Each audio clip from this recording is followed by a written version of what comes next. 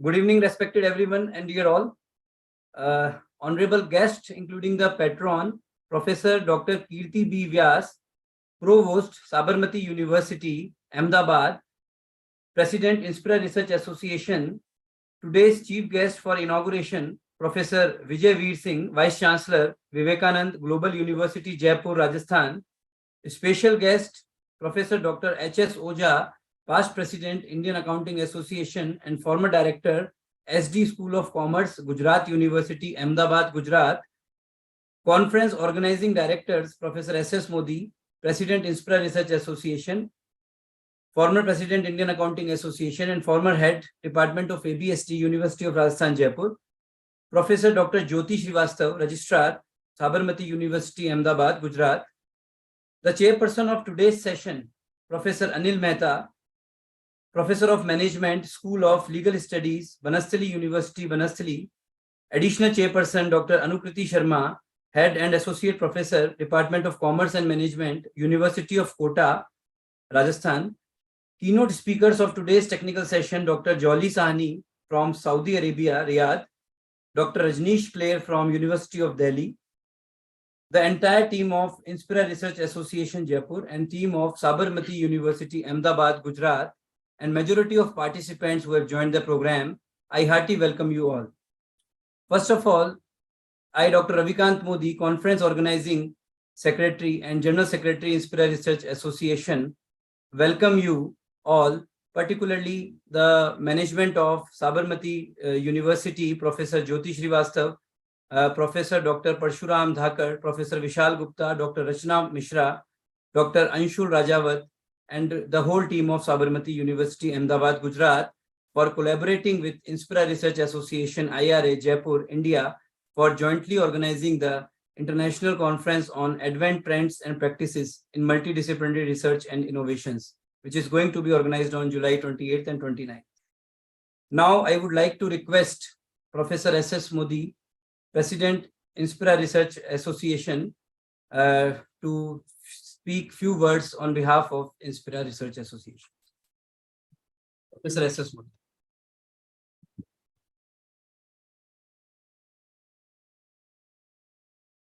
Thank you, Dr. Ravikant, General Secretary, Inspira Research Association. Good evening, dear one and all. I welcome you. I welcome you all, particularly the team Sabarmati University, Ahmedabad, for collaborating with Inspira Research Association, IRA, Jaipur, India, for jointly organizing the International Conference on Advanced Trends and Practices in Multidisciplinary Research and Innovations, ICATP 2023, going to be organized on today and tomorrow. I heartily welcome today's chief guest, Honorable Vice Chancellor, Professor Dr. Vijay Veer Singh, a great academician and administrator, for inauguration of the conference. I also heartily welcome today's special guest, Honorable Professor Dr. H.S. Oja, past President, Indian Accounting Association, and also a great academician and administrator. I also feel pleasure to hearty welcome of today's chairperson of the session, Professor Dr. Anil Mehta from Jaipur, and additional chairperson, Dr. Anukriti Sharma from Kota, and keynote speakers, Dr. Jolly Sahni, Riyadh, Saudi Arabia, and Dr. Rajneesh Clare from Delhi. I also welcome to all the guests, entire team of organizing committee from Sabarmati University, Ahmedabad, and Inspira Research Association, IRA, and learned participants from all over the country and abroad to give their best and enrich their academic strength in the conference. Without them, such conferences can't be successful. The Inspira Research Association, IRA, Jaipur, India, is a registered leading organization of academicians, professionals, and researchers for research development and advancements, established in 2011. The association regularly arranged to make available to its members 6 peer-reviewed refereed international and national journals with high impact factor and indexed at various prestigious international organizations, quarterly published by INSPRA, Jaipur, Delhi. The Association-IRA also regularly arranged to make available to its members number of reference books with ISBN in the fields of commerce, management, economics, public administration, social science, computer science, political science, education, and information technology, etc., published by INSPRA, Sharda Global Research Publications, Rayans Global Research Foundation, and MGM Publishing House, Jaipur, Delhi. The association has been organizing national and international conferences, seminars, workshops, webinars, FDP, etc., regularly with certain special features such as availability of complete recording of the academic programs at INSPRA's YouTube channel, opportunity to publish papers in national and international journals, and in ISBN books and conference proceedings with ISBN in addition to paper presentation in the conferences, seminars, webinars, etc. The association also provides opportunity to participants for availing of number of academic excellence awards on the basis of their academic achievements during last 3 years. In conferences organized by IRA in offline mode or in hybrid mode. We are in process to finalize an international conference for 2 days in the month of September, October 2023 in hybrid mode at Jaipur, Rajasthan.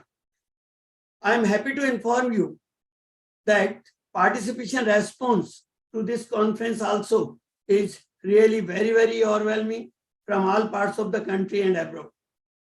We have received about 120 papers for presentation in the conference. For both the days, 12 best paper presentation awards, 6 for each day's session for the conference would be announced on tomorrow at the valedictory. The main theme of the conference is based on advanced trends and practices in multidisciplinary research and innovations. Innovation in development and humanitarian responses to the pandemic have tended to focus on incremental improvements to repurpose existing aid approaches on the one hand and on new biomedical and pharmaceutical product developments on the other.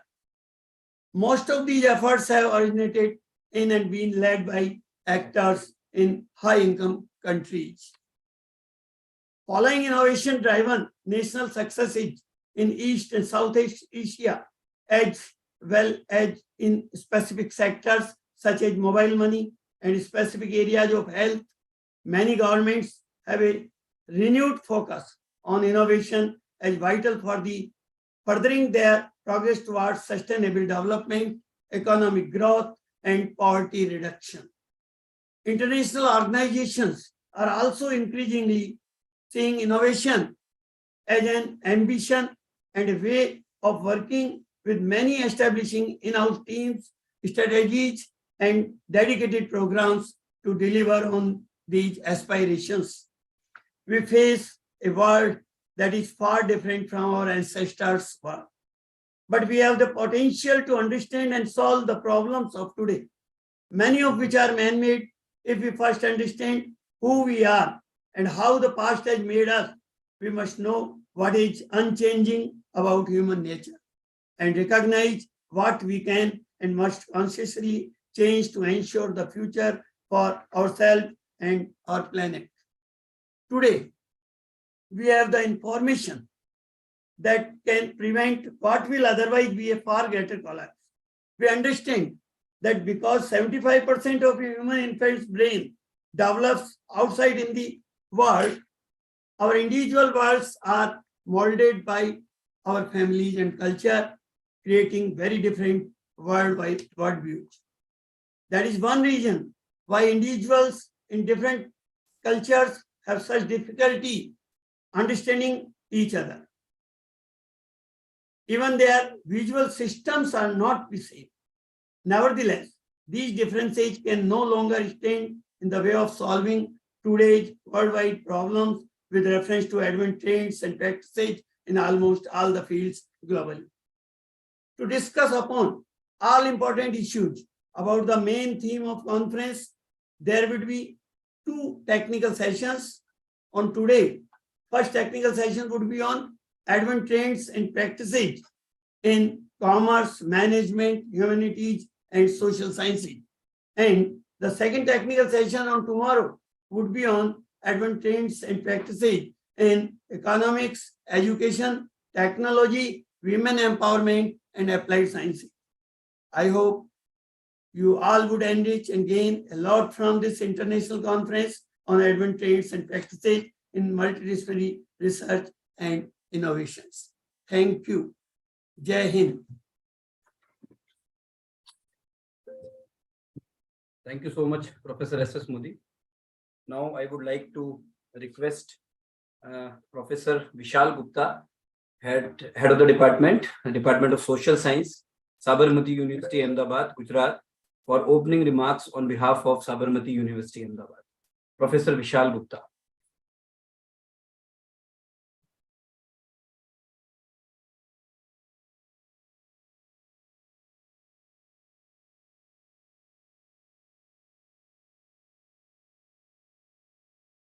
Professor Vishal Gupta. Vishal ji, please unmute.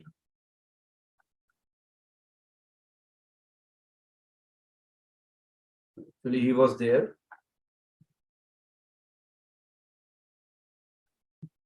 Professor Vishal Gupta, are you there? Okay, we will invite him later, whenever he joins.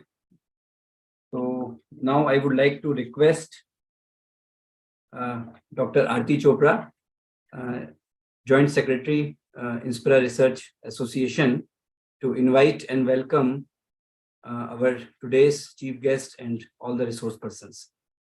Professor Dr. Aarti Chopra. Thank you so much, Dr. Ravikant Modi. Just a minute, ma'am. Just a minute. Sorry to interrupt. I think Professor Vishal Gupta has joined. So, Professor Vishal sir, can you please unmute? Yes, sir. Am I audible? Sir. Yeah, you are audible, sir. Please, sir. We welcome you, sir. Please.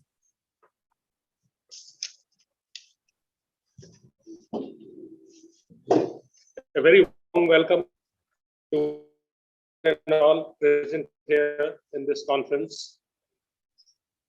Chief guest, Honorable Dr. Vijay Sir, Vice Chancellor of Vivekananda Global University,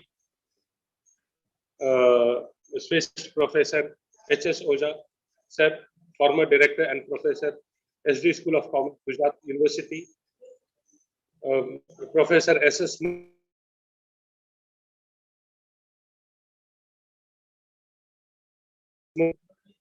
Dr. Anil Mehta, Dr. Jolie Saini, Dr. Rajneesh Hayes, Honorable Provost K.V. Vyas, Provost of our university, Sabarmati University, Professor Jyoti Srivastava, Professor Parsuram Dhakar, Registrar, and the Dean Academics, respectively, of Sabarmati University, and dear participants.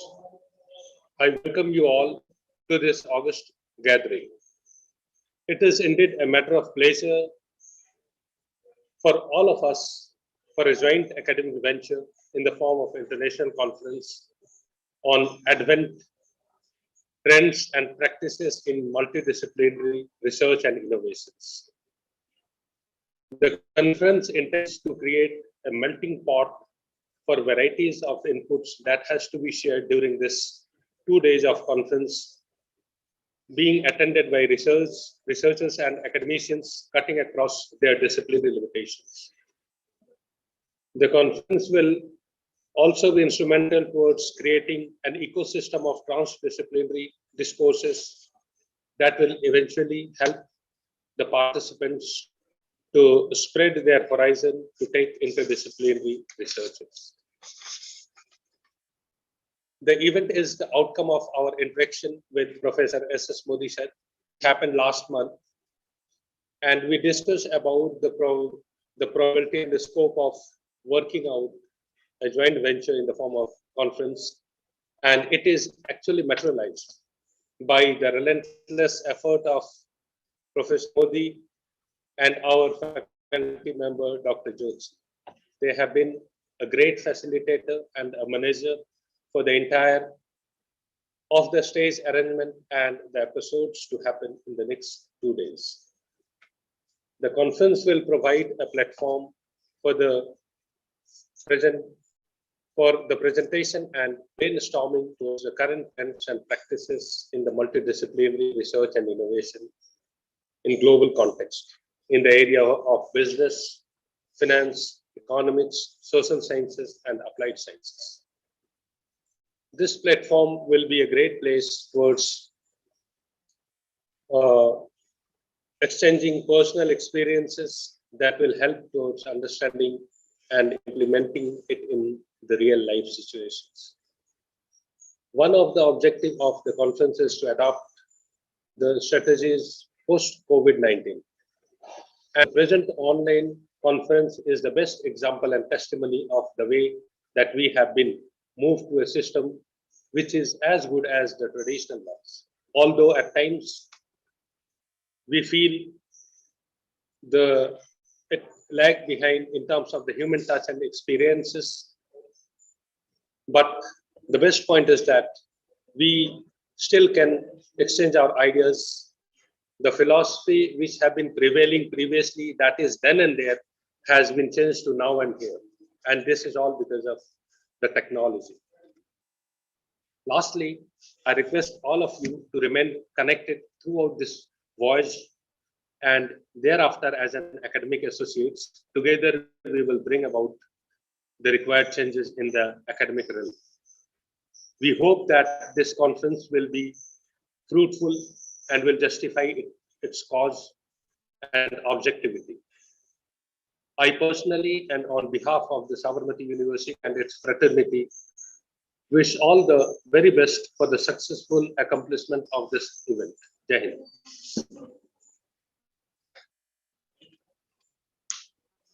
Thank you. Thank you so much, Professor Vishal Gupta. Now I would like to invite Dr. Aarti Chopra, Conference Joint Organizing Secretary, former Principal, Bhavans College of Communication and Management, and Certified Corporate Trainer, Founder and CEO, RT Curve Training Services, and Joint Secretary, Inspira Research Association, to invite and welcome our today's guest and resource person, Dr. Aarti Chopra. Thank you so much, Dr. Ravikant Modi, Thank you. for giving me such a pleasure to invite the guests of today's program. Thank you so much once again. So good evening, everyone. It is my proud privilege and honor to invite our today's chief guest. We are extremely delighted to have with us today on the first day of this 2 days long international conference, Honorable Vice Chancellor of Vivekanand Global University, Jaipur, Professor Vijay Veer Singh, sir. Sir is a distinguished academician and a renowned administrator. Sir, you have decided to accept our invitation and grace this occasion as our chief guest. We are really thankful to you. Sir, your reputation in the academic world precedes you, and your presence today is a great honor for all of us. Your valuable contribution to the world of academics and your exemplary leadership skills have made you one of the most respected figures in the higher education industry.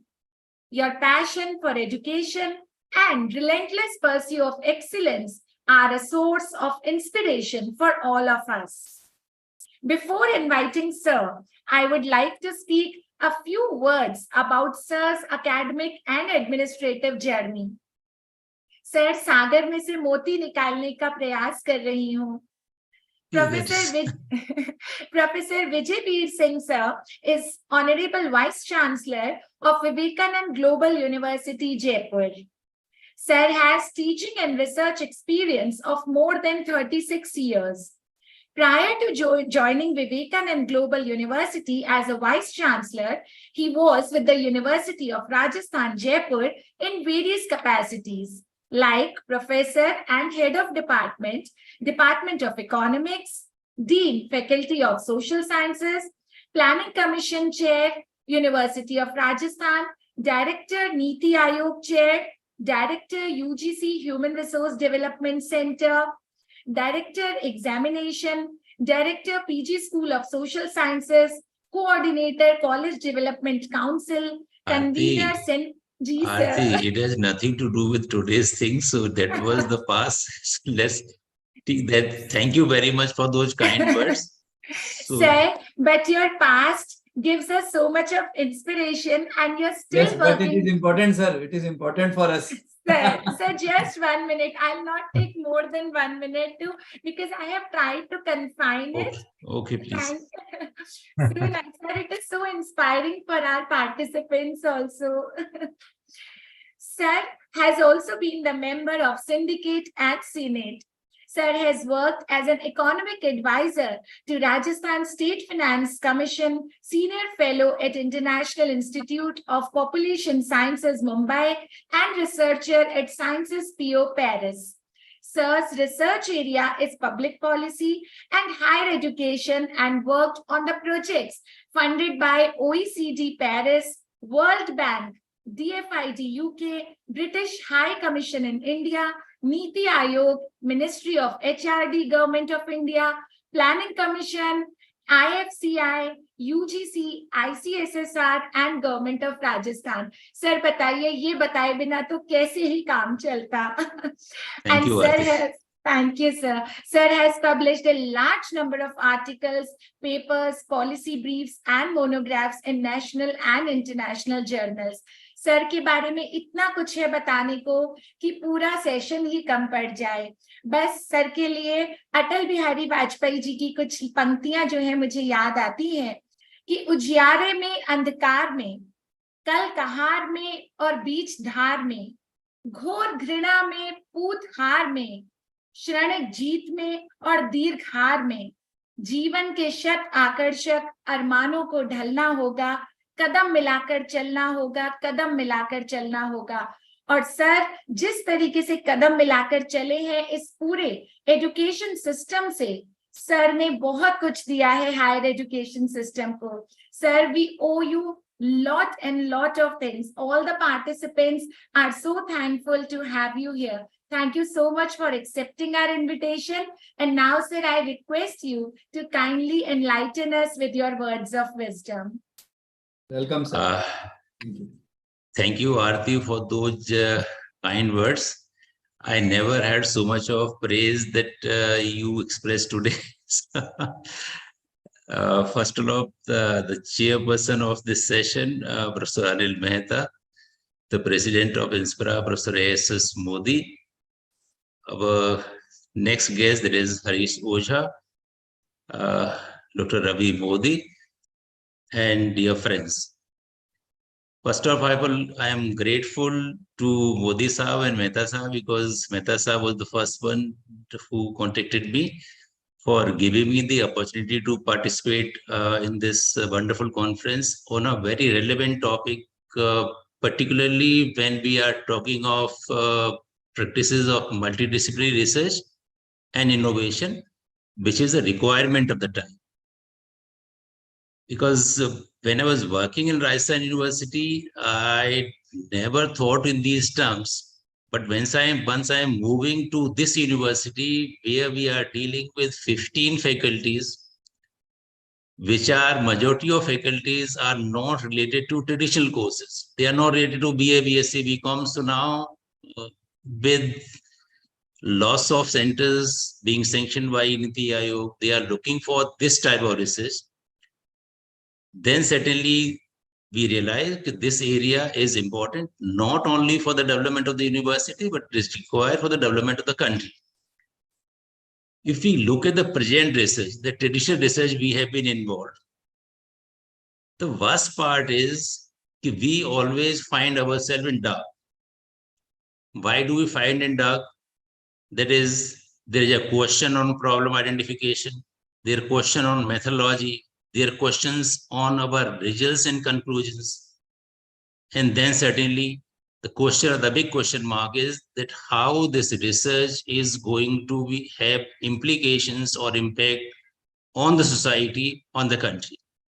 So when we say that is with rigidity, despite rigor, that is, our uniqueness becomes a curse.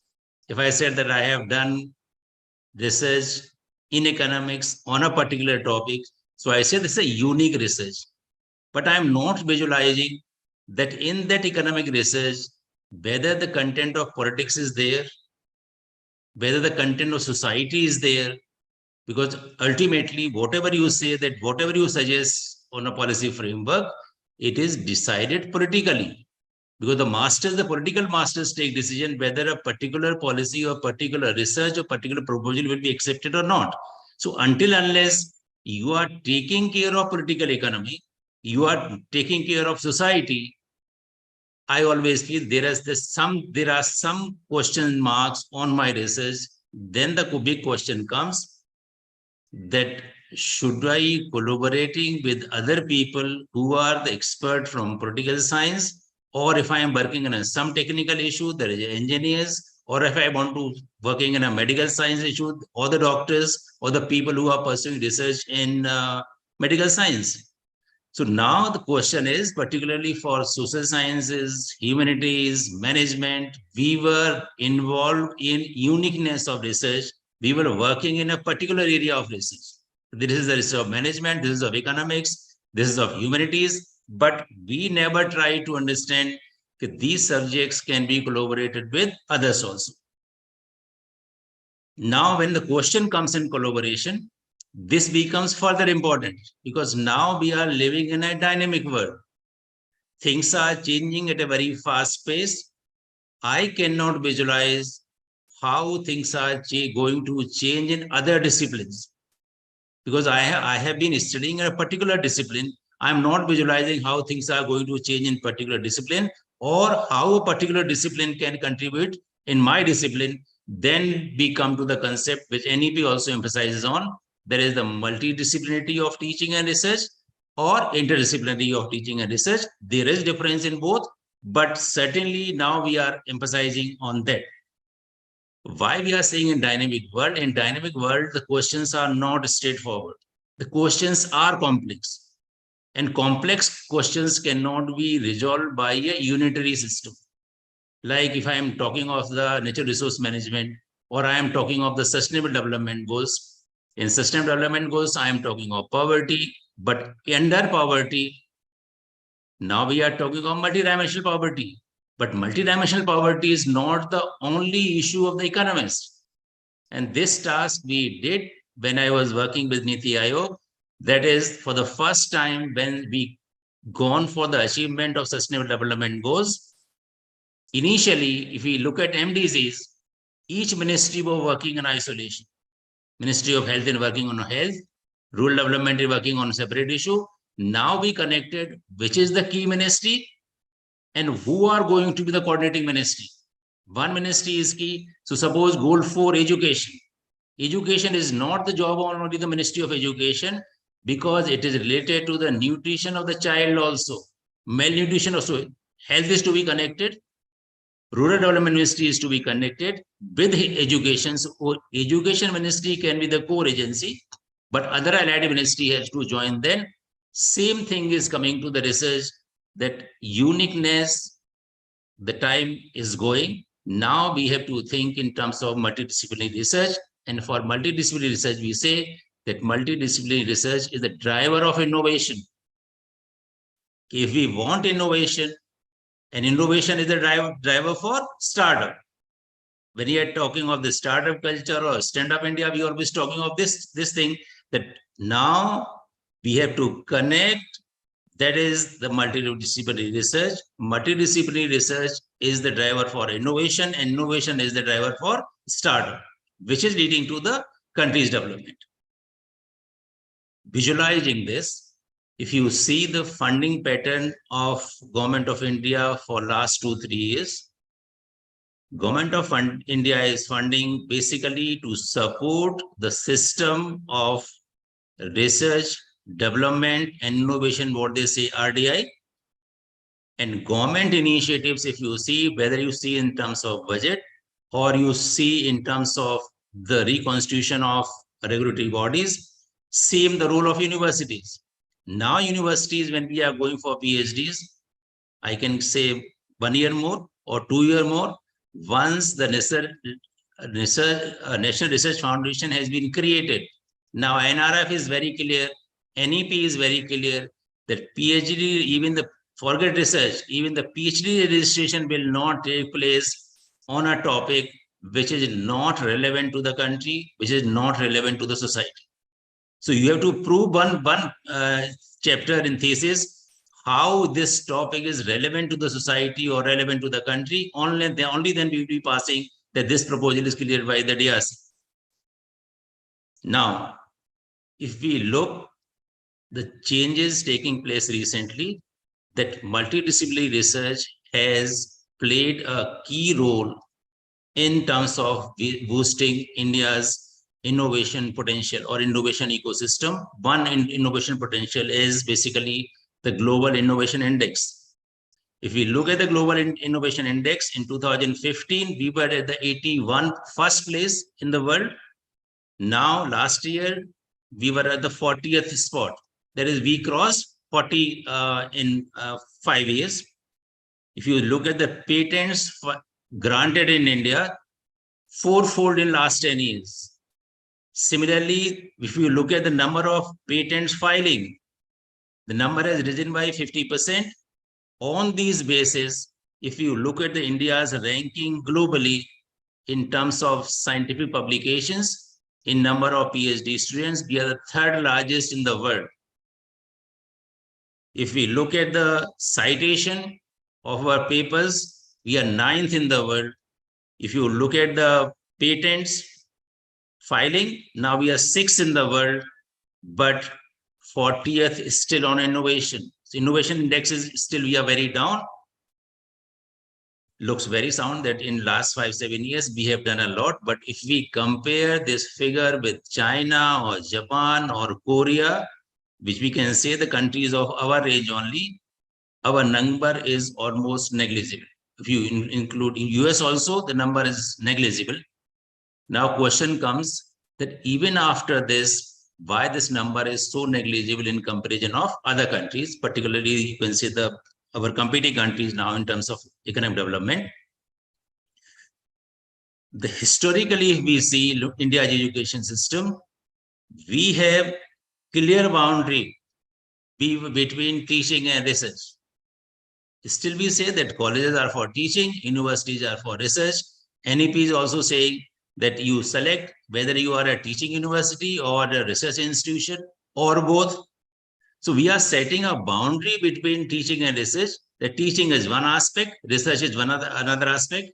I have been of the opinion that even we are a teaching university, I am not a researcher, but if I am not involved in any research activity, I cannot improve the quality of my teaching. I cannot provide the evidence from the field. So that is needed, whether I go for research or not. Now, if you see the 4-5 years time, the system is completely changing. The change is not visible in particularly public state universities, but you look at the central universities or central institutions or IITs, IIMs, IICs, the things have changed remarkably. When we say there is, now we are talking of research and innovation in universities. Funding is provided by the government. Government is not discriminating at all, whether you are a private institution or public institution. If you are coming up with any innovative idea, the funding is being granted. So with this, now if you see the universities, that large number of startups have been created in universities and they are being supported by various ministries. Even our university has created 40 startups. And these 40 startups are at the product stage. They are generating revenue from those products. Still, they are supported by the university when they come to any ideation or any support, because we have certain chairs in the ACIC center whose role is that problem solution of MSMEs, problem solution of various startups, ideation of startups. These centers are working in those areas only. Now, with this motivation, now when we are going to implement NEP from this 1st of August, we are starting new session for the first year. Now we have come up with a new idea. Possibly other university might be implementing or may not be. Now we have gone for transdisciplinary project, that is a mandatory project in each semester. एक project होना separate बात है. When we are talking about transdisciplinary project, transdisciplinary means the 5 department or 5 faculty students will be joining one project. Like one project student is coming from architecture, second one may be coming from engineering, third may be coming from management, fourth may be coming from economics, fifth may be coming from department of design. No 2 students will be similar. Each student will be coming from different background. The purpose for that is we are giving 2 credits each semester, and it will mandatory for all. It will continue to the last semester. The purpose of this is that when these 5 students are sitting together, they are looking at the problem from 5 directions. With those directions, they are identifying the problem. Once these problems are identified or matured, then they are being diverted to ACIC or Solomon chair. The role of these chairs or the centers is to develop or promote idea into a product. How that can be converted into a product? So if we succeed, certainly I will be able to understand that yes, this is a true multidisciplinary research, because projects हम अभी कराते हैं, but we give the X project is to be done. वो बच्चा जाता है, search Google search X by Z, he submit the project and project is done. So this is my simple idea I have rooted in this university. So this August onwards, we will be seeing results after the 1 year, but I am sure some ideas will be coming in a totally different form. Maybe they can be converted into a startup also. One important aspect, if you see globally, the funding for research has been provided by government as well as by the industry. That is the private sector as well as the public sector. Generally, the fundamental research, the funding is coming from government. Industry is providing funding to the university, to the researchers for a particular problem solution. That they are facing a particular problem. If you provide the solution for that through your research, they are ready to fund your project. And if we now the requirement is that if we can set the coordination between public funding and private funding.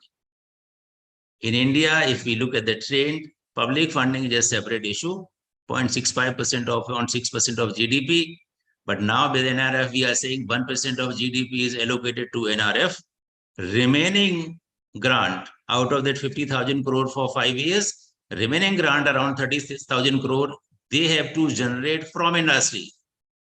They cannot generate from industry until unless we propose something to NRF. That this is the problem faced by the industry. We want to provide solution to that problem. Only then NRF will be successful, because for multidisciplinary research, we are depending completely at present on NRF. Second aspect is, until unless any proper problem identification is done, if I am not able to identify the problem particularly, no one is going to fund us. Government might fund. Now those days have also gone. Even NRF is not funding. Forget industry. So problem identification cannot be work in a unitary research. You have to develop the proposal of the project which leads to the multiple research. So now, to my mind, one era is getting over in India. That era was publish or perish. Why did it happen? University promotions were connected with our publication. That you have to have certain number of API points. For those API points, I have to go for publication. If I did not go for publication, I cannot be promoted. So that was the era. Either you go for publication and you have, otherwise you are finished.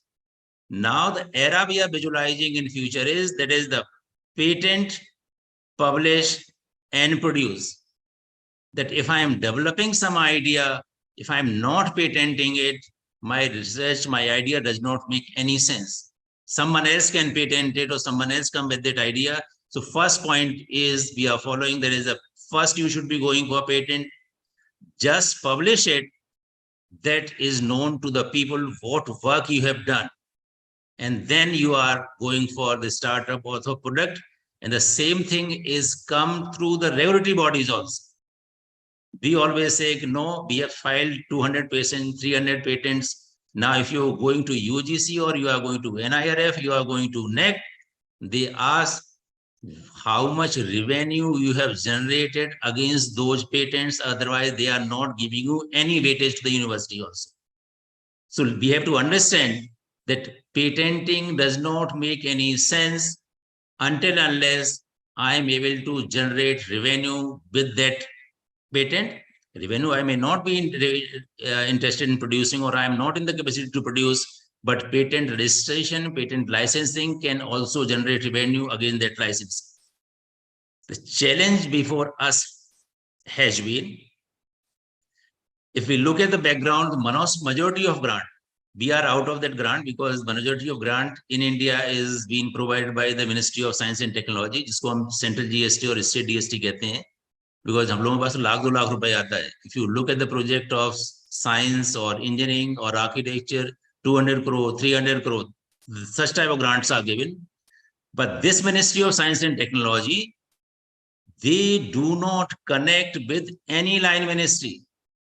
Whether you are working for the MSME solutions, you are working for rural development or developing some technology, they are not consulting that ministry what type of work is required. And that leads to the ill identification of the problem, that I'm not able to identify problem and then things are getting worse.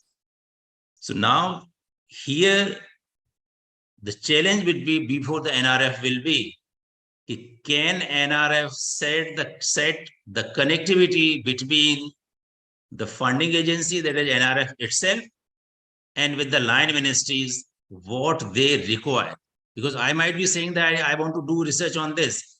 Whether there is research is required for the societal and national development or not, that is basically should be decided by the ministry, what schemes they are getting, what type of policies they are getting, whether this type of research is contributing to the policy making or to the implementation of their projects. That can help in future. So that can be a challenge. Till that date, we have done the research that is looking for a solution, looking for a problem. We said problem is, this is the problem, this is the problem, this is the problem. So now we want research which gives solution to a problem. The ministry is saying that X problem exists, so or industry is saying X problem exists. Now we have to provide the solution to that problem, and there the multidisciplinary research is going to play a very important role. I will give you one example before winding up. We have applied for a project with WITS Pilani. The project is worth 360 crores. Now you visualize. WITS Pilani is the nodal agency. So WITS Pilani has been given task. Scheme का नाम है साथी. Anonymous है, basically हर word का meaning है, but नाम दिया गया है साथी. That is, you connect 9 other universities with that project. Ask them what are their key areas for research regarding the proposal or the problem you want to identify. Then you are combining those systems together. Not WITS will not be given grant, BGU will not be given grant, MNIT will not be granted given in isolation. You have to make a team of universities from different backgrounds. Then you are submitting the proposal. Then funding and equipments will be granted. So that is certainly those type of changes are taking place. So it is not only multidisciplinary, it is multi-institution also. that you are doing within a university that I have 14 disciplines, so I can say multidisciplinary with you only. But now they are saying there is no, you have to involve other universities also with you so that there can be a network of researchers. हम लोग economics में पढ़ते हैं, that is the Schumpeter theory of destructive innovation. Or when I say destructive innovation, that is the creative innovation. And the creative innovation is basically Bill Gates when he created operating system for the first time. Or I can say Zuckerberg, who created the social media platform Facebook for the first time. How many Zuckerbergs and Bill Gates can be produced in a country that will decide the development of the country? But when I say the Zuckerberg and Bill Gates, that is the uniqueness of your idea, uniqueness of your product. In economics, again, we say that government should be ensuring fair competition in the market. But with this system, when I'm coming with a new idea, with a new product, with a new startup, I will always be a monopolist. Operating system, Bill Gates remained monopolist. On social media, Zuckerberg remained monopolist because no one could create. Uber came, Ola came, Zomato came. They were literally monopolists until unless the same type of people entered with the market with new models. So in that sense, the people, particularly you people teach, that is the teaching entrepreneurship. So I say that it is a paradox. There is no concept of teaching ideas.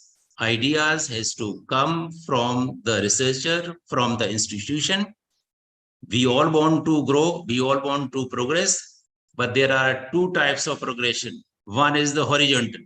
Horizontal means 1 to n. That I produce one product, you demanded more, I will produce 2. Agar I produce 100, I will produce 10,000, but I am not creating any new product. Like China, he's developed 2 rails parallelly. Air conditioners are produced, every company is producing the similar product. Another type of progress is vertical progression. Vertical progression is producing new things, doing new things. Those new things are going to lead to the development of the country. And we are happy to see that that is happening in India because we have a very big talent in our university and colleges. Students are talented. Those students are to be nurtured. And once we implement NEP and goes for projects, these transdisciplinary projects, our universities will be creating startups within the campus, and those startups are going to contribute to the development of the country. I do not believe then that the success rate of a startup is only 15%, 85% are failure, but those ideas are never failed. They will be developing some other idea, but they will never be coming to the market, provide us job. They will always be job creators. With that, I thank each and everyone for giving me the opportunity to participate in this conference. Thank you very much. Thank you so much, sir. It was so insightful. You're a great economist, sir. I always knew, but honestly, this speech was so insightful. And sir, seriously, the main key takeaways I must say from your speech were, there is a lacuna in even the best of the researchers if they are not studied from the viewpoint of politics and society. Then the concept you gave that students from 5 different departments, they come together for a project, that is really wonderful because they get to see perspectives of 5 different students, and then they analyze the problems they are facing. So that is really something very different, very unique, and extremely insightful this is. And then sir, I feel that research can be overwhelming for the researchers these days because there are so many things. We have to get paper published, we have to attend seminars, but how beautifully and in a structured way you have made us understand that research, connection with the society, then register for the patent, then patent should get some revenue, and then only it makes a complete circle. So beautifully and in a structured way You have made us understood. Sir, thank you. Thank you so much on behalf of the entire team of Inspira Research Association and Sabarmati University. I extend a heartfelt gratitude to you. Your immense knowledge, profound wisdom, and inspiring words leave an indelible mark on the minds of all the participants. Thank you so much for the source of enlightenment, sir. और sir आपसे thanks बोलने से पहले एक और छोटी सी बात कहूंगी कि कहते हैं ना कि इतनी शिद्दत से निभाना अपना किरदार कि पर्दा गिरने के बाद भी तालियां बजती रहें। तो सर आपके लिए तो हम हमेशा ही तालियां बजाते रहेंगे क्योंकि such insightful speech you have given. Thank you so much, sir, once again. Thank you so You much. are sir. Professor the- saying for just accepting you. our request on just a phone call. Thank you so much, and it was a wonderful presentation by you. Thank you. And Mehta साहब मैं माफी चाहूंगा because I have a scheduled meeting at 5, तो मैं थोड़ा सुन नहीं पाऊंगा और लोगों को। ठीक है, thank you very much. Thank No you. problem, sir. No problem. Thank you. Thank you, sir. Thank you so much, sir. Thank you so Thank much. you. Thank you so much. And now moving forward, we have our special guest with us, Professor Harish Chandra Shankar Lal Oja. Oja sir is with us, Professor Oja. But before inviting Professor Oja as our special guest for today's first day of international conference, I would like to speak a few words about Professor Oja. Professor Oja is former director and professor at ST School of Commerce, Gujarat University, Navrangpura, Ahmedabad. Sir is also a qualified company secretary. Sir has 39 years of teaching experience. Sir's area of specialization are financial management, accountancy, taxation, marketing management, and corporate management. Professor Oja has been the president of Indian Accounting Association. Sir has also been the member of Academic Council, Gujarat University. Sir is the editor of many books and coordinator of various courses. Sir is also the member board of studies of Saurashtra University, Sardar Patel University, Gujarat University, and Bhavnagar University. 18 PhD candidates have already been awarded their degrees under Sir's able guidance and supervision. Sir, we are so happy. We are so glad to have you here. Sir, we welcome you with folded hands. Professor Oja, please enlighten our participants with your pearls of wisdom. Professor Oja. Welcome, sir. Welcome, Oja, sir. Please unmute कर लीजिए.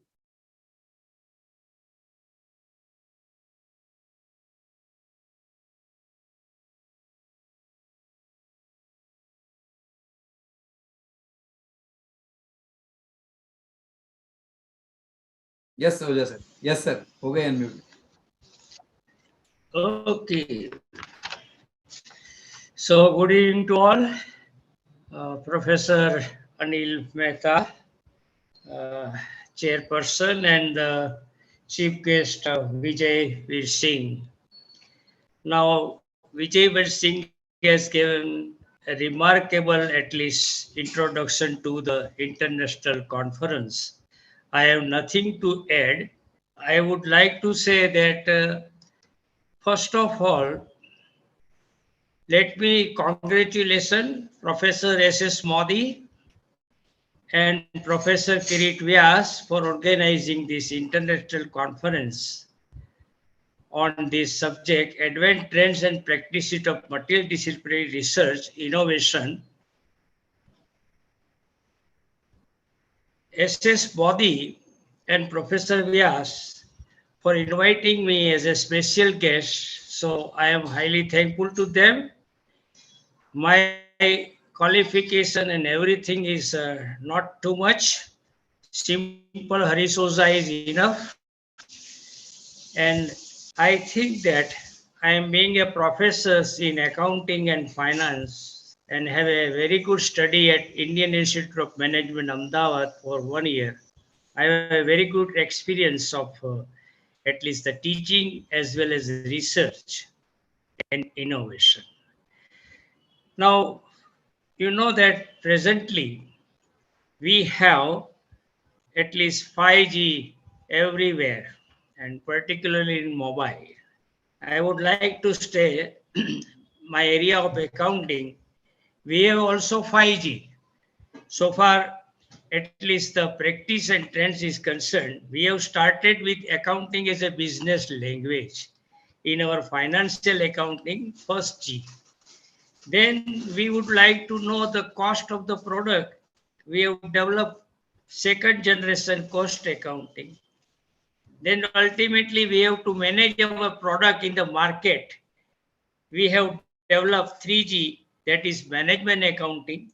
And due to this computerization and science technology, we have 4G, computerized accounting. And now we enter into global accounting with international accounting standards.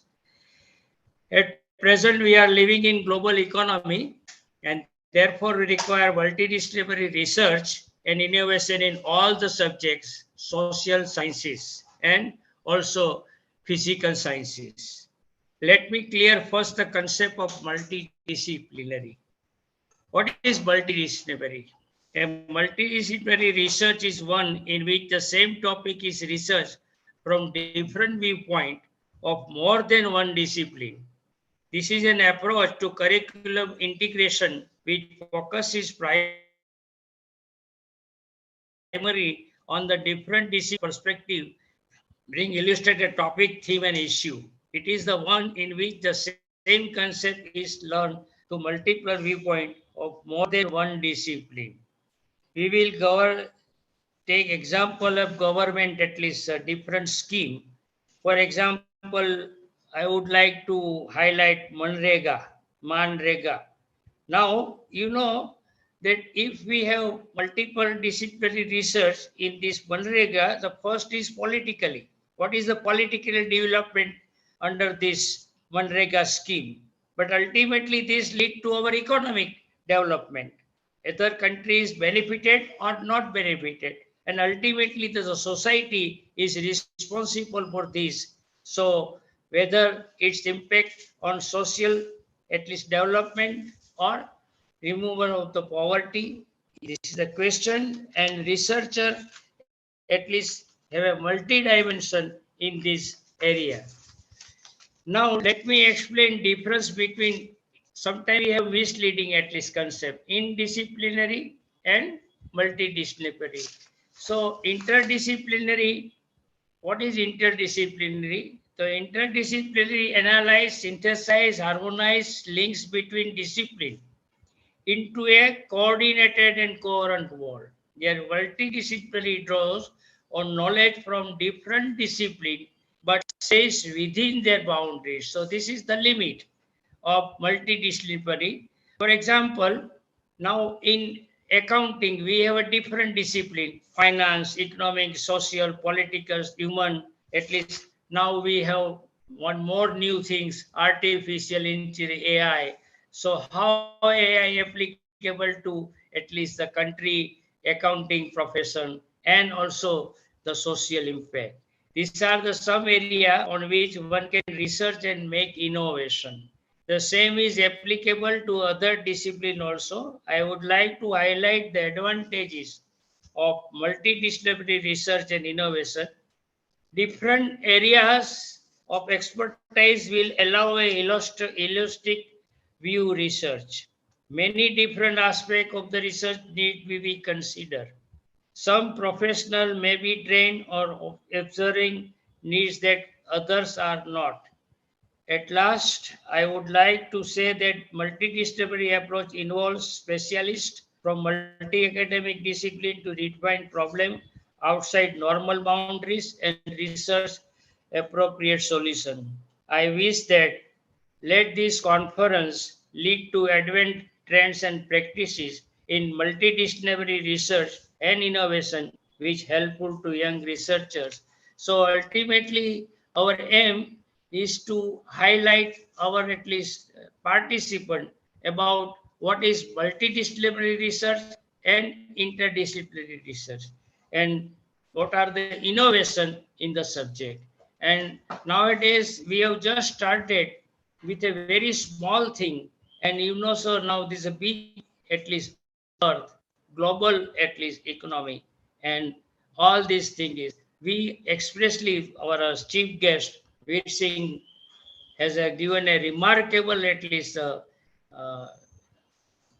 thought-provoking, innovative, at least the speech. I would not like to add too much, and within a time, at least short time limit, I would thankful to the organizers, Professor S.S. Bodhi and Vyas, for inviting me. Thank you. Thank you, sir. Thank you so much. Thank you very much. Thank you, sir. Thank you so much, Professor Roja, for enlightening us. And sir, seriously, it is a very typical concept. We also get confused in interdisciplinary and multidisciplinary, but you properly made us understand clearly. Yes, Thank yes. you so much for touching this topic, sir, which is very important for the researchers. Thank you so much, Professor Roja, for accepting much, our sir. invitation. Thank you, sir. Thank you, sir. Thank you. Jai Ganesh. Before inviting and introducing our chairperson for today's session, I would like to mention that Professor Chai Ching Tam from Thailand has also joined us. Yes, So, yes, yes. sir, we wish Welcome. to welcome you, sir, Professor Tam. We wish to welcome you. And, sir, we are so thankful, we are so grateful for the kind of dedication you show for all the Always. conferences of Inspira. Thank you, sir. Thank you. Thank you. So now, coming towards telling about the chairperson of today's conference, our very own Professor Anil Mehta, sir. Try Sir to के be बारे as में brief as तो possible, Aarti. Try to be as brief as yes sir, sir, I understand the shortage of time. और sir आपके बारे में वैसे भी इतना कुछ बताने को है कि समय बहुत ही कम पड़ जाएगा. इसलिए मैं कोशिश करूंगी कि सिर्फ सर के बारे में जो बहुत ही अहम बातें हैं वो मैं बताने की कोशिश करूं. Professor Anil Mehta is presently working as a professor of management, Department of Legal Studies, Banasthali Vidyapeeth, Banasthali. Sir is honorary dean of Rajasthan ILD Skill University.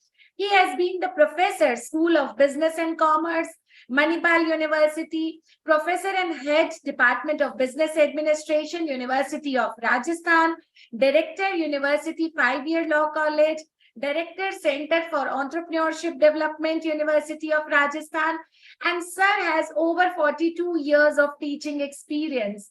Sir is known as Peter F. Drucker of Rajasthan because sir is a beautiful academician, but at the same time, sir is a very, very impressive trainer also. So sir, आपके बारे में और तो क्या ही कहो. Sir has visited so many countries for the academic pursuits. Sir has many researchers are lucky to have been awarded their PhD degrees under the able supervision of Professor Anil Mehta. Looking at the time shortage, sir, मैं इतने बड़े आपके profile में जा ही नहीं रही, but to be honest, we are really grateful to you every time. And today also, as the conference director and as the chairperson of today's session, we welcome you, we invite you to please enlighten our participants. Professor Anil Mehta. Welcome, sir. Thank you, Dr. Aarti. Am I clearly audible to everyone? Yes, sir. Yes. Professor Vijay V. Singh, our chief guest in absentia, respected Professor H.S. Ojha sir, our special guest for this international conference, Professor Vishal Gupta, my esteemed friend, Professor S.S. Modi, Dr. Anukriti Sharma, additional chairperson, Dr. Jolly Sahani, keynote speaker from Prince Sultan University, Saudi Arabia, Dr. Rajneesh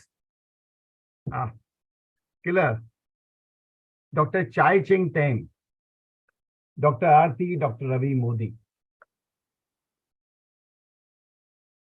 The theme of this particular conference is very interesting and very contemporary. Advent trends and practices in multidisciplinary research and innovation. And this particular session is focused on advent and practices in commerce, management, humanities, and social science. I would like to share my own profile with you, just for in very brief. A person who has a teaching experience in commerce for almost 3 decades, switched over to management faculty, taught there for several years. Later on, appointed by Banasri Vidyapeeth in the Faculty of Law and designated as Professor of Management. Invited in various refresher courses, be it humanities, including human psychology, political science, economics, education, and others. Conducting training programs in wide variety of organizations. And every time the focus is that I should talk in the respective domain from management and commerce perspective. It all clearly reflects how important today multidisciplinary approach is. And in fact, we cannot do research in isolation, merely confined to only our discipline. Because any problem should be viewed from different perspective. Take example of organizational behavior. Unless you understand, unless you carry research from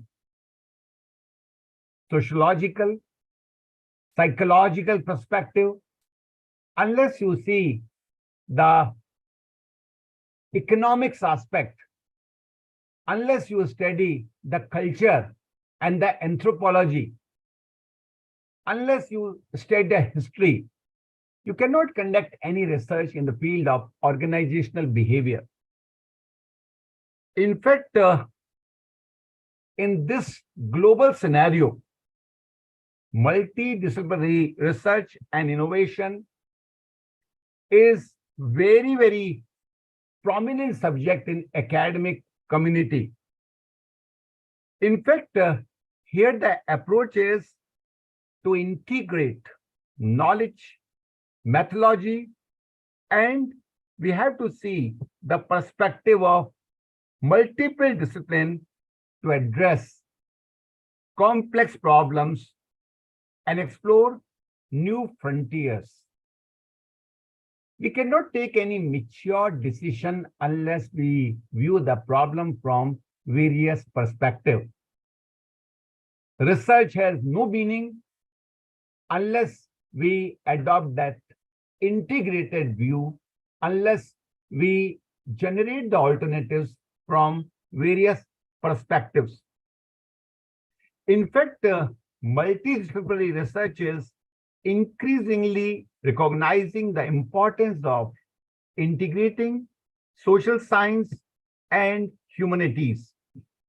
Researchers are exploring the societal and ethical implication of technological advancement, examining the culture and historical context, and promoting the responsible innovation. Today, we talk about collaborations. In fact, how can you promote innovation unless you collaborate with other institutions? In the field of academics, and entrepreneurship particularly, again, there is a need for partnership in academia, industries, and government entities. In fact, take example of entrepreneurship.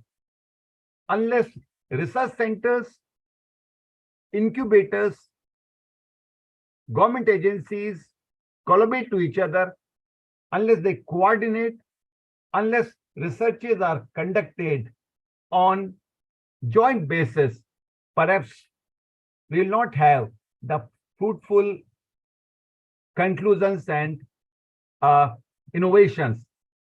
In fact, at the international level, what is required is collaboration and partnership between various countries. Apart from that, what is important is that those who are having their expertise, they should join their hands, they should pool their resources to address the global challenges. We are talking in terms of Millennium Development Goals. We are talking about sustainable development. Perhaps it is not possible unless we promote the multidisciplinary approach and collaboration.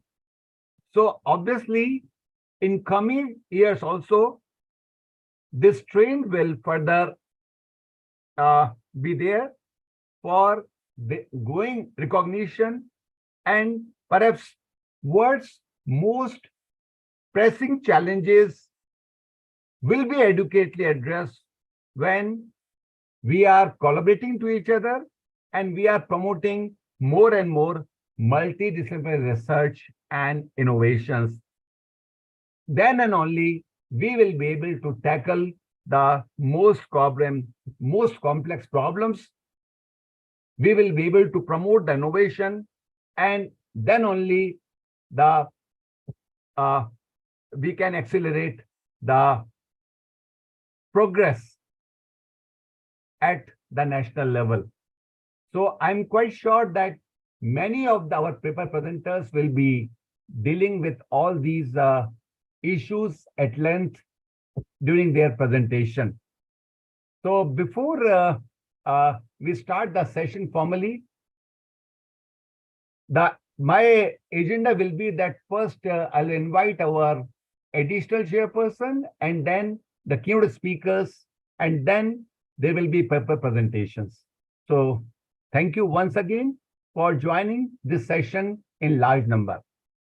Over to Dr. Aarti. Thank you so much, sir. Thank you. Thank you so much, sir. Sir, बिल्कुल सही कहा है आपने, अपनी profile बिल्कुल सही बताई, because you are multidisciplinary in real sense. In practical aspect, we see one person who is truly multidisciplinary, and that is our Professor Anil Mehta. Sir, thank you so much, sir. Thank you so much for enlightening the participants. Thank you. So now, next, I am going to invite, I think, one of the most impactful and one of the most powerful women I know in my life. Yes. Seriously, she's Yes. so impactful. Even her pictures and posts also speak loud, as if she is standing there and she is speaking.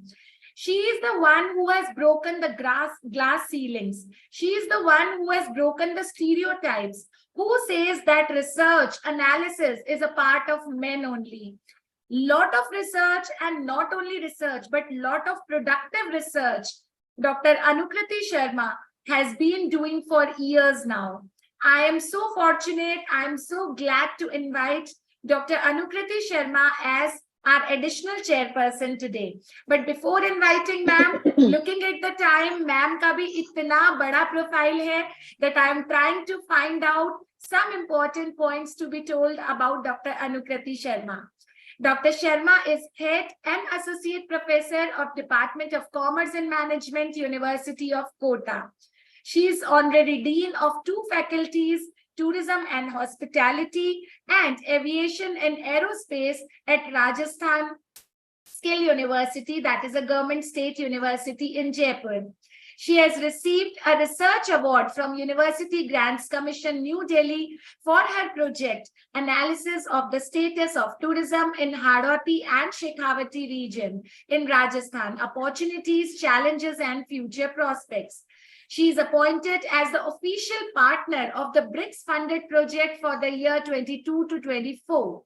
Dr. Sharma is a Routledge featured author. Dr. Sharma is the book series editor for Building the Future of Tourism, published by Emerald Publishing UK.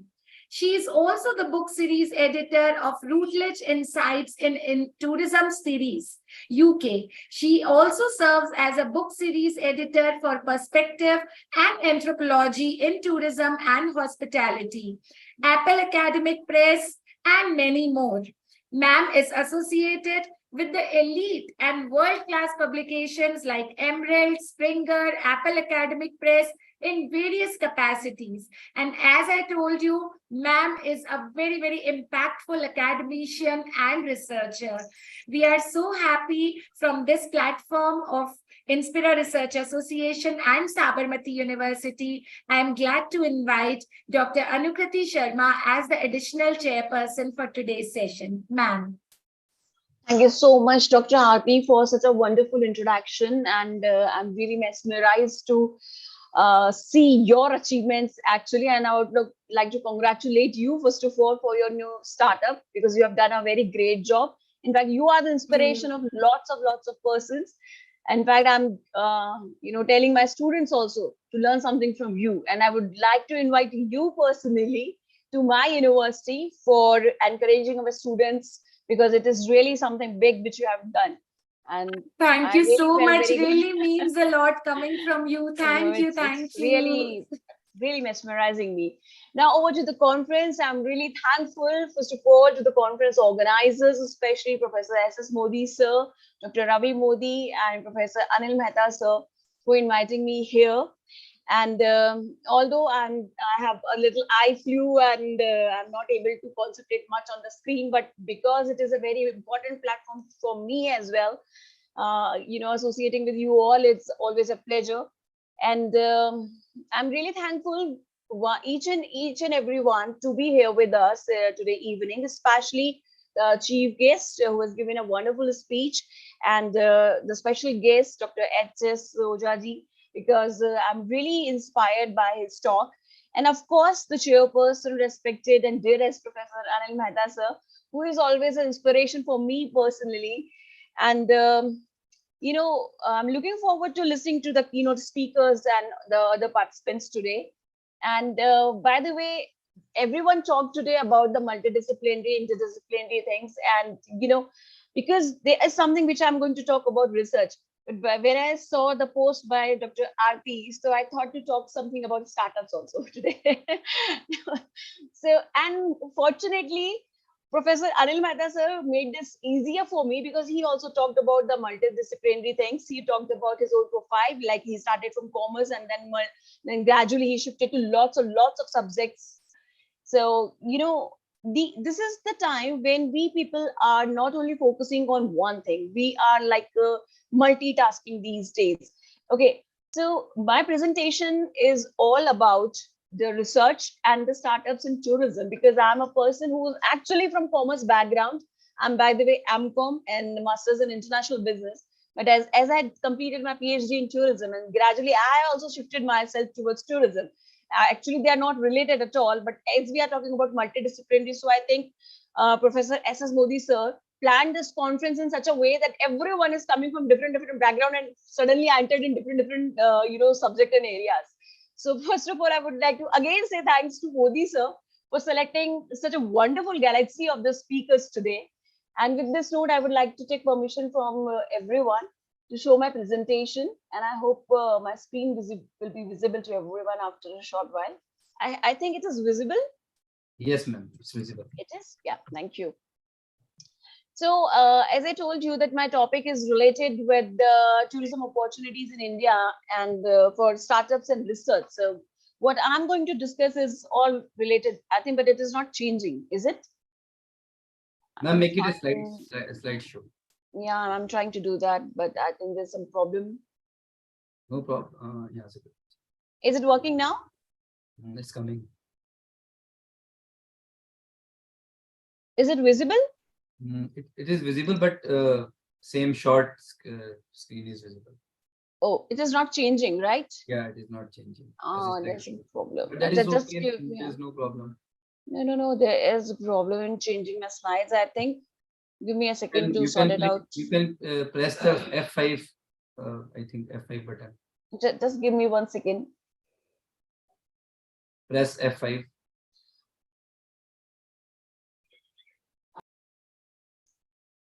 I think there's some issue with my presentation. Can I restart it? Just give me a second. Stop sharing.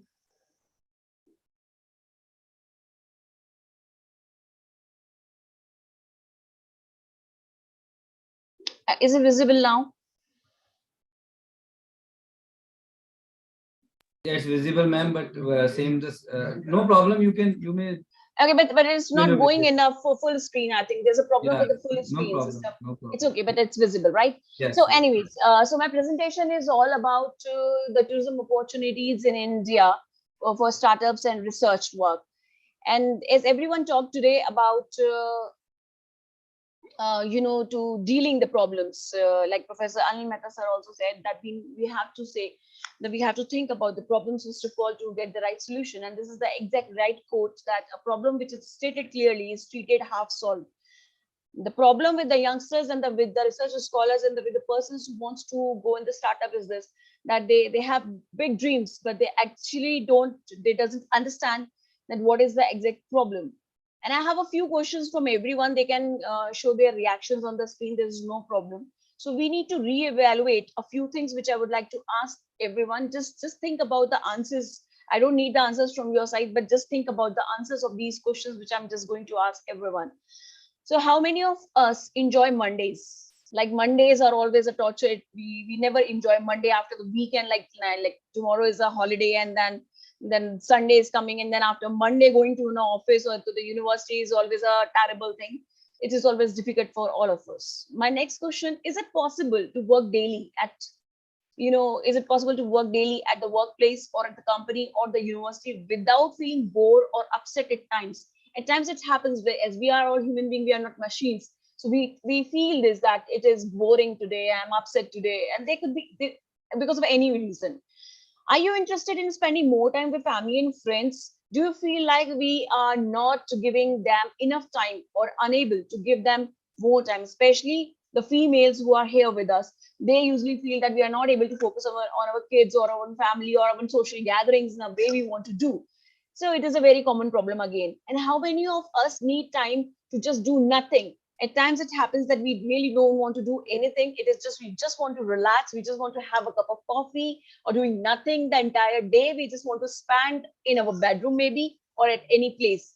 How many of us feel like going for a spa or for relaxation of peace? I think everyone need it, at least on the weekends. Me time or we time? Me time is just me and nothing else. No one is there to disturb me. No mobile phones, no nothing. I don't need anything. It's just me and me and me and my time. And moreover, it's my family or friends' time. There is no office politics or lag pulling or conspiracies here. How many of you think, because you all are working somewhere, somehow you're connected with the offices, with the universities, with the corporate sector, or even with the colleges? So how many of you think there is no office politics in my office? No one is pulling my leg, and there are no conspiracies against me who are happening in this particular organization? I think there is no one. The parent or elder in a family feels lonely. We do have parents who feel lonely, and we realize it, but we can't help it at times. Then life is unpredictable, so I want to live it to the fullest. After COVID, I think maximum of persons used to speak these things, that it is so unpredictable, life is so unpredictable, and I want to live my life fullest because it is only one life which is given by God. I want to enjoy this life. I don't want to just die just like that. And before I die, I would like to do something for the society or the community in any means, right?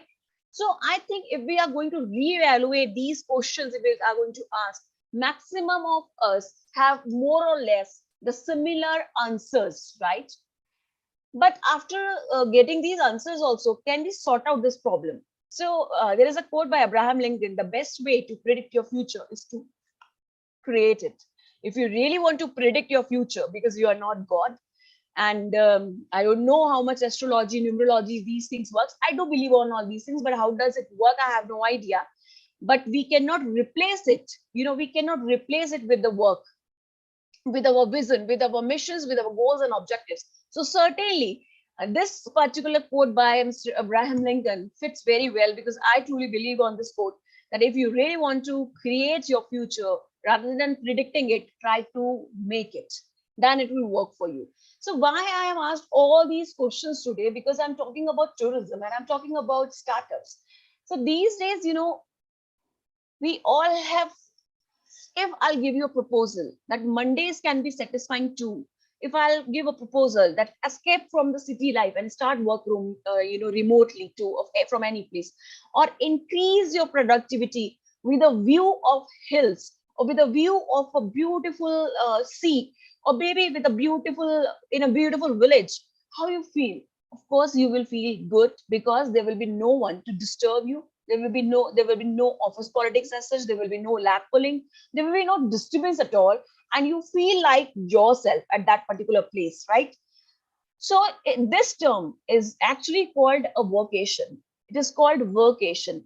We all have heard about it, because during COVID times, we all have done this thing. We have taken online classes, we have taken online seminars, we have so many online assignments which we have completed during the COVID time. But the positive thing which COVID has given to us is this one new terminology, which is called workation. That means work plus vacation is actually named as workation. So, now it is work from home can be replaced by work from hills, rather than going and working. I mean, like sitting at home and working. Why don't you go to a hill station and work from that place? So that could be, the work from home can be easily replaced now, work from hills. And according to a research, 93% of employees are more productive when they are working remotely or from any other place other than their office. So, this is shown by the research. Maximum of persons who are in the tourism industry, they have already started working on the work from hills. I'm not talking about work from home. I'm talking about the vocation terminology, which is nowadays replaced from work from home. It's work from hills. So people, they have the customized packages these days. So if anyone who wants to make a research paper, they can make a very good research paper on vocations, because there is a lack of research on this area, as it is a very new term. And people, the students, the scholars and the researchers, they are not aware. Vocation is such a common phenomena in abroad, and people have started working like anything. The tour operators, the reputed tour operators of India, they are already jumped into in this particular business. They have stunning, destinations in India, and they are converting those destinations as a vocation stations or as a vocation destinations, rather than attracting them like for a honeymoon package, or rather than attracting them for a relaxation and spa. They have just changed it to the vocations. So here I would like to say that if you want to make some research work, try to go for this term vocation. Do some research on vocation if you want to come up with a startup, because especially if I'll talk about Rajasthan, there is lots of properties or the rural areas which can be converted into the vocations. So please try to focus on this term. I have a video also. I'm not sure it will work here or not, but let me try to show it. I don't think so it is working, so I'll show it later on. Anyways, so one more thing I want to say here, I'll show the video later on, by the way, because I think it is not working properly right now.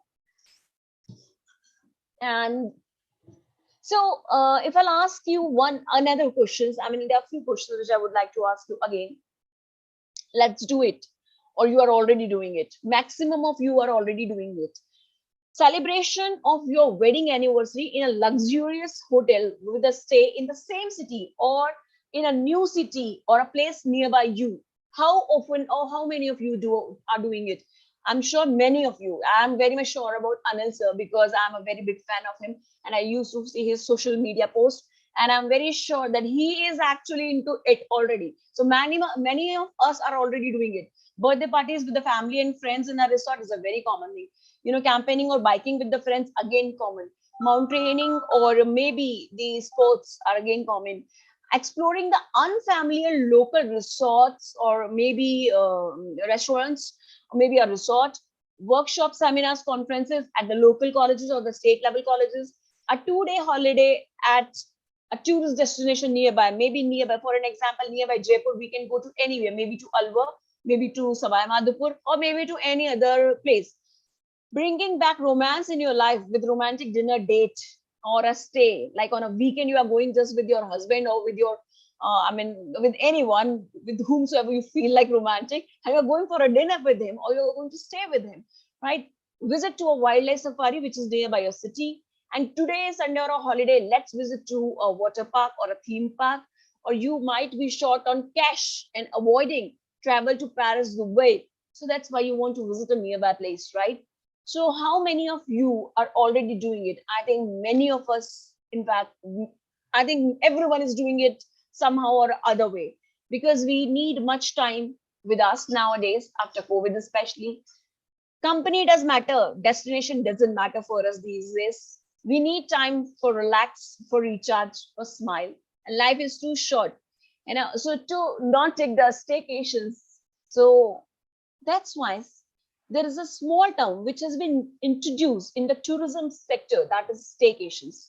So workation is something which is related with work and vacation, and staycation is something which replace the term domestic tourism. These days, people are not only talking about domestic tourism, they're talking about staycations. So you can develop a homestay.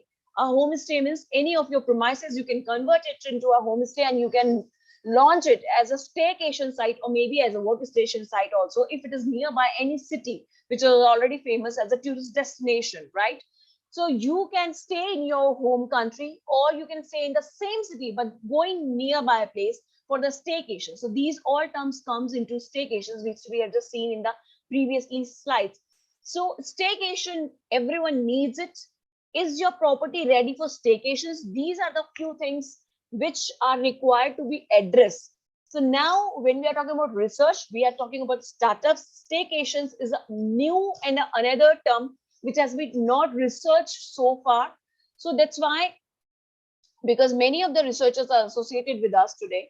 So I want to say, if someone really want to make some research in tourism area, they can talk about workations, they can talk about staycations, which are very much in ants. Now, it is not last exactly, but gastronomy tourism. People who are interested doing research in the tourism area, they can talk about the gastronomy tourism. These days, when you are visiting at some places, even if you will see Insta or Twitter or any other social media, people are promoting their cafeterias, their resorts, their resorts, their restaurant, like anything. Why they are promoting it so much? Because food is something which is one of the crucial part of travelers. Maximum of person, especially if they are going abroad, they do research for food, that what sort of things we will get going to have there. Fruits are available or not available, what are the prices, are we going to have some vegetarian meals over there. So maximum researchers have shown that before selecting a destination, every traveler, in fact 80% of the traveler, do this research for food. And other than that, 25% they spend their money on, or the budget of the entire travel only on food. So people, especially these days, are traveling for having and enjoying food and the good meal or a good dinner. So, this is again a new research area which can be addressed, because food is something which is always related with the expectations, experiences, and emotions, right? So we need to talk about these triple three E's, I can say, that is expectations from the food, experience of having that food, and the emotions which you are creating after having that meals. I want to say here that storytelling is again wonderful part. You can organize a storytelling dinner, and I can say this, although Dr. Aarti is a very, very intelligent and a brainy lady, but I'm suggesting this point from this platform, Because as you are now into the startups, you can organize in some storytelling dinners where the people can, discuss about their feelings, their emotions, their mental traumas maybe. And because you are the trainer and you can resolve these problems with your expertise. So, these sort of things are in trend these days. People are just gathering, they're making a get together just to, exchange their emotions at times. In other words, we can say it's like a human library, because we have seen the library with the books, we have seen the e-libraries also, but this time is actually, rather than the books, people wants to understand each other, because that makes some coordination, that makes some beautiful beginning of something. So that's why we can create a human library where we can organize some storytelling things. Maybe in India it is new, but in abroad these things are very, very common. I want to say here again that we need to go, or I can say we have to go to the basics. Back to the basics is very important for all of us now. But of course, certainly with some innovations, like you can see on this is my picture, and it is a picture from Trivandrum, and it is a conference lunch. I'm not sitting in any restaurant. I'm sitting in the Sports Authority complex of Trivandrum, and they served us the lunch on the banana leaf. So you can see that during a formal conference also, they keep that tradition with them of serving the food. The entire food was planned according to that particular meal. There's no add-ons that the people are coming from here and there, so we need to put some add-ons or something like that. No, the basic meal in a very basic way, but it was so interesting, it was so fascinating to having it. We thoroughly enjoyed it. So it is something which is a basic thing of that place, but they have created it in a conference which I really loved. So these sort of things are required. Then in these pictures you can see there is a boy, and this boy belongs from Gujarat, and he started his startup, and this startup is nothing. He is just selling the clay, or I can say the mud chulas or the stoves. I can say the startup. See the idea now. He's just selling the mud or stove or the clay. I can say the clay is the right word. The clay stoves. He's just selling these and nothing else. This is the startup. But see now, he is selling these to the Marriott hotels even. Here there's a picture of the chefs who are making it on the stoves, which is with clay, and even the utensils are also of clay, and it is by this startup boy, and they are using it in the Marriott group of hotels. So you can see that persons can go anywhere with some basic ideas. So these things are very common these days. I have seen so many pictures or so many videos and reels on the Instagram about this tandoori tea. These days these things are so common and so much in demand. So people can make some good startups. And then there is again a video, but I'll try to play this video in the end, because I don't think so it will work right now. There's one more thing which I would like to say. If the researchers are very serious about the research, there's the biggest market which is growing in India is the loneliness market. Sounds very weird, but it is very practical. Loneliness market is growing like anything in India, because maximum of persons who are retired or who are of old age, they are living their life. They have ample amount. They have lots of funds and everything to spend, but they have no company to whom they can go outside. The kids are grown up, or they are busy with their family lives or their businesses or with their jobs, so they doesn't have that much of time to give to their parents. So there is something is required to do in this particular field also, because the loneliness market in India is growing too high. So we can make a research on this also, that how we can overcome from this loneliness market, what suggestions which we can give to support the teenagers, or I can say the old age people. This is I have 3 photographs on this slide, and can you please tell me, anyone can tell me which is from Kashmir and which one is from Uzbekistan? Can you have an idea? I think it is very difficult for us to trace out that which picture is from Kashmir and which picture is from Uzbekistan.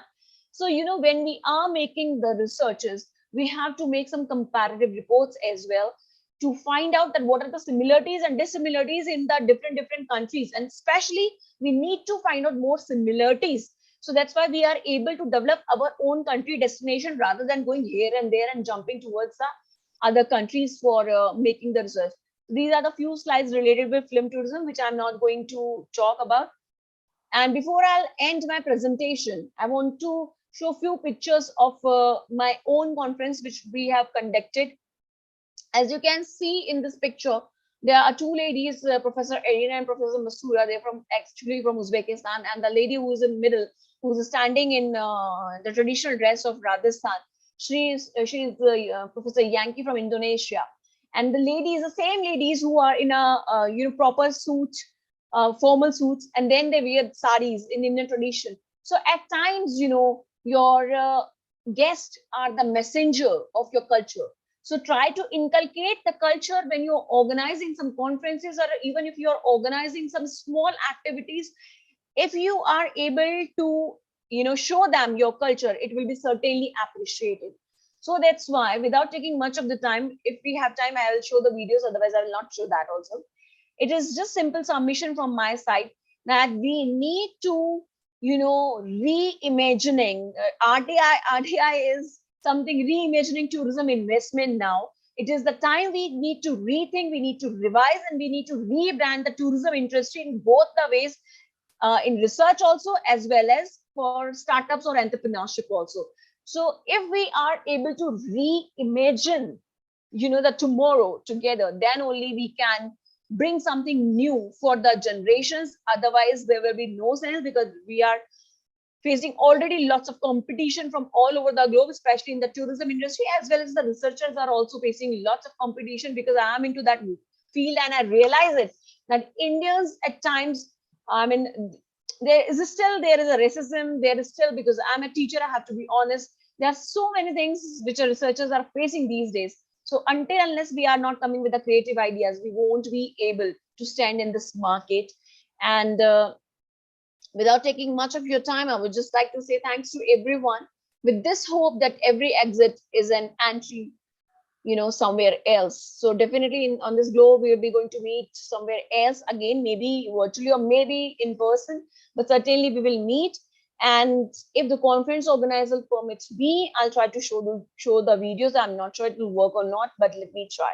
Can I, if I have time? I'm not sure we have time or not.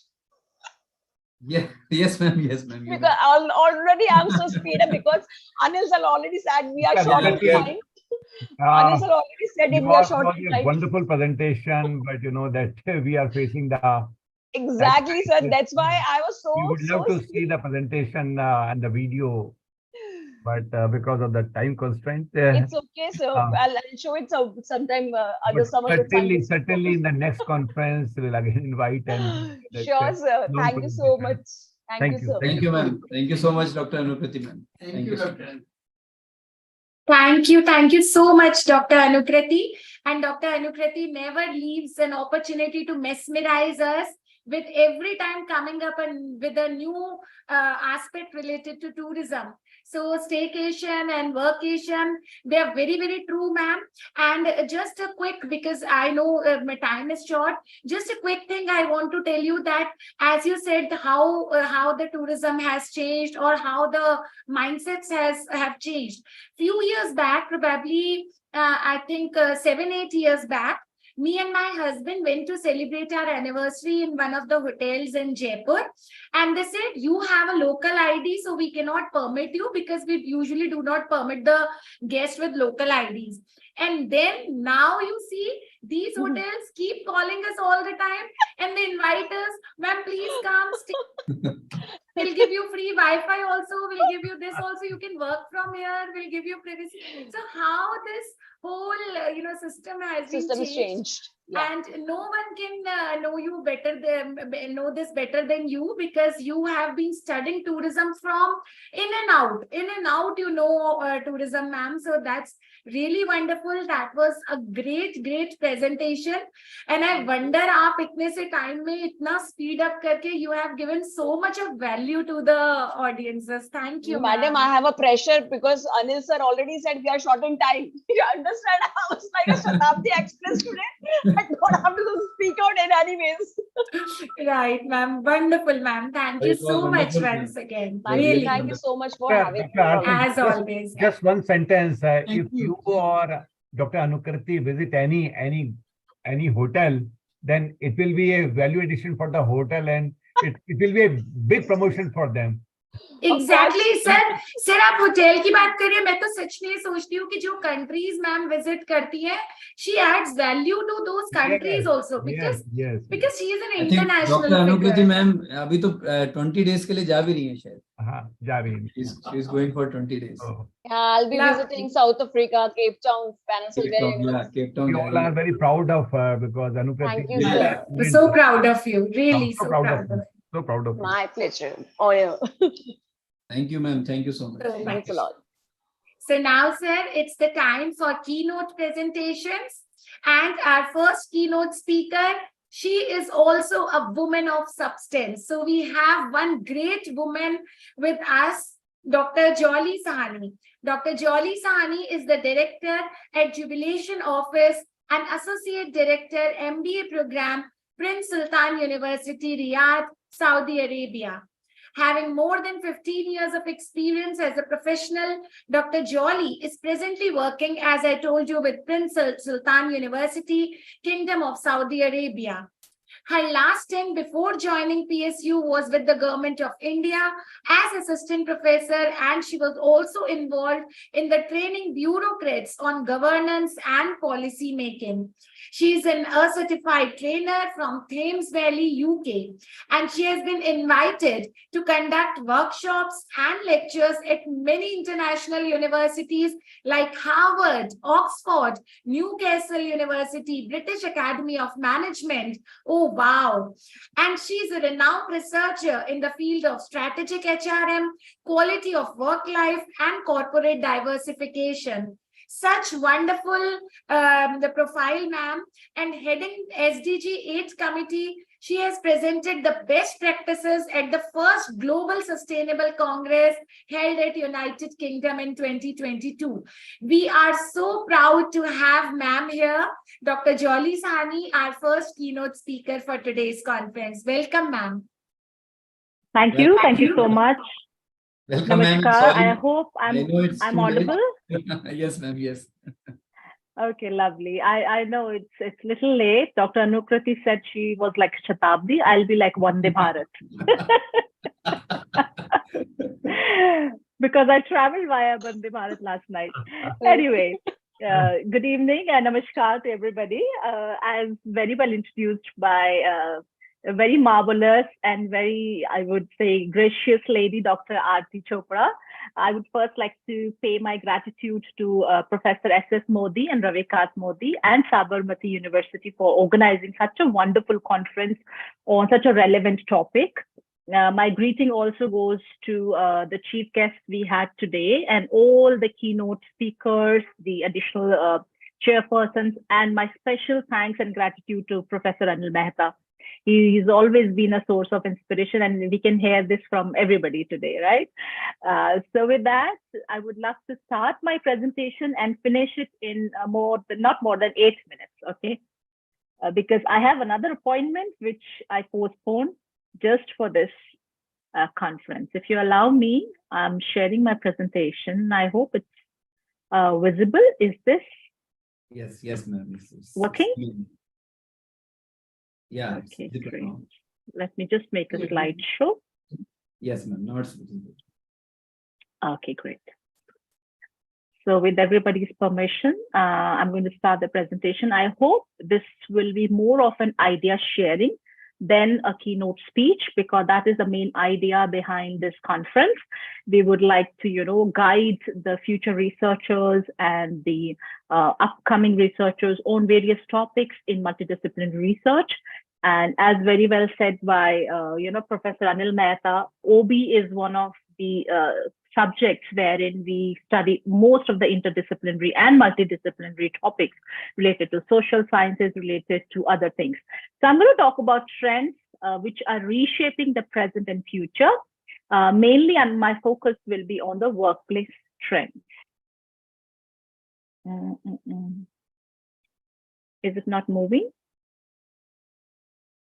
No, it's not moving. Yeah, just a minute. Yeah.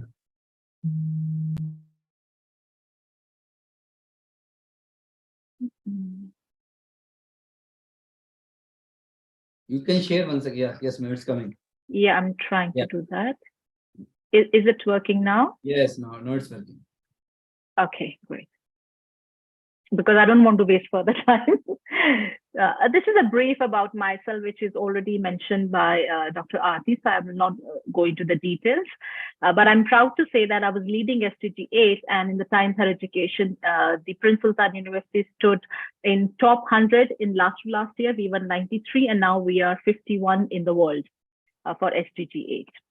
So now the focus is on what are the new trends. Now, as somebody said in the beginning, the trends are basically giving birth to the multidisciplinary research, which is kind of correct. But I do see many changes which has happened in the last couple of years, which led us to the transition. Now, when I say transition, it basically means changes have happened, but we have not yet reached there. So what are those things which are, which we can see as a researcher and explore as a researcher, and which will be of more in demand? I think it stopped again. There is an issue, I believe, in the presentation. I'll start again. I'll not show the screen. Okay. Is it showing?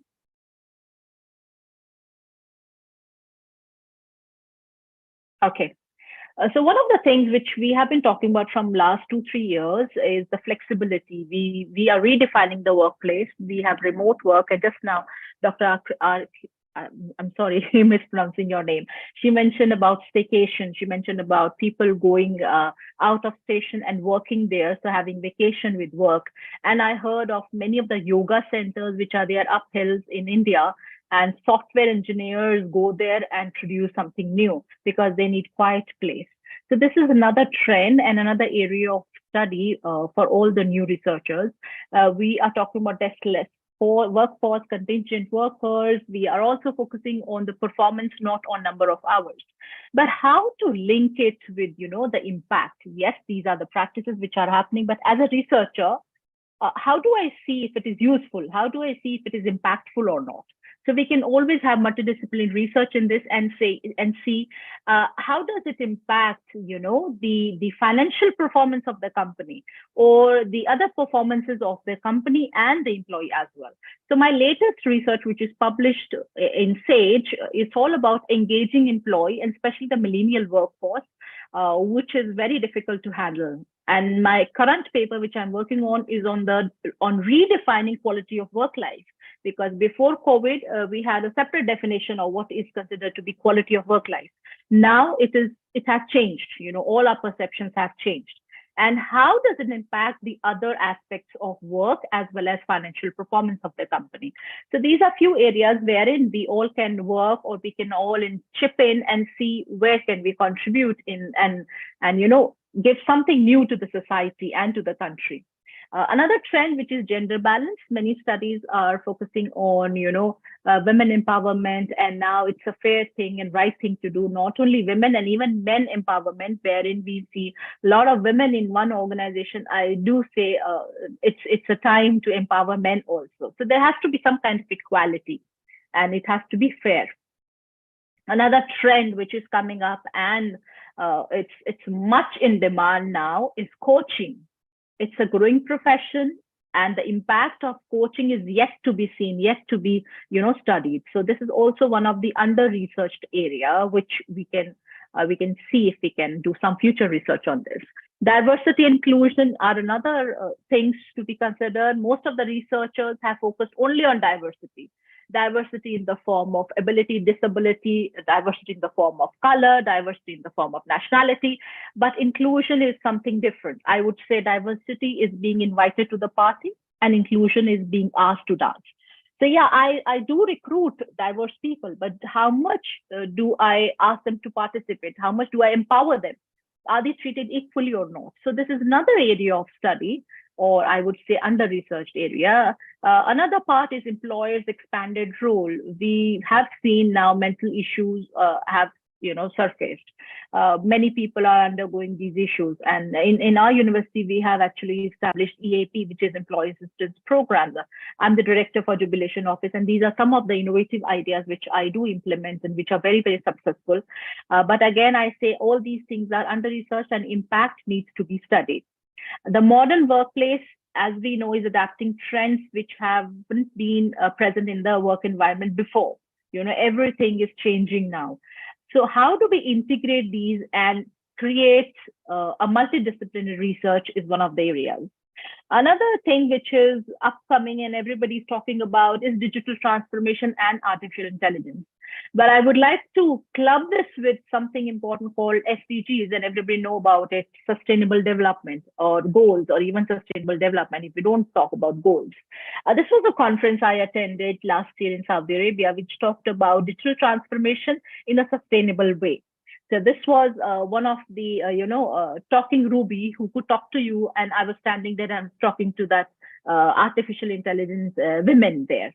So this was another, way of incubating people with knowledge and with new ideas. I think it had stopped again. Let me try. I'm sorry. I don't know why there is a technical glitch today. Okay. Okay, another aspect I would like to talk about is about measuring the success and reporting the impact. One way of doing this was done by the Times Higher Education, how they did SDGs. Similar, we can talk about other SDGs, because as somebody mentioned in the beginning, SDGs are the best way wherein we can use multidisciplinary research, because we talk about poverty, we talk about gender equality, we talk about education, we talk about other aspects. They are not in silo. They are always, they will be successful or they will be achieved only when we talk about the basis. So the way forward would be, as the workplace begins to transform progressively, the research will undoubtedly take higher importance. Why? Because all policy implications, all things which are changing are based on some kind of a study, some kind of a research. But if we do not give these policy implications or, something for the society or for the country, our research is of no use. When I started my PhD, I used to question, who's going to read our papers? What will be the use of these papers? And slowly I understood, there are two important things for a researcher or for a faculty. Earlier, it used to be like somebody said, publish or perish. I say for acceptability, you need to be innovative. So you can be innovative in different ways. This is for the researchers and this is for the people who are presenting. So you can be innovative in the topic which you choose. Like I have mentioned, so many topics you can pick up from. You can study it here in India. You can do a comparative study. You can do it in some other part of the country, wherever you have connections. And the second thing would be if you follow any innovative way of measuring things or any innovative way of statistical analysis also. The third thing which is important for us as a researcher or as, the people who are now upcoming with the patents and research is the impact. How much citations you will get, how much impact you're going to produce on the society through your research. It all depends on how well you did the research and how much contribution you made in your research, and how many people are going to cite it, not just for the sake of citing it, just because it is useful, because you introduce something new in your research. So it's really, really important that researchers take the front seat now, and based on their findings, the industries, the society, they make changes. So be the pioneer in identifying the gaps, and please provide solutions and fill those gaps. With that, I would say there is a lot more research to be done in the multidisciplinary area. These are some of the references I used. This is my connection references if you would like to.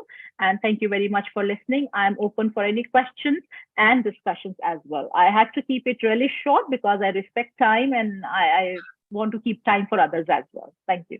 Thank you, ma'am. Thank you. Thank you so much. Thank you so much, Dr. Jolly Sani. It was very, very insightful because you gave so many aspects, open for research to the researchers. And I really love diversity and inclusion. And you're very right. It is not actually gender balance or women empowerment these days. It is all about gender neutrality. And being a certified trainer, I learned this also, ma'am. I did my post training also, and there I learned that it is not about women. It is about the policies which are gender neutral, because it is all about giving equality to everyone. It is not about just one gender. And diversity and inclusion definitely is a buzz term, a key term, which is very popular these days. And these researchers, I think they will get a lot of insights from the topics you have suggested. Thank you so much for accepting our invitation. You're ma'am. most welcome, Dr. Aarti. I forgot to congratulate you. Something new for me. I think I'm not in touch with all my Indian friends, so I don't know what they were congratulating you for. But I will be in touch with you later and come to know what did you do Thank so you. big. So congratulations. Thank you, ma'am. It is just a humble startup I started. So thank you so much for your Great, wishes. great. I wish you all the best. I'll talk to you Thank later. you. Thank you, ma'am. Thank you. Thank you so much. So this was Dr. Jolly Sani, our first keynote speaker. And she's such a positive personality, such a smiling, such a humble face. We are really thankful to ma'am for accepting our invitation.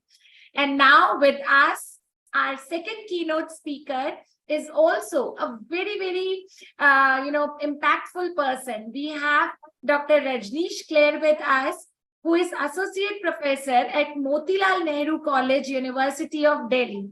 Sir has over 18 years of teaching experience.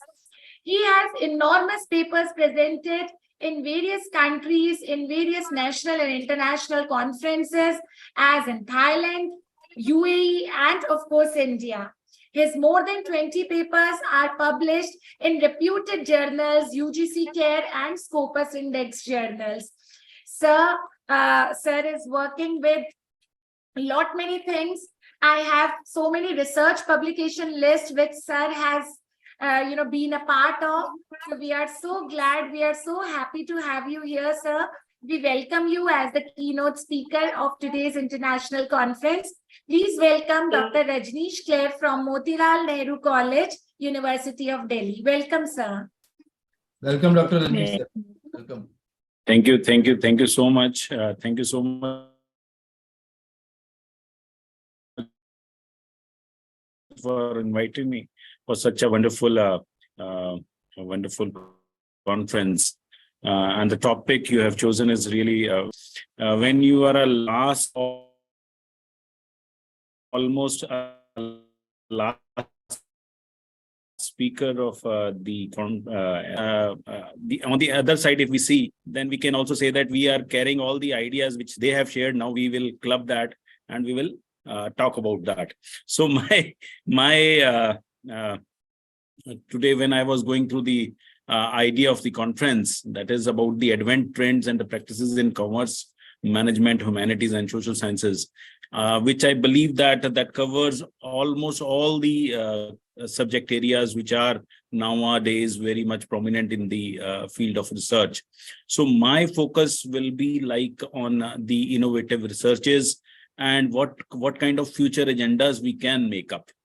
So whenever we go for a field research or we choose any kind of a area of research, our focus should be on either on the local areas like the national issues or the international issues, or most importantly, it must be linked with somewhere with the global relevance. Is it globally important or not? Either you are taking up the issues of local area, but it must be somewhere connected with the global issues also. You need to connect it with the global issues.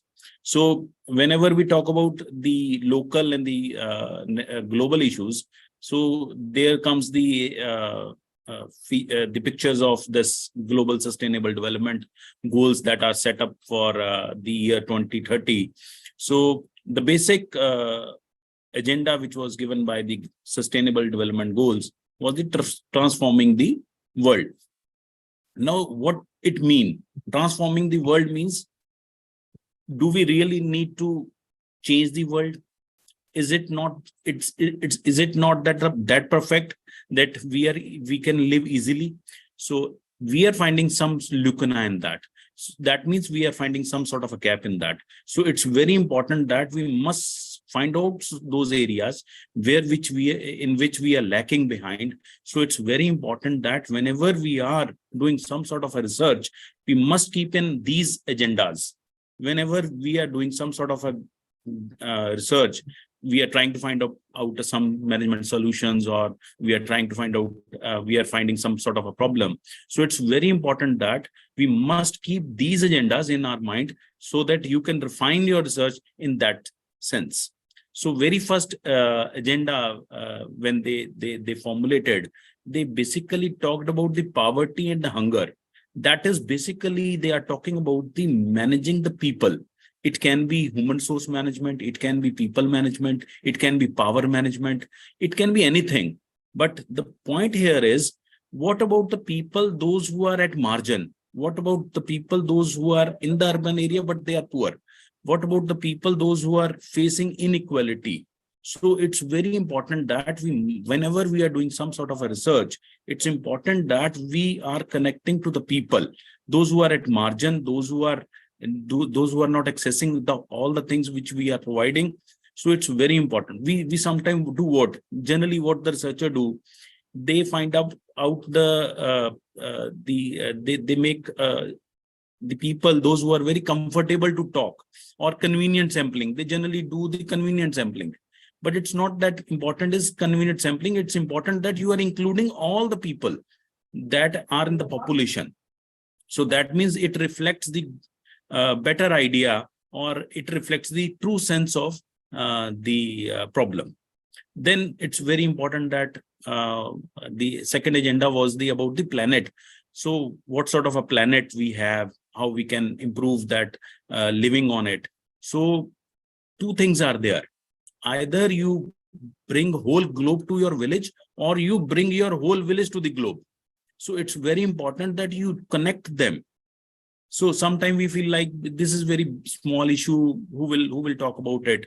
But we have to find out some points, some relevant points, some correlation between these two things, that how it is relevant in the sense of global. We always talk about global village. We always talk about how we can go local, how the products can become your local products can become a national product, or a national product can become your local, how you can use it in the local sense.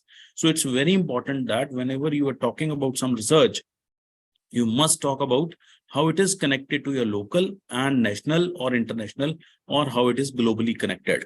So the next agenda that they were talking about is the prosperity. So growth without prosperity is of no use. That means the quality of living is very important. Say if you are bringing up some research, you are doing some research, you are coming up with some ideas, but it is not bringing any sort of growth or prosperity in the country or in your local areas, then it is of no use. Even if you are getting so much of money, you are contributing so much of money, you are doing some sort of donation, but it is not bringing some sort of prosperity, then it's of no use. So always, whenever you are doing some sort of research, it's very important that you bring that must bring a prosperity in the country. So next agenda is generally, we don't feel like it's important, but I feel it's the most important aspect of it in the era of artificial intelligence, in the era of automation and all. One of the book which is very important, I must say, all the researchers must read it. Those who are exploring the area of new industrial revolution or artificial intelligence or automation, that is by the Klaus Schwab, the fourth industrial revolution. He's basically talking about how AI is going to change the whole thinking system. This is the fastest industrial revolution occurred in the whole history. So it's very important that we must understand in a full sense that how it is going to impact me, how it is going to change the whole world. So are we prepared for it? Are we really upskilled for it? Are we need to reskill the people for it? So it's very important that we must understand what sort of changes are going in the world or in surrounding of us. So he's also talking about when there is a automation, there is a AI. So we must keep in mind the prosperity and the peace of the people. We must keep in mind the health issues of the people, how the people will change accordingly.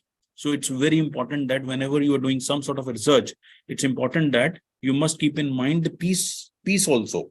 Then very important thing, which I believe is very much important nowadays, research can't be do in isolation, as other speakers were also mentioning this thing. So they are also talking about the partnerships. It can be partnership between the two companies. It can be partnership between the two nations. It can be partnership among the other nations. Say China is now again they are trying to rebuild their Silk Route. So that is known as generally the road initiative they have taken. So in which they are trying to cover more than 150 countries in that. So it's very important that you are doing some sort of a partnership so that you can bring a better prosperity and a better planet and a better people, so that you understand other cultures, that you understand certain other aspects. So it's very important whenever you are doing some sort of a research, you must keep in mind the people, the planet, the prosperity, peace, and partnership. So you always do your researches in the collaborative sense. You collaborate with the other researchers so that you take some inputs and inculcate that in your researches and improve your research and make that it's feasible. It comes up with the feasible solutions. Thank you so much.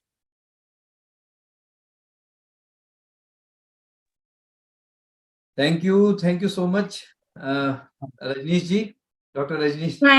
Thank you so much, sir. Sir, I am missing one P from your speech because I was noting it down. You said people, planet, prosperity, peace, and one more P. Did you give one more P? I think there were 5. One is partnership. Partnership. Okay. That is collaboration. These days we are talking much about collaboration. So, sir, wonderful. It was full of, जैसे बोलते हैं ना, छोटा packet में बड़ा धमाका. It was full of so many, severely. It was such, there were so many terms, there were so many, good sentences which we could take out from your speech. That was so wonderful, sir. You said growth without prosperity is of no use. So wonderful. So if our research is not useful for our local people, if it is not bringing any kind of quality, if it is not bringing any kind of prosperity for the local peoples, then it is of no use. So again, the same thing which Professor Vijay Veer Singh sir said, he also said the same thing, that the research has to be in resonance with the society and political environment. So very beautifully you have quoted, sir. Thank you so much. Thank you so much. Accepting our invitation, Dr. Rajneesh Clare from University of Delhi. Thank you, sir. Thank you for accepting our invitation. Thank you, everyone. Once again, sir, I would like to thank Dr. Rajneesh Clare, who has spared his valuable time for this conference. And Dr. Rajneesh is also the editorial board member of our new international journal, International Journal of Global Congratulations. and Technology. Congratulations, sir. No, thanks to you, sir. Thanks to you. For very crisp and concise but wonderful presentation given by. And once again, I must congratulate and I must thank to Dr. Ashok Kumar. Dr. Ashok Kumar, our key member of Inspire Research Association, executive member of Inspire Research Association, and he is in the every advisory board of every journal. And my friend, my colleague, Dr. Ashok Kumar from Jain and Vas University, Jodhpur. Sir, I would also like to request Dr. Ashok to speak few words. Dr. Thank Ashok. you, sir. Thank you. Nice to hear all at this platform. I'm very happy to the engagement with all of you dignitaries, galaxy of intellectual person. Thank you. Thanks to one and all. Thank you very much, sir. Thank you, sir. Thank you so much, sir, for joining. Regards, sir. Thank you once again, Dr. Rajneesh. Thank you so much. Thank you. High regards. So over to you, Dr. Aarti. It's the time for paper presentations, but we will, yes, but we'll take permission from a chairperson, Professor Mehta. Before we start presentation, First of all, I would like to recognize the presence of our friend Dr. Chai Cheng Tan from Rajamangla University of Technology, Thailand. He is a very, very nice person, very scholarly person, and he attends every conference of the Inspira regularly and also contribute significantly in various capacity. Thank you, Dr. Chen, for that. I recognize the presence of Dr. Ashok Kumar from JNU University, Jodhpur also. Thank you, Dr. Ashok. I'm quite sure that all the participants have immensely benefited today by the wonderful presentation by our additional chairperson as well as both the keynote speaker. Very rich inputs they have given to us. In this session, we have got large number of papers, and you will agree with me that it may not be possible to listen all the contents of the presentation. There are time constraints. So I request paper presenters to confine their presentation on three important aspects. Number one, the aim and objective of their paper, their research. Secondly, the research methodology. And the third part will be not a data analysis, but the major findings. So if they just confine the major objectives, research methodology, and major findings, it will serve the purpose. And we will be evaluating all the presenters on these three criteria. Please try to confine your presentation for only maximum 4 minutes or 4.5 minutes maximum, so that we may be able to cover all the papers in a time that has been allotted to this particular session. So over to Dr. Aarti and Dr. Ravi Modi. Yes, sir. Thank you so much, sir. Yes, thank you, sir. I forgot to thank Dr. Aarti Chopra, ma'am, for inviting and welcoming of guests in a very impressive manner. We will be doing it, sir, Raviji, later on, because Dr. Aarti Chopra has to perform many duties till tomorrow. So in lump sum, we'll be extending our gratitude towards her at the end. She is the all-rounder, sir. She is the all-rounder. Yeah. So with the permission of Chairperson Professor Mehta and additional Chairperson Dr. Anukriti Sharma, we will start the presentations. And before starting presentation, I would like to request all the presenters to please write down their serial number in the chat box so that I can recognize you who is present here for their presentation. So please write down your serial number in the chat box, and please log in with your name only so that I can recognize you, because I will invite you serial wise. So first, the presenter is at serial number 3, Charmi Shah, Assistant Professor from Shiona Institute of Business Management, Ahmedabad, Gujarat. Charmi Shah, please unmute. Charmi Shah. Please unmute. Charmi Shah. If you are ready with your presentation, you can unmute and you can start your presentation.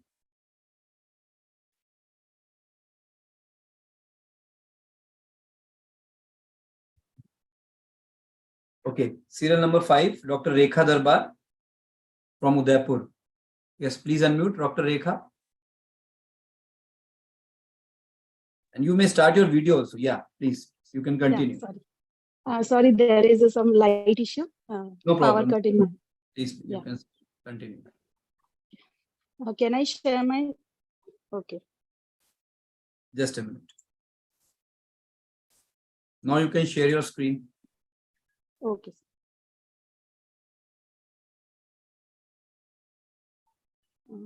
Just a second.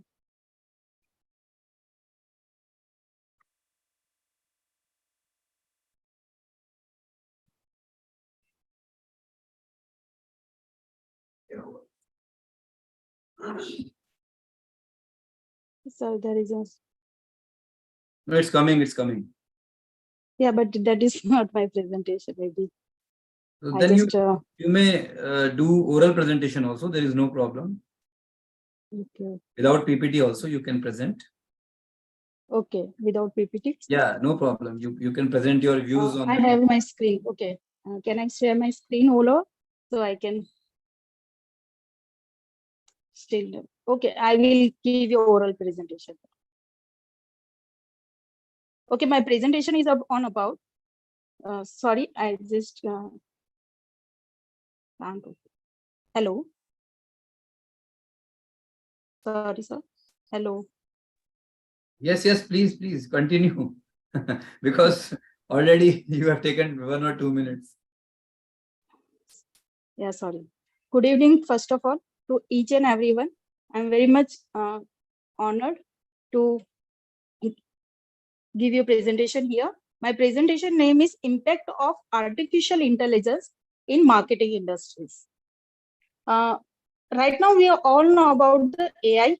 What is about the AI? That is about the artificial intelligence. This is an exciting and rapidly evolving field that focuses on the creating intelligent machines capable of performing tasks that would typically require a human intelligence.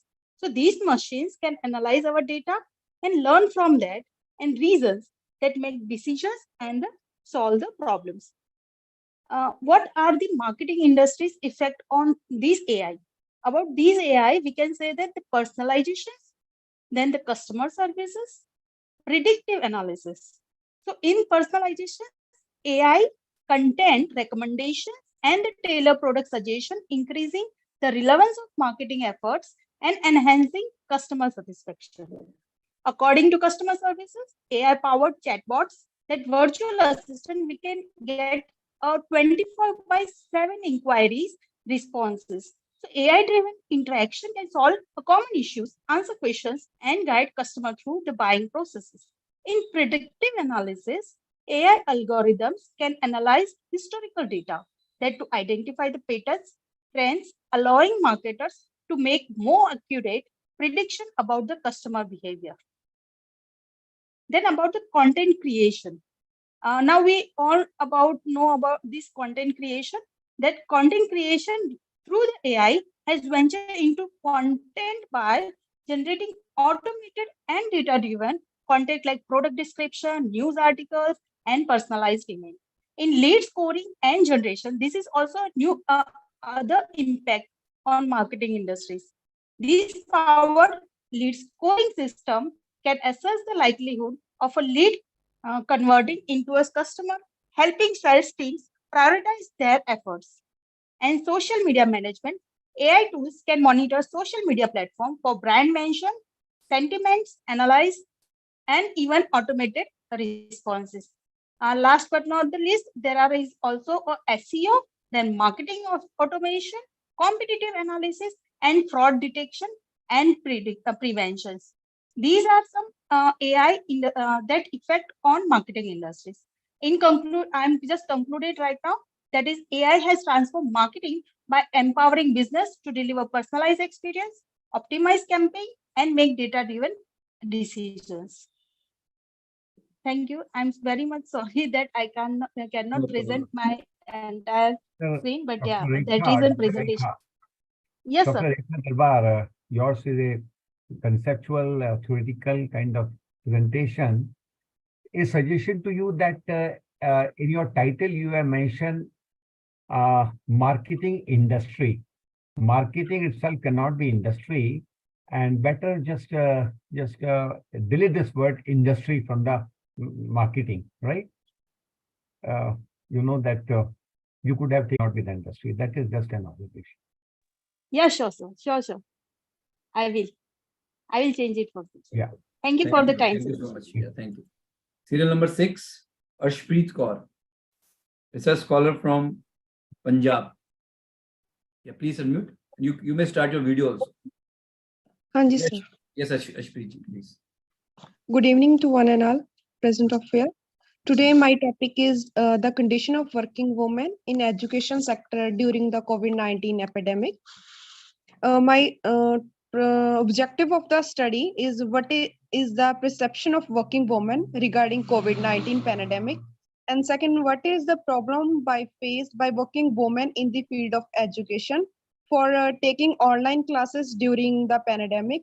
The COVID-19 pandemic in the world of facing a challenging situation in the face. The World Health Organization also announced this situation as an epidemic. There was various problem in this field of education due to the instructions turns to online education in a background where education institution was completely locked down. The working woman seems in facing a lot of problems due to this focus on online education. The study confirmed that working women in this field of education have many problems during the epidemic, and the awareness of online education is education. And the study also shows that working women have various problems with the online teaching, that school teachers knowledge of online education. These problems of teachers are mainly due to the problem of lack of knowledge, proper training. This study also found that working women did not pay attention to the teaching methods before the spread of COVID-19. In this study, the working women face various problems they were facing in online study. A working woman also noted that not a satisfaction with the teaching online. Teaching was very low. It was agreed that an answer to this situation should be found as soon as possible. The working woman has a negative affected during COVID-19 pandemic process, but there were could not adapt to this process. Thank you. Okay.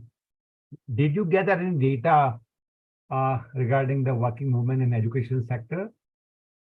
Was the study data-based? From where you gathered the information and data?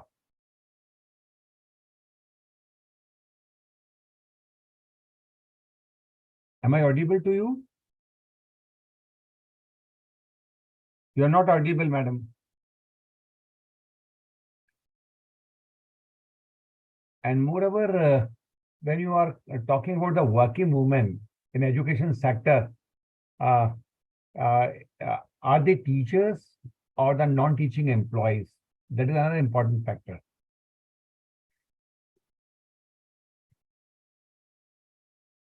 You are not audible.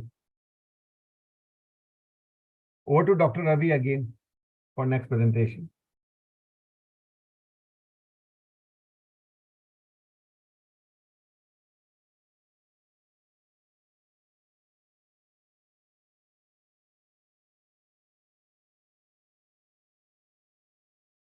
Thank you so much.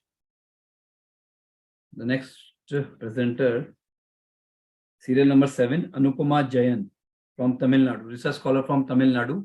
Please unmute, Anupama. Anupama Yes, Jayan. sir. Yeah, please, Yes, sir. you may start.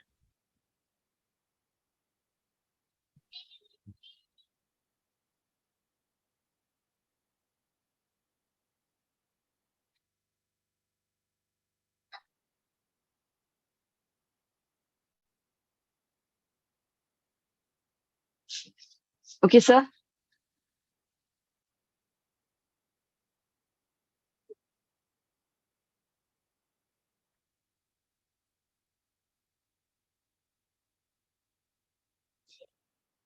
Please start the presentation. Okay. Good evening, all.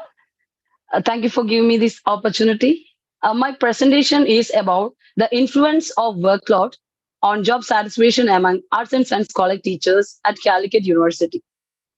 Myself, Anupama Jain, and I think everyone know there are lots of factors that influence job satisfaction, and one of the factor is workload.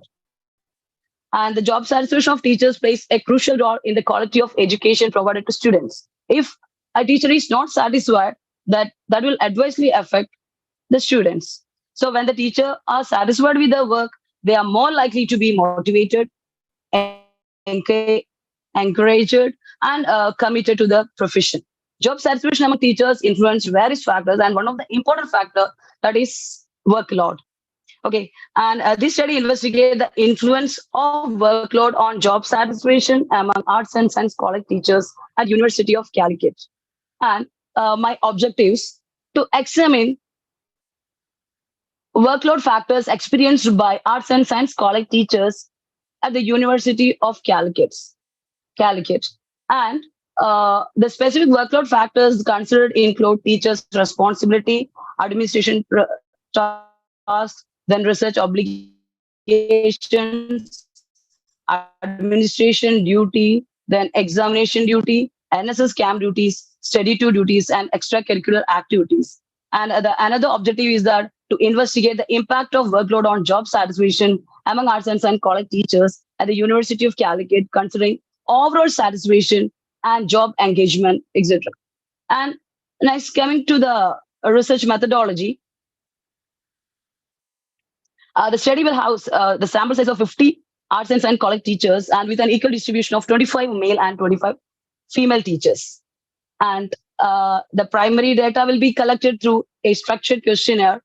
And the data, and I have the tool for this analysis, the high-square test and t-test. And the major limitations of this study include the small size, sample size, and the findings may not be generalized at all arts and science college teachers in the different region or universities. And to conclude, the major findings.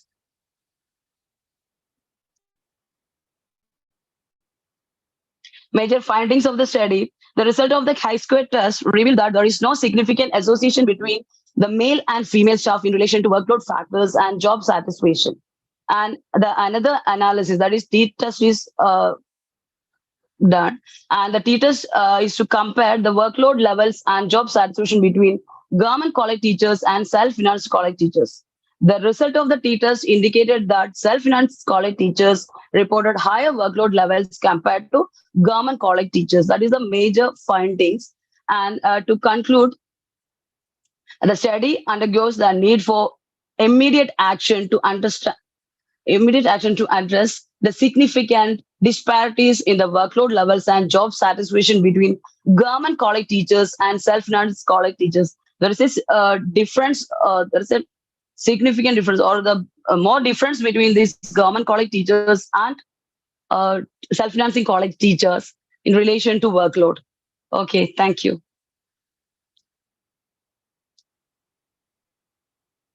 Thank you so much, Anupama ji.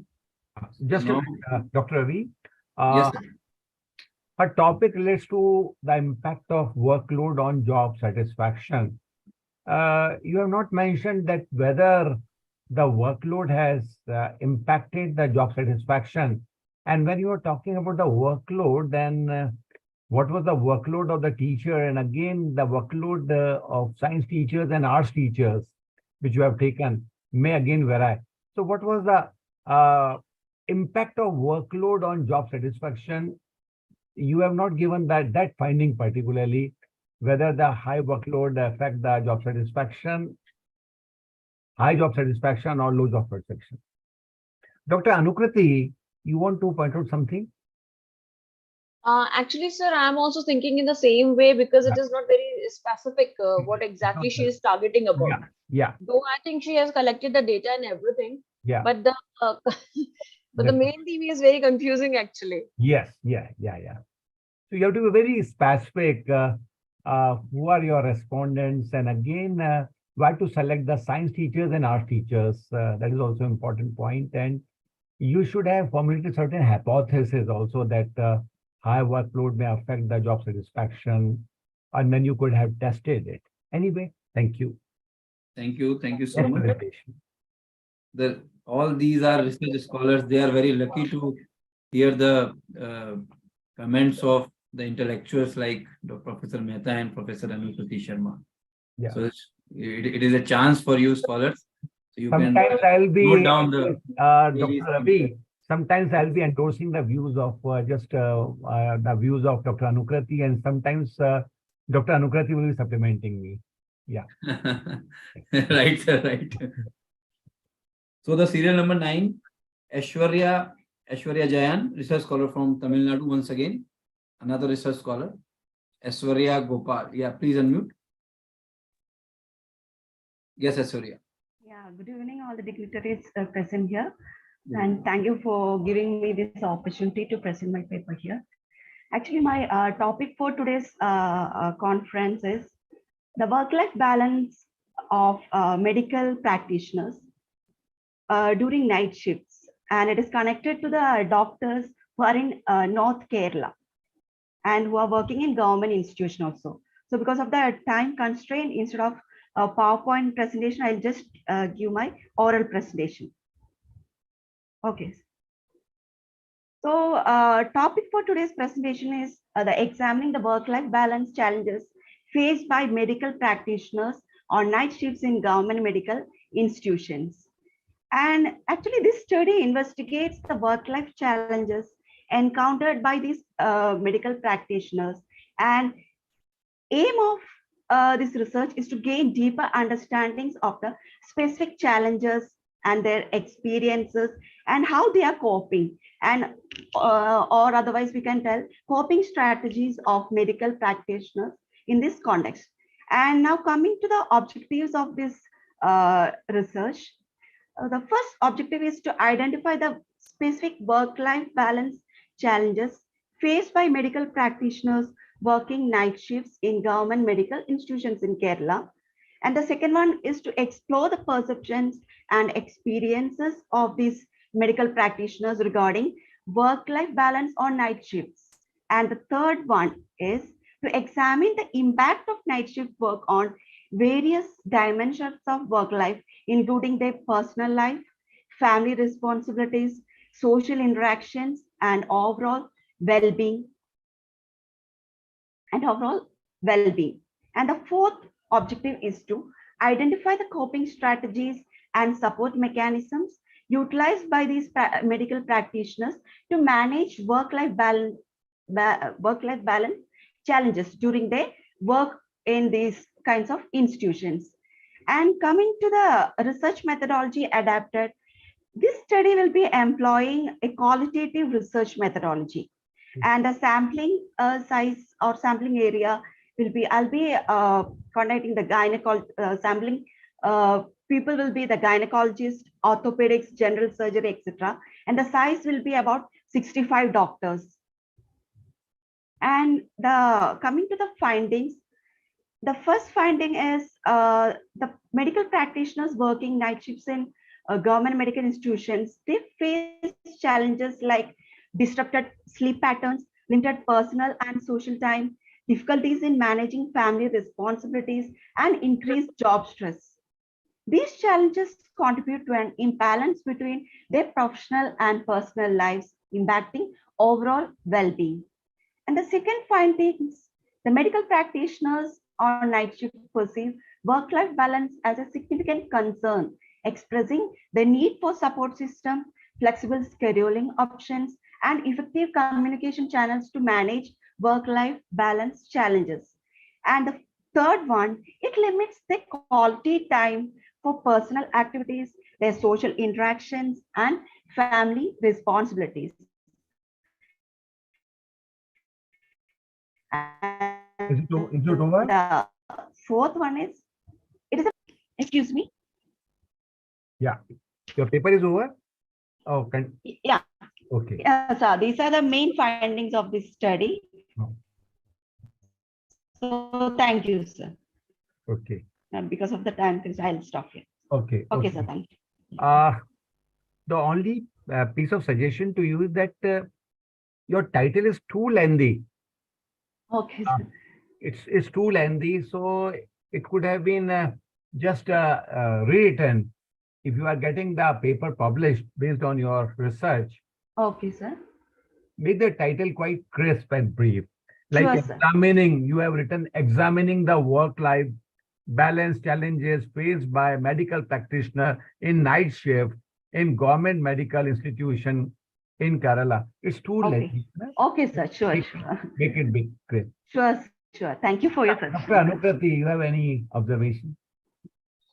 Actually, sir, I also second to your opinion that the title is quite long, although her research area, I mean, the topic is quite interesting. Yeah. And the findings which she just shared with us, they are also very fruitful, I think. Yeah.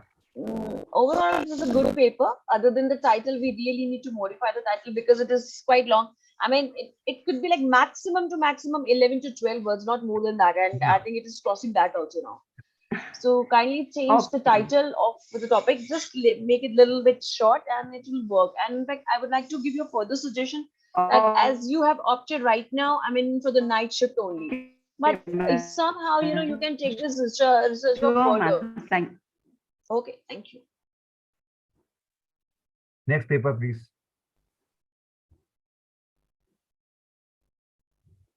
Okay.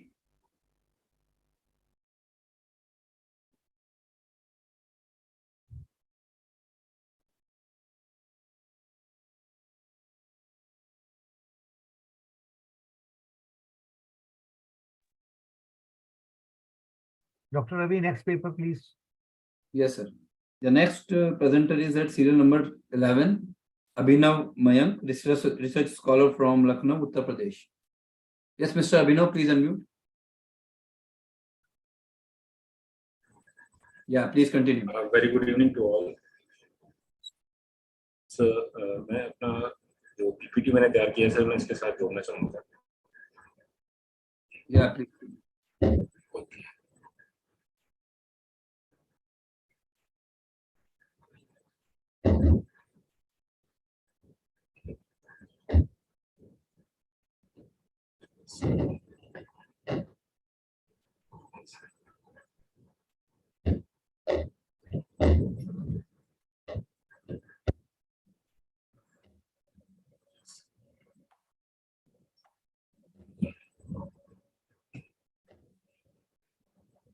Okay, I'll start, sir. The recent trends in consumer buying behavior for crossover vehicle. This is my topic, and now the abstract of my topic and which is mentioned in my PPT. The Indian market for crossover vehicle in this trend analyzed emphasizing the car market of the state of Uttar Pradesh. So the report examines the sales information for the several crossover car companies in India and their expansions, just like Tata and Maruti. Maruti have at least we can say that the starting of crossover vehicles, the S-Cross vehicle is their name of the vehicle. And the third one is the crossover are also described as car like SUVs or some problem is there because of your page is my space, or car based SUV like Tata Nexon, Hyundai Creta, etc. The studies finding give manufacturers and automakers important information they may use to take advantages of crossover car segment rising sales volume. And the third one is the introduction of my topic is that in India, it is one of the largest industries contributing over 7% to the India's gross domestic product. Mr. Abhinav, your slides are not moving actually, Abhinav. And it is not shown properly also. It is showing the bigger screen. I think okay, you are right, absolutely, but in my screen it is not any problem. You can reshare it. You can reshare it either, or you can give your presentation without. Abhinav, just come to the objectives of your study. Just come to the objective of this study, correctly? Okay, sir. You can just click on the concern slide, it will appear perhaps. Since it's not scrolling, so just click on the slide. Okay, sir. Okay. We are not able to see your slide. No, we are not. We are unable to, except the first one. We are unable to see the slide. Or if it is not possible, then just give a verbal presentation. Just confine to the objectives and major findings. Right, sir. I just stopped sharing, sir. Yeah. Okay, I just explained my topics. Just give me some time.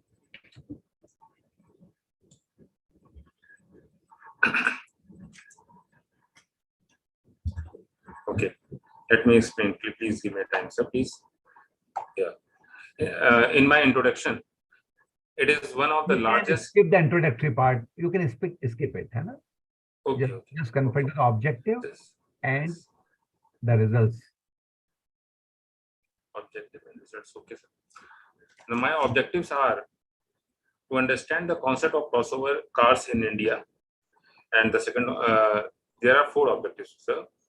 And to study the trends of crossover cars in the context of research area, and to evaluate the potential of the crossover car market in India, and to understand the behavior of consumer of crossover cars, which is mentioned by this chart or a table, which is so many companies are there, and their year-wise companies specified data is given in my PPT and also given in my paper also, which is submitted in your conference.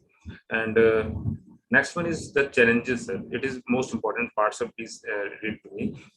High cost of crossover are more expensive than other vehicles, but in a hybrid design. But this can serve as a barrier for Indian buyers. And second one is maintenance. Third one is low sales. The fourth one is environmental concerns and the lack of awareness. And all this summarized, when we summarize all these points, then the air pollution has become a significant issues in India, and due to their hybrid designs, the emission of crossover cars can sometimes results in higher emission than other vehicles. And the last one is as a crossover cars are the relatively recent invention.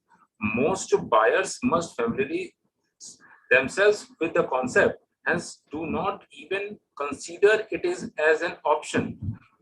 And now I am coming at my conclusion, which I have to say.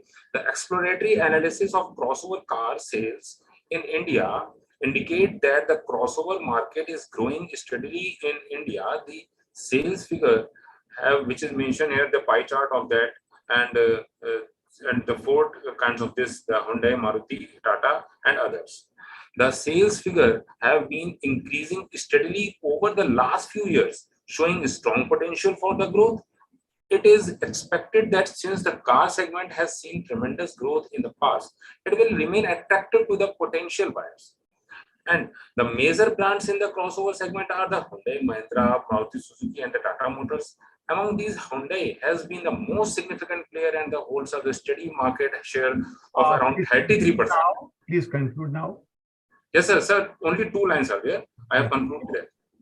The 2 lines have been concluded for my PPT, sir. 33%, and Maruti Suzuki and the Tata Motors are also big players with the 18% and the 16% of the market share respectively.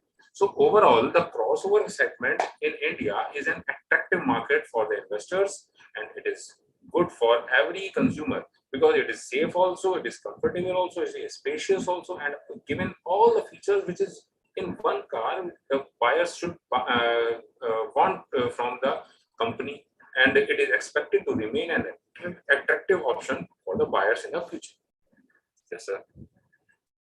Mr. Abhinav, your study was based on buying or consumer behavior in car market, as the title reflects. But somehow you deviated from the main title, and your title was not further divided or in the specific objectives. Objectives must match with that title. You could have formulated certain hypotheses, gathered data from the users or the buyers of the car, and then you could have drawn certain conclusions. But later on, you talked only about the growth and the car market. So whatever the title of your paper is, accordingly, you would have formulated the problem statement, given certain hypotheses, gather the data, and on that basis, you could have perhaps concluded something.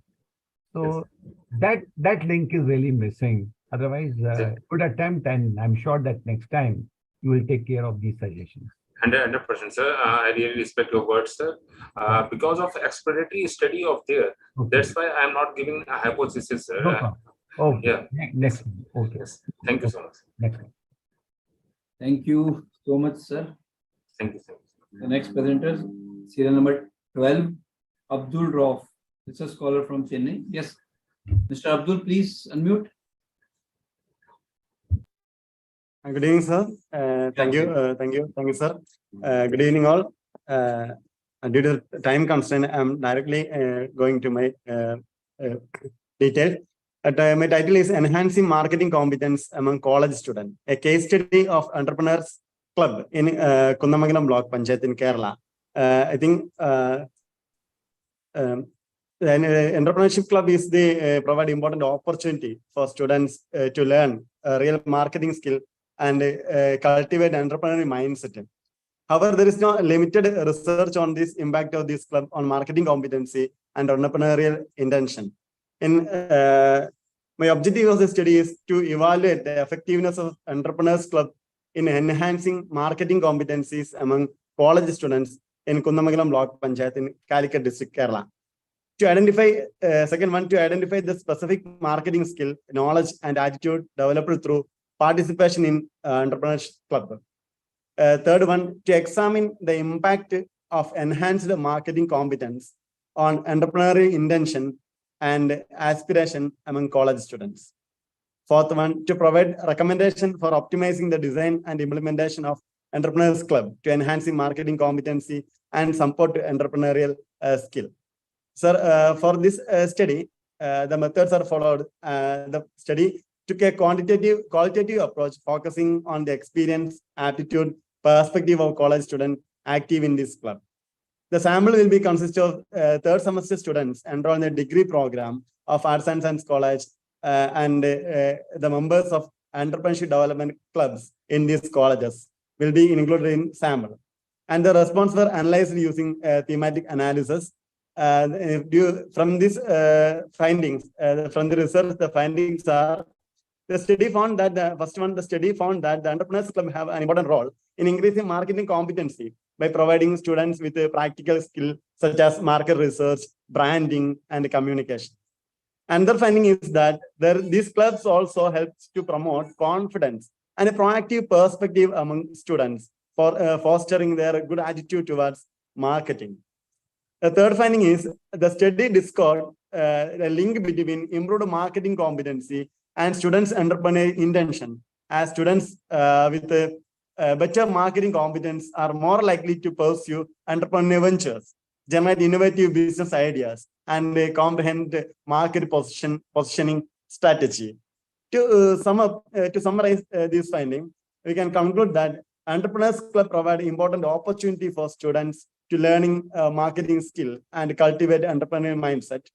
And Entrepreneur Club helps to students to develop practical skills. Entrepreneurs Club provide confidence to develop confidence for the students. These are the major finding of my study. So I'm concluding that overall the study had an existing knowledge of entrepreneurial education by emphasizing the importance of Entrepreneurs Club, nurturing marketing competencies and fostering entrepreneurial intention among college students. These are the my presentation. Thank you, sir. A piece of suggestion to you that in a research paper, don't give too many objectives. Perhaps you have mentioned about the 5 objectives. So your objectives should have just limited to only maximum 2 or 3 objectives. Then you can do the more justice with your paper. When you are writing a thesis, then it is okay that you are giving 4 or 5 or 6 objectives. But in research papers, objectives should not be more than 2 or 3.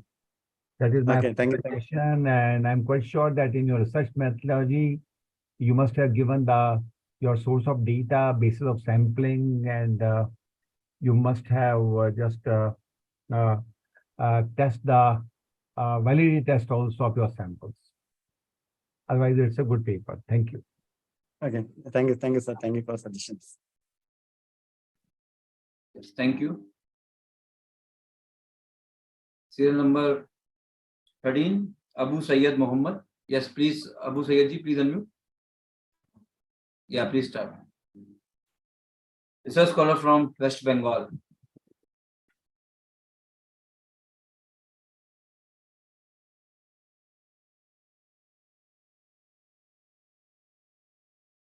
Yeah, Mr. Abu Sayedji, are you sharing your screen? I can.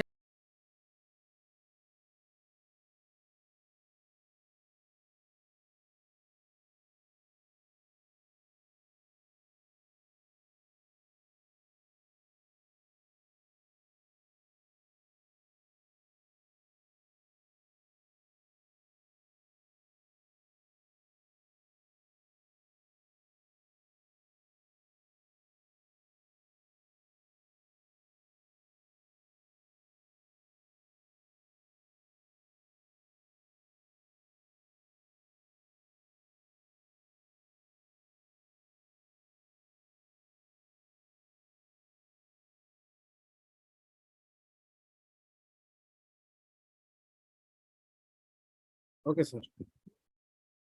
Thank you. Good evening to all, and thanks to give me opportunity for paper presenting. My paper title is Customer Satisfaction on the Labeling of Packet Food Products in Bangladesh. And I am research scholar, Department of Commerce, Raiganj University, West Bengal.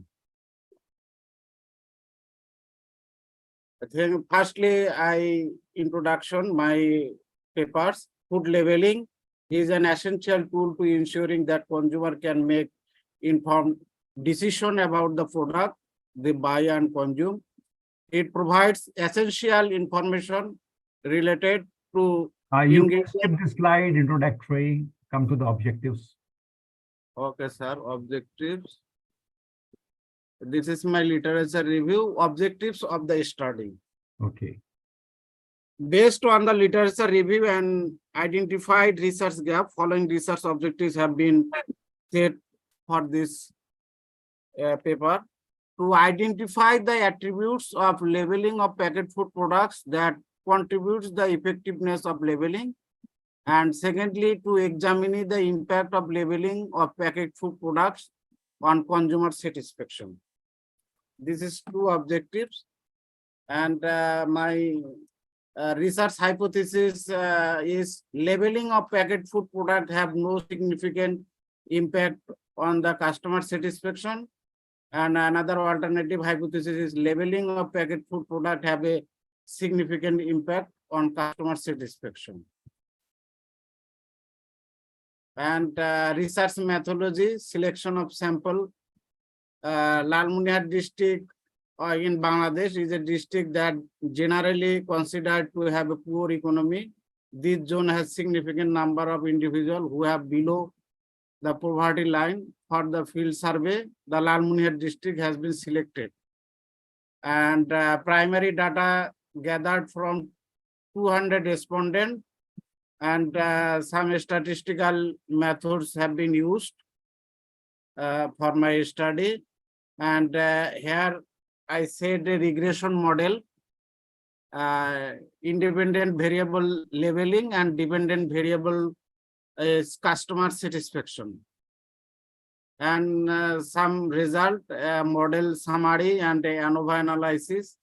And this is my impact labeling of customer satisfaction of these findings of this study.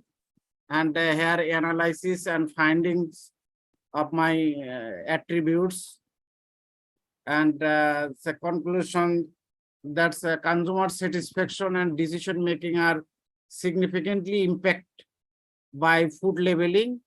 Labeling that is clear and accurate, elegant with consumers' preference and expectation, increasing customer satisfaction and trust. Label that facilitates informed choice and promote health and wellness positively influence consumer behavior. To continuously improve food labeling practice, it is critical to conduct more research and collaborate with the regulators and industry stakeholders. And that's I show here hypothesis. Hypothesis has been significantly approved, and this is my findings. Thank you, sir. Thank you. You have done a good work. It's a good presentation, good research paper.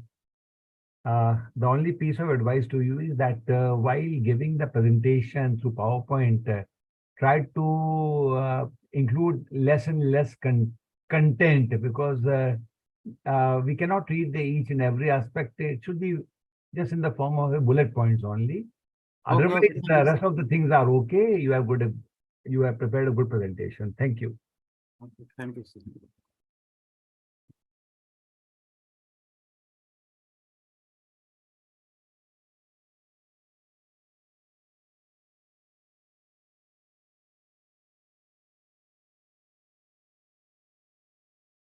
Dr. Ravi, next presentation, please.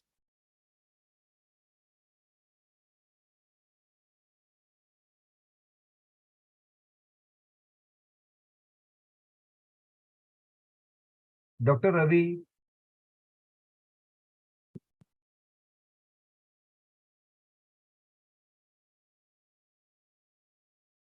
Okay, then let me announce the next presenter. Just a minute. So, serial number 14, Anjali Ashok Rane. Is Anjali there? Dr. Anjali Ashok Rane? Yes, sir. Yes, sir. Yeah. Serial number 19 is present, Miss Sangeeta Desai. Okay.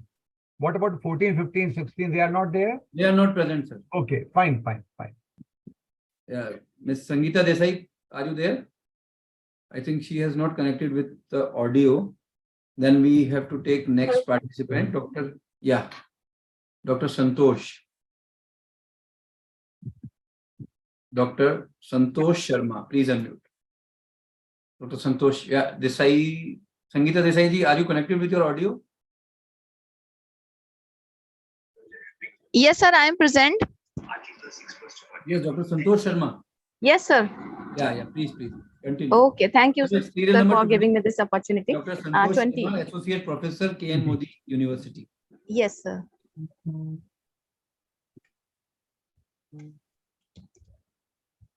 Please continue.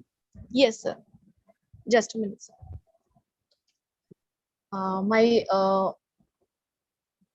My topic is the constitutional provision of the women's construction workers, a social legal law and practice in the Rajasthan. My abstract is my paper that okay. Women take up the over 25% is the construction industry work from the in India. According to a recent report of their about 1.46 million construction workers in the about 36 lakh of them are women's. So female labor for the participation in the an important drive to outcome of the growth of the development. Women's participation in the labor force in the developing country because the poverty and as the coping of the mechanism in the response to stroke.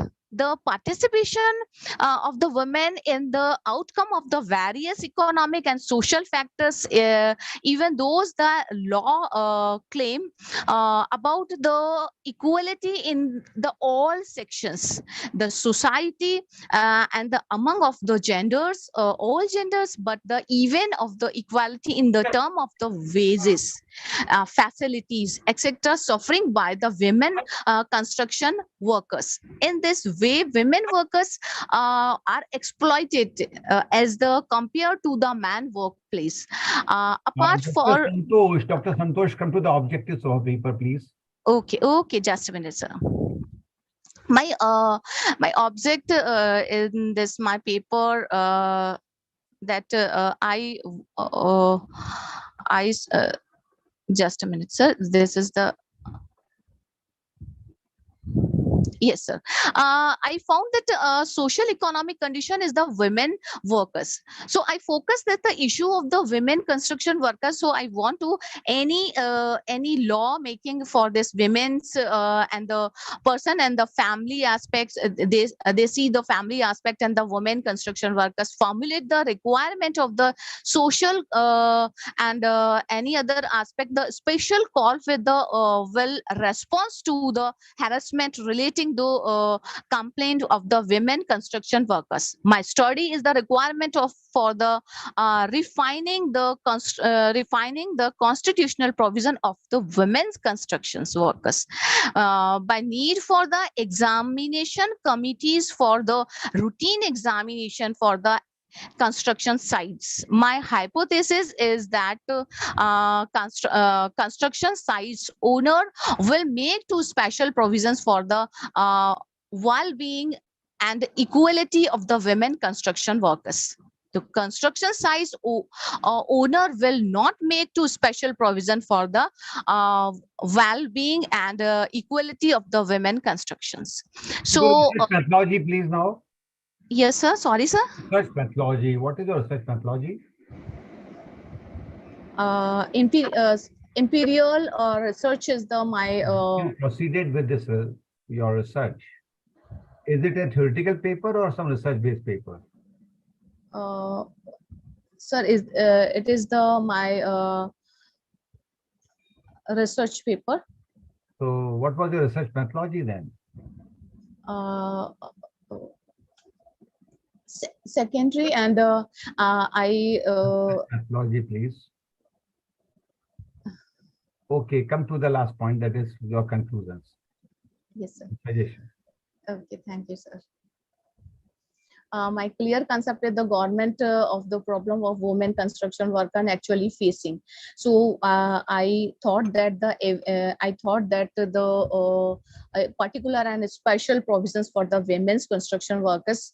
So it will provide to great strength of the women workplace, and those also work with the fully capacity, and when they getting to better facility for wages and all remove the line of the difference of the man and women's labors. Thank you, sir. Okay, Santoshji, few pieces of suggestions to you. Yes, The title, it is Analytical Study of Women Construction Workers. Yes, sir. Rather, you have written, instead of women construction workers, it could have been women in construction industry. Secondly, you have written analytical study. Of course, in the process of research, the data are analyzed. So you have to be very, very specific that what you are aiming at, that should reflect in your title itself. Because you know that in every research paper, analysis is done. So what this analysis leads to, that should reflect in your paper. Preferably, your research paper should be empirical or data-based, which is perhaps missing here. And apart from that, you will have to give the research methodology also, and the concrete conclusions and suggestions also to improve the state of women workers in construction industry. So please take care of these points next time. Okay, sir. Thank you so much, sir, for this your suggestion. Thank you. Next paper, please.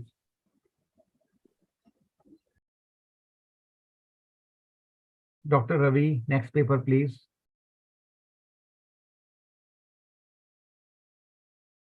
Yes, sir. Yeah, Sangeeta. Yeah, Miss Sangeeta Desai, please unmute. Serial number 19. Sangeeta Desai. Please unmute. Hello हाँ sir sorry sir अभी mute थी मैं आप ready हैं हाँ अभी मैं PPT send कर रही हूँ आप क्या इको हो रहा है दो माइक ऑन कर रखे हैं आई थिंक एक sir sorry one second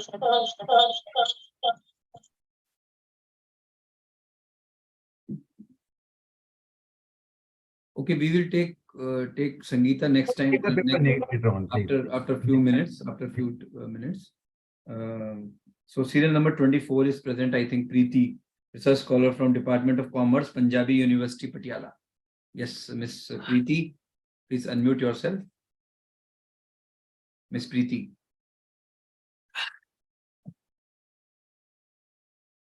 Good afternoon, everyone. Myself Preeti, and my topic is the role of microfinance in promoting rural development. So, rural areas often face these unique challenges due to limited areas to the financial services, resulting in restricted economic growth and development opportunities. Rural development is important for achieving sustainable economic and social growth and poverty reduction. Miss Preeti, your voice is also echoing. Have you connected with two audios? No, sir. Just give me a few seconds. Then I think you are sitting in a hall, I think. Anyway, please continue.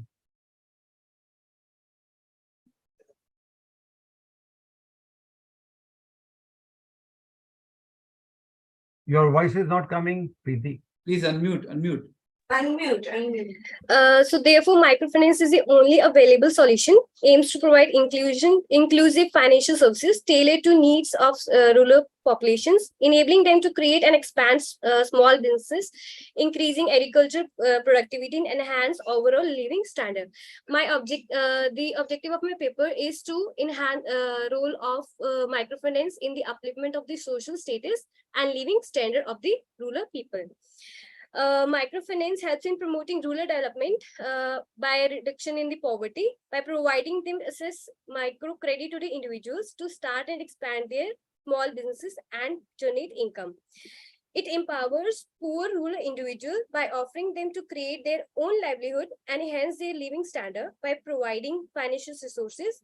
It enables them to engage in entrepreneurial activities, develop skills, and improve productivity. At the last, I want to say that microfinance emerged as a powerful tool for promoting rural development by enhancing financial inclusion, women empowerment, and facilitate economic growth. Thank you. Preeti, next time try to write some empirical database paper. It reflects that your paper is quite theoretical or the conceptual. It is a sort of article. So in research word, if the paper is based on certain facts and data, maybe primary or secondary, then it would be more perhaps having value addition. Thank you.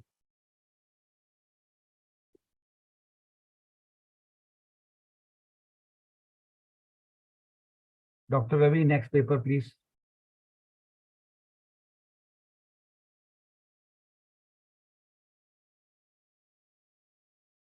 Yes, sir. Serial number 22, Priya Kumari. Dr. Priya Kumari, please unmute. Yes, Priya Kumari ji, please start. Good evening, sir. Yeah, good Sir, am evening. I audible? Yes, please continue. Download, sir.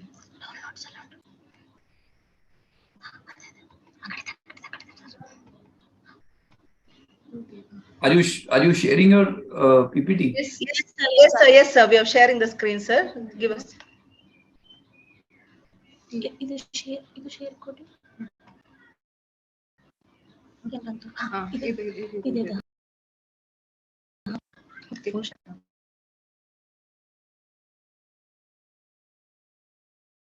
Yeah, please unmute.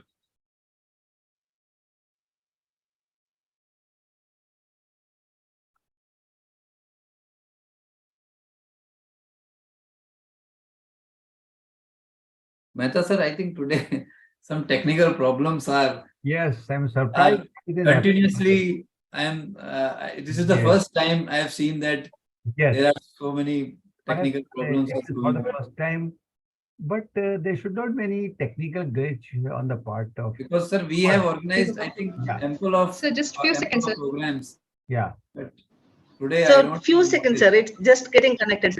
It is not on our part actually. Yes. Sir. Technical Excuse me, glitch. sir. Yeah. Sir, whether the file is audible, sir? Yeah, you Yes, are sir. audible. Continue. Yes, So our research topic is an exploratory study on impact of self-help group on economic empowerment of rural women, sir. Come to the objective straight away. Since you already taken 2 minutes in your preparation, so you come to the objective and research methodology quickly.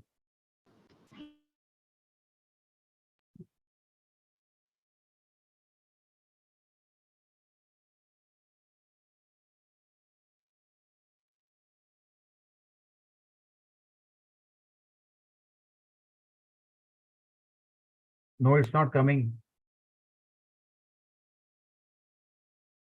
Please unmute कर लीजिए आप. Mute हो गए तो.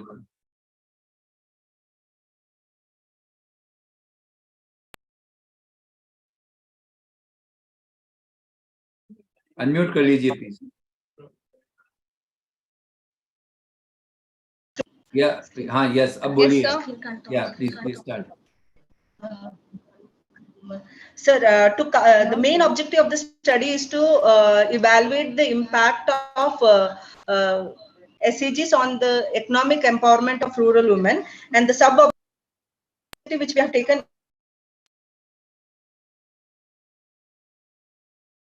Not coming.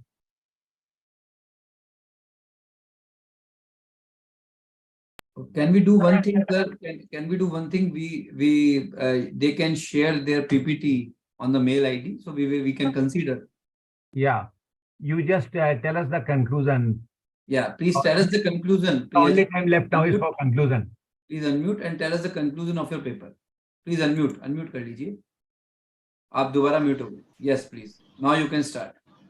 Sir, the objective of the study is to compare the mean monthly saving and of membership in self-help group, to study the association between the demographical factor of respondent and their level of empowerment after joining self-help group. So the research methodology for this study is, the purpose of this study is to evaluate the impact of self-help group on economic empowerment of rural women. A primary data has been collected through a structured interview method from 101 women respondents who are the member of self-help groups using convenient sampling techniques. Both quantitative and qualitative has been used to analyze the data.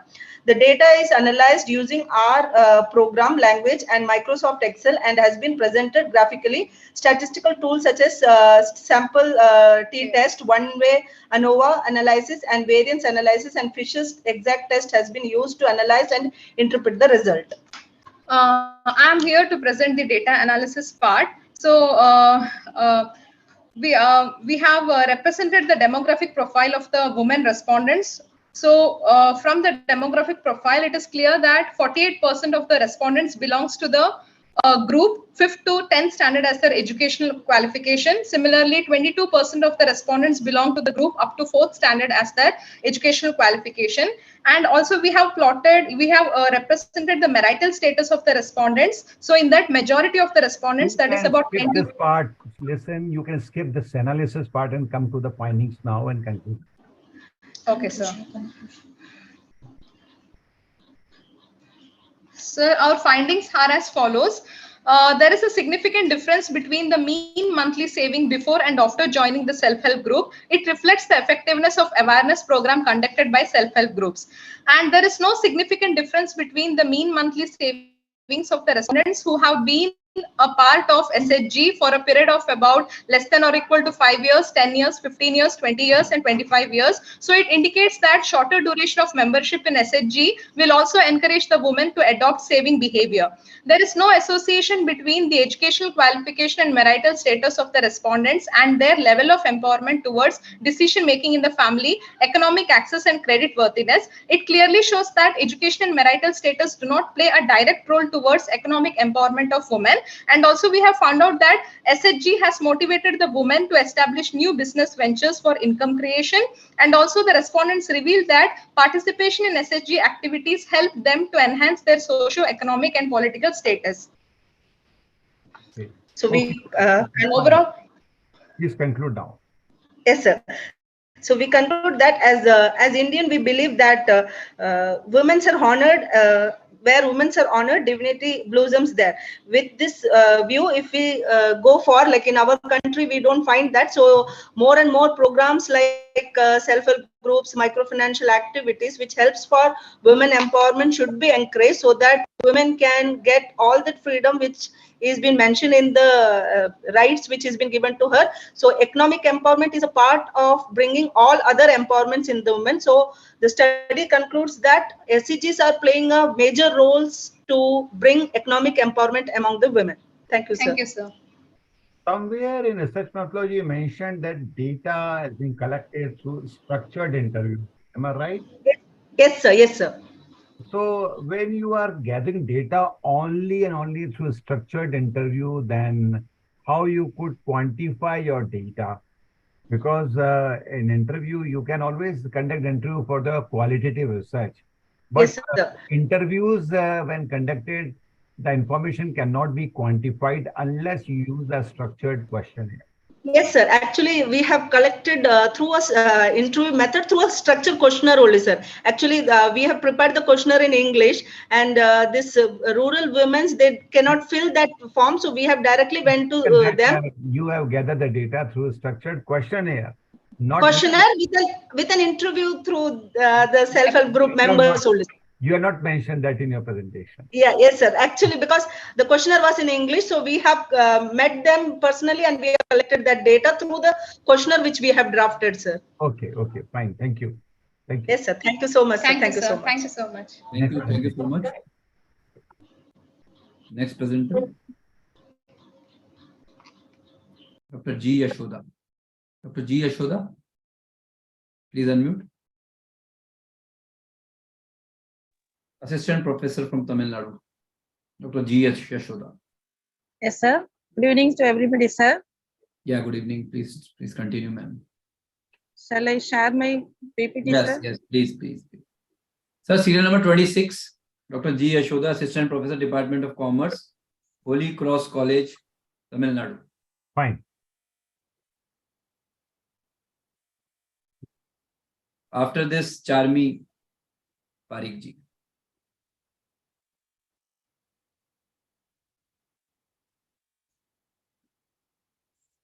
Is it visible, sir? Yes, please continue. Visible. So my topic is expectations of business customers and ways to bridge the gap in SBI banks. So my objective of the study to examine the key factors influencing the financial access of State Bank of India in Srinivasa Nagar branch, to analyze the gap in 5 dimensions of service quality of State Bank of India in the same branch. The hypothesis of the study, the key factors does not differ significantly influencing the financial access of State Bank of India. The second one is the gap in 5 dimensions of service quality does not differ significantly with the State Bank of India. My research methodology, the quality of service extended by the SBI has resulted in customer satisfaction and expanded customer base for the bank. Here, I'm using purposive random sampling method is adapted for the collection of data for the respondents. The main instruments is the 5 dimensions of service quality, namely reliability, tangibility, responsiveness, assurance, and empathy. So out of 100 questionnaires, 27 are found incomplete, only 73 are fully completed. Here I'm using primary data collected from the selected credit customers of SBI and secondary data from various books, magazines, and journals. The major findings in my study is manufacturing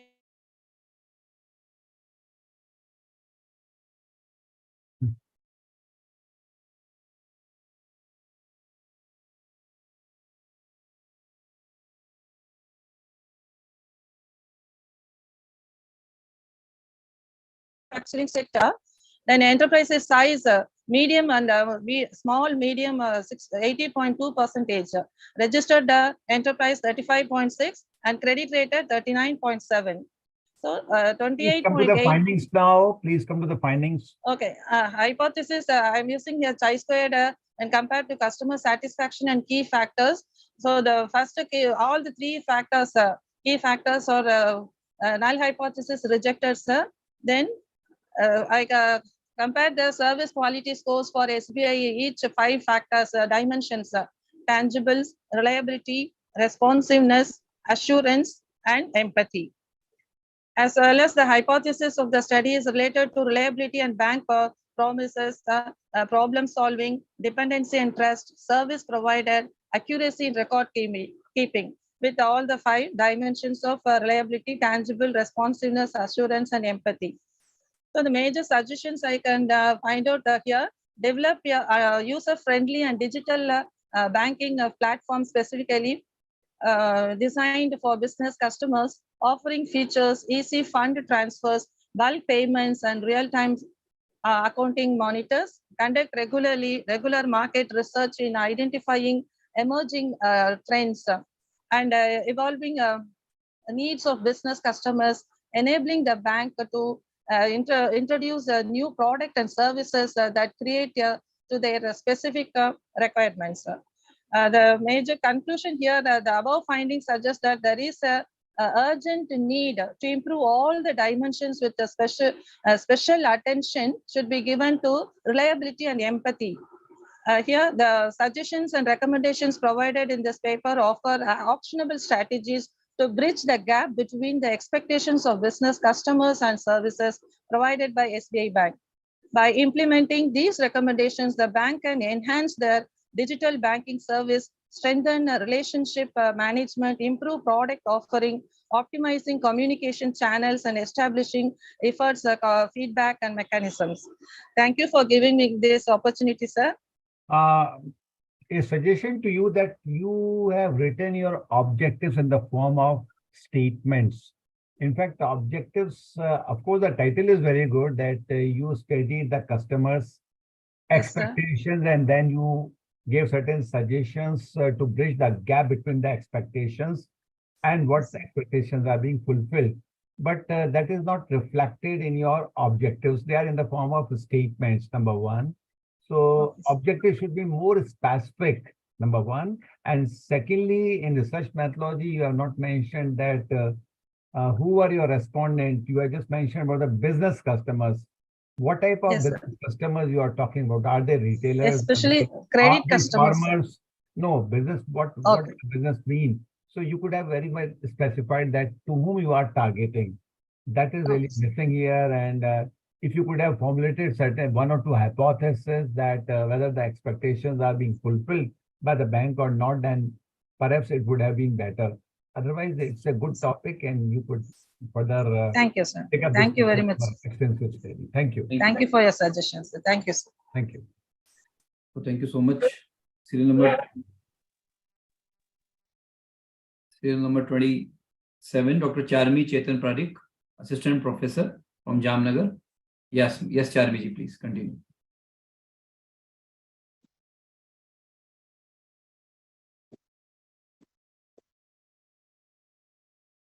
Hello, sir. Am I audible, sir? Yes. Hello, please. sir. Am I audible, sir? Okay. Yes, you are audible. Is the screen visible? No, screen is not visible. Okay. Our internet connection is very slow. Okay. Is it loading or should I start with oral presentation? Yeah, you may do oral presentation. No problem. Okay. Namaskar everyone. My name is Charmi Parekh, and today's my topic is a study of variables considered while investing in mutual funds with reference to Rajkot city. As we all know, mutual fund is one of the fastest growing investment preference. This paper tries to find out the most considered variables followed by other significant variables while investing in mutual funds. Mutual fund is an investment alternative managed by a fund manager that collects money from investors. You are not audible. Securities. In short, mutual fund offers various benefits of security market in uptime. Oh, am I not audible? Not clear. Hello, sir. Am I audible now? Clearly audible. Am I audible now, sir? Yeah, speak. Okay. After considering various websites and research papers, the researcher has found major variables which are considered while investing in mutual funds, and these variables are performance against benchmark,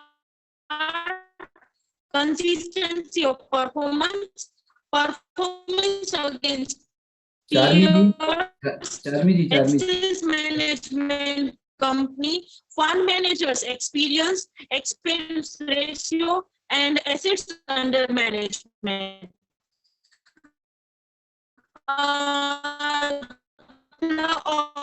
Charlie, you are not audible. You are not audible This to us. research paper is to get the idea about behavioral Charlie, you are not audible to us. investors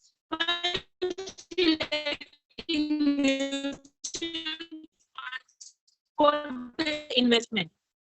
Yes, sir. You are not audible. Your connection is very slow. You are not audible to us. So no problem, Charmi ji. We have considered your presentation. There is no problem. It will be deemed. Thank you so much. Next presenter is student number 28, Mr. Sandeep Dash, from research scholar from Banasthali Vidyapeeth. Please unmute. Mr. Sandeep. Please unmute. Yeah, thank you. Thank you, Dr. Modi. Yeah, please. Good evening. I'd just like to share the screen, sir.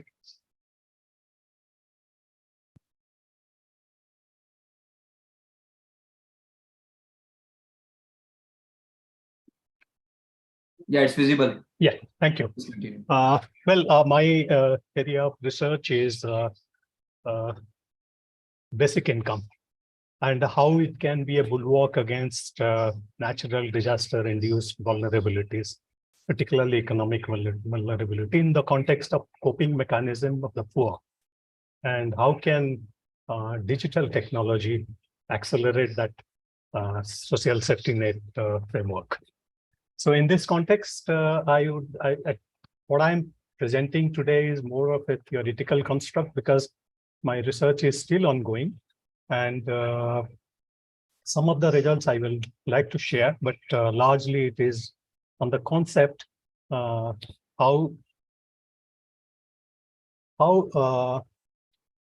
the basic income can be a very effective tool against disaster-induced vulnerabilities.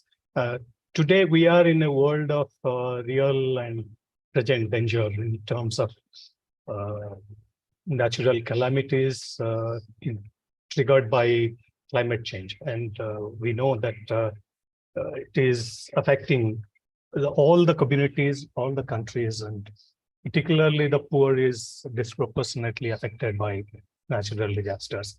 When India has been doing remarkably well on its in its war on multidimensional poverty, particularly, I mean, the very recent UNDP report says that 13.5 crore people have escaped poverty in the last 5 years. And the Niti Aayog report also substantiates that. There has been a sharp reduction, but in multidimensional poverty. But at the same time, India is a bundle of contradictions. As Joan Robinson said, anything you say about India, there is an opposite side to it. So when we are talking about 13.5 crore people coming above the poverty line, there are still 2.5 crore and 23 million people who are poor. And there is not only just poor in terms of economic capacities, but in terms of child stunting, unemployment, child nutrition, all those factors weigh down on policymakers how to handle. Please try to be very brief and concise. Yeah. This is our first slide. So just confined, since it's a theoretical paper, just confined to the conclusions. Yes. Well, climate change, the impacts have been very severe, particularly very recently when the monsoon has been the new normal, the erratic nature of the monsoon. The response of the government typically is to, first to save human lives, livestock, and relief in terms of the gas, kind, and medicines, building climate-resistant infrastructure and restoring supply chains, and to rehabilitate the displaced. But the policy interventions so far have been, conditional cash transfer, cash assistance by NGOs, private sector, and the emphasis on reaching caste to the ultra poor. We have seen that effectively doing very well in case of COVID, how the DBT framework was harnessed to reach out to the larger number of people in a very short time. But there are huge challenges in the context of DBT today. Targeting is one of the main issues because it's all based on verification, and there is a socio-political bias in addressing the poor and targeting them. Plus, there is an uncertainty about duration, quantum, and coverage of how much resource is going to come in what frequency. In that context, basic income plays a very important role. In fact, when it's very robust in terms of timeliness, frequency, duration, among the amount. It can be a climate smart targeting, because there will be, if it is universal, there will be no inclusion and exclusion errors. There will be very low cost of administration, and you can have vertical and horizontal coverage in no time, because in terms of reaching out to a larger audience and increasing the assistance, cash assistance given, income support given to the people. So these convergence can happen very quickly in basic income framework. Please try to be very, very brief. We are running short of time, please. Yes, I have tried to reach out in 3 disaster-affected districts in Odisha, Puri, Kendrapada, and Kalahandi. In fact, my research is still ongoing, so I will not be able to share the entire outcome of my research. But I have harnessed on the programs of Kalia and PM Kisan. Kalia is an income support scheme of Government of Odisha, which kind of gives assured income on a quarterly basis. So is the PM Kisan, which is given to the farmers and irrespective of their landholding size. Looking at the policy framework, the ecosystem, Government of India has come out with a climate policy, and basic income has been talked about in economic survey of 2016-17, where the economic survey contemplates that if we pay 7,600 rupees per person, it will cost about 4.9% of the GDP and reach out to 75% of the population. If you exclude the 25% reach, who should not be availing of this subsidy. This in theoretical term, in fact, in empirical term, it works out that little more than the subsidy we please spend. Please conclude now. Please conclude. Yeah. So the subsidy on food, fuel, fertilizer, all that will continue, but there are a large number of government welfare schemes where every time a new scheme is announced, some token provision is made, and then administration of that scheme becomes a costly affair. It adds to the silo effect of the governance system and creates more bureaucracy, and the limited resource available with the government gets dissipated. That is why it is perhaps now time to subsume all this and come out with a more predictable and quantifiable income support program, which will be unconditional, because disasters particularly affect everybody. And all those who have come above the poverty line can very quickly revert to below poverty, because they lose their livelihood, their asset, their livestock, and even the basic property. So to reconstruct, while government focuses on infrastructure, bringing these people back into livelihood, reskilling them, or giving them an opportunity to start a new business. That is what my findings are coming out from the people, 600 odd households I have interviewed. And everybody feels that. Your time is over now. Please, time is over. Yeah. Thank you. Thank you. Mr. Das, a strong recommendation to you that please change your title, because it is running over in lines. Almost lines are there, and even the Inspira journals cannot publish with the same title that you have given. Of course, it's a good study and you have collected a lot of information. So we prefer the research-based article. And anyway, you can just thoroughly edit your research paper at this article and then send it back, because you'll agree with me that title is very, very ambiguous and vague, and it is very, very lengthy. Okay, I'll change that. Yes, I understand that you are a research scholar, but next time just take a few aspects and gather the data. We always prefer the empirical-based study. Thank you. Yeah, Professor. In fact, I plan to come out with one more detailed paper on my data. I'm still analyzing the data. That's Are why you I in the couldn't Department of present, Economics share. there in Manasali Vidyapeeth? Yes, actually, I was a civil servant and I work with the World Bank now. Okay, So that's I'm wonderful. doing my, in fact, In which department you are in Manasali Vidyapeeth? in economics, sir. Okay, fine. Yeah, yeah, I can make out it. Thank you. Thank you very much. Thank you. Thank you very much, Mr. Sandeep. You can send your revised paper, okay, by changing your title. Yeah, sure. I will. Thank you. Thank you so much. Next presenter, she's number 29, Dr. Gayatri MP, Faculty in Commerce from Ballari. Actually, we have received from all parts of the country. Yes, Mr. Dr. Gayatri Yes, MP. sir. Yes, sir. That is the USP of Yes, sir. IRA, that we are getting Sir, every part. every corner of the country, every time. Yeah. Yes, Dr. Gayatri, please continue.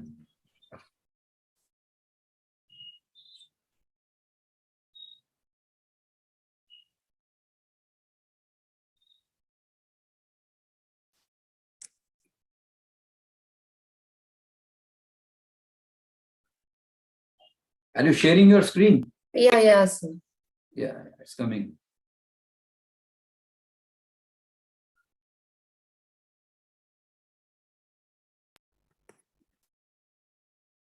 I don't know why today everyone is facing problem.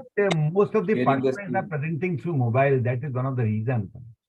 Yeah, yes, People yes. using their laptop or desktop. Yeah, through their laptop. There are always problems by be present through easily.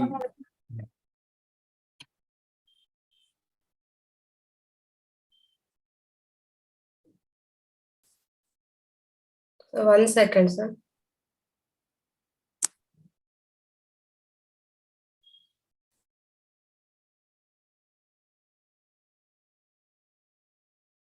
Sir, is my screen visible, sir? Yes, it is. Yes, it's now Good evening, everyone. I'm Gayatri MP, and today I'm presenting on the title UPI in Driving Financial Inclusion in India, an empirical study. This is the outline of my presentation.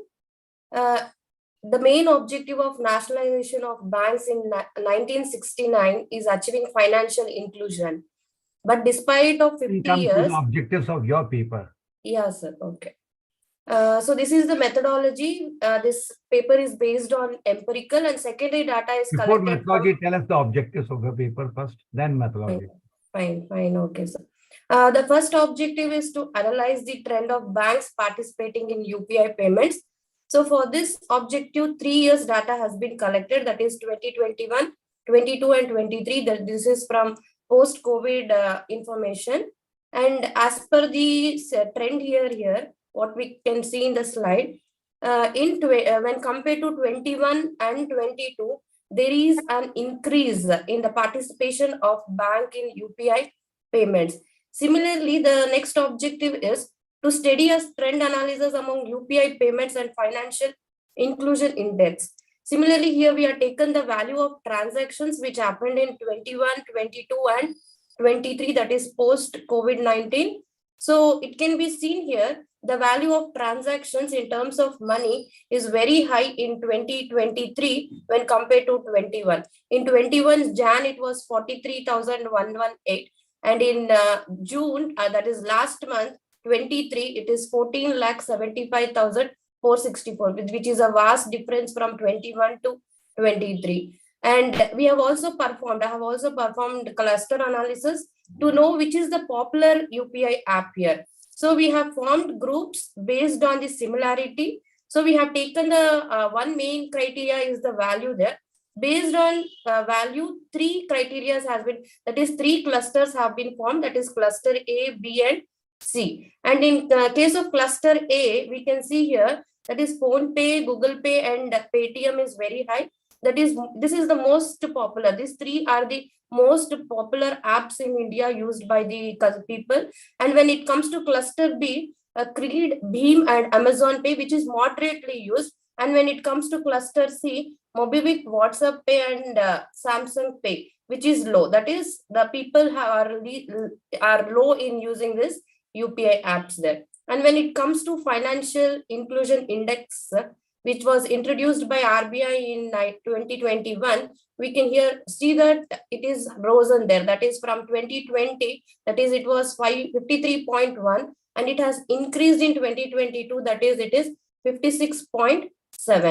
And when it comes to top cities and states which uses UPI, Maharashtra is the first state to have large number of financial inclusion or usage of UPI, followed by Tamil Nadu, Karnataka, Andhra Pradesh, and Kerala. And when it comes to cities, Hyderabad is in the top, followed by Bangalore, Chennai, Mumbai, and Pune. And this research is completely a empirical based research where data has been collected from the secondary source there, that is from RBI Bulletin and NPCI, that is National Payment Corporation of India. And two statistical techniques are used, that is trend analysis and cluster analysis. And SPSS 20 is being used here. Conclusions, please. Yes, sir. So when it comes to conclusion, the main objective was to see whether is UPI stimulating financial inclusion in India. And we have found that UPI transaction as well as values in term of money and number of banks has increased from 21 to 23. It is also found that financial inclusion in India is improving, and UPI is playing a significant role in it, and it is a major component in digital payments in India. Thank you, sir.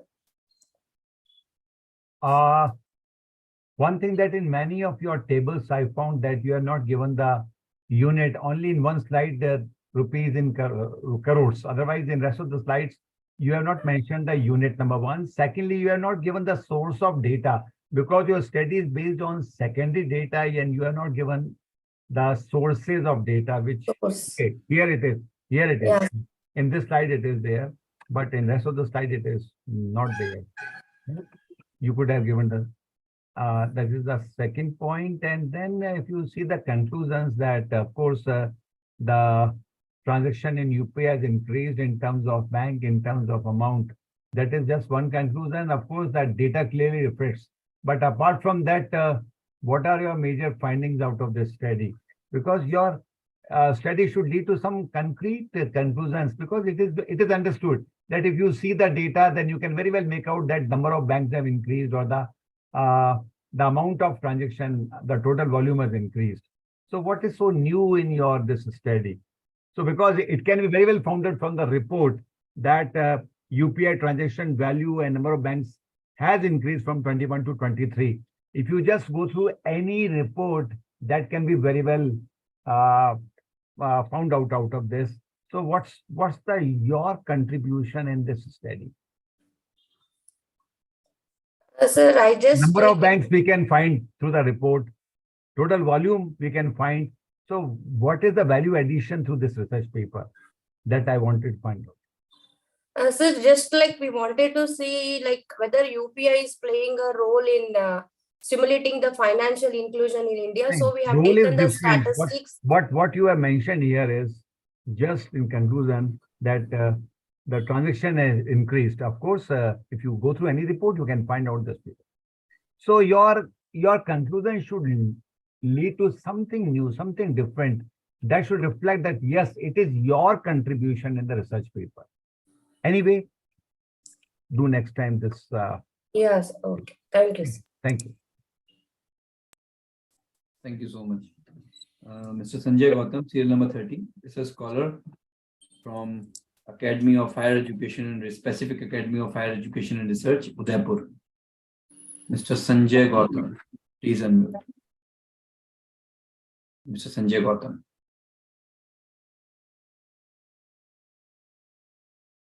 Mr. Sanjay Gautam, please unmute.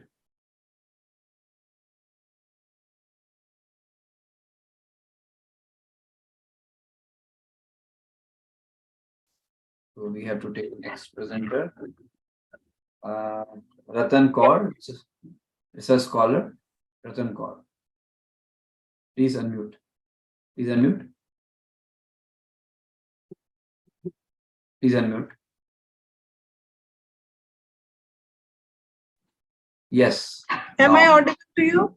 Yes, you are audible. Please continue. I would like to share my screen, sir. Serial number 31, sir. Serial number 31. She is a research scholar from Om Sterling Global University, Hisar.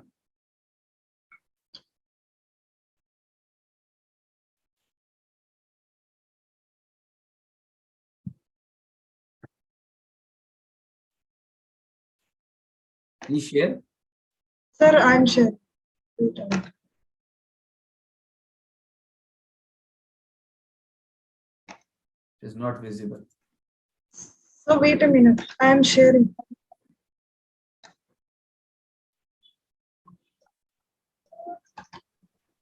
Yeah, it's coming now.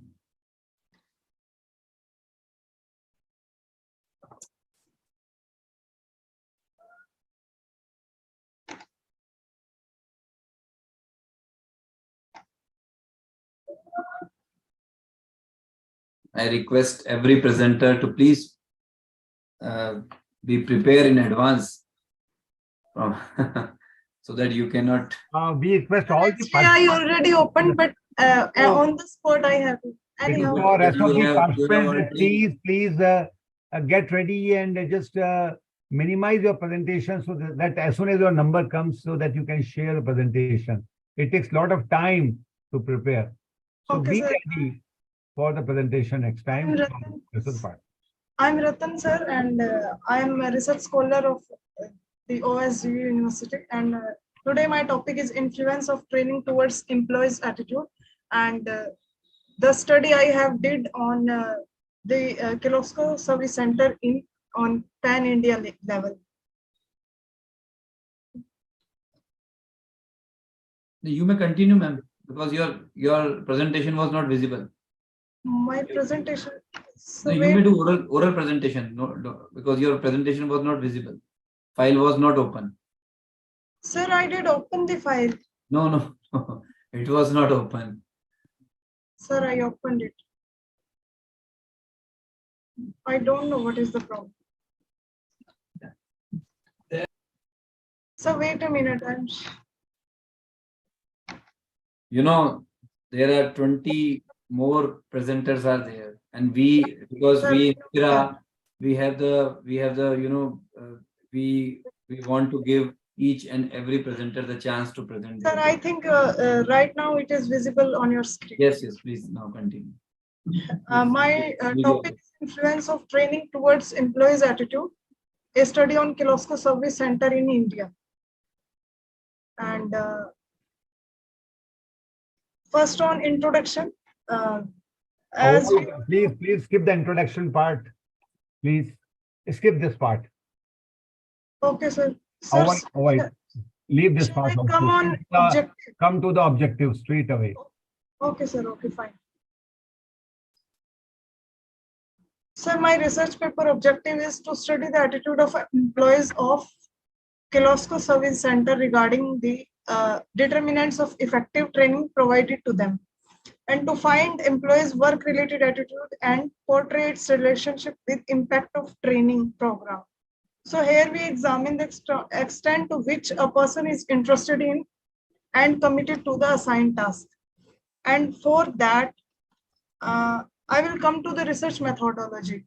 And here I use descriptive and exploratory method for the research. And for sample design, I used to collect the 400 service engineers data for 400 service engineers data for my study. And the sampling technique I used to here is stratified sampling, which is proportionate to the zone, right? And for the data collection, I used to do a Google form questionnaire, because on pan-India level, it is the best way to collect the data. And statistical analysis. For the statistical analysis, I use one-way ANOVA is used for there. Right. And for my hypothesis, there is independent and dependent variable. For independent variable, there is mainly 3 determinants, that is enhancement of excellence, effective delegation of authority, and personal development. And there are total 13 factors which I use to do in independent variable. Then is dependent variable. Dependent variable here is employees' working performance. here is my table for that statement I used to do with the service engineers, and that statement which I used to do in my study for analysis, right? So there is like first question, impact attainment of individual objective, and I used to here is Likert scale, right? So you that may is scroll, okay, you may scroll these data slides and come to the conclusion. Just quickly scroll the slides and come to the conclusion part now. Yeah. okay, sir. I will come to the analysis. Yeah. Because it may not be possible to explain everything here. Okay, sir. Okay, sir. I'll come to the. Yeah. For the testing of sampling, there is KMO test, and point, if it is above 0.6, then it is good for study. And my result was 0.964. That means it is good sampling questionnaire. And there is significant value 0.001, which is less than 0.05. And now the hypothesis testing, my null hypothesis is there is no significant difference between the attitude of employees regarding the determinants of effective training provided them. And alternate hypothesis is significant difference between the attitude of employees regarding the determinants of effective training provided to them, right? For that, I used to do one-way analysis of variance, and there is 3 groups I used to do, and each 400 is divided between the 3, and there is result of the conclusions now. Sir, I'm coming. Yeah. I'm coming on that part. Yeah. Scroll the slide.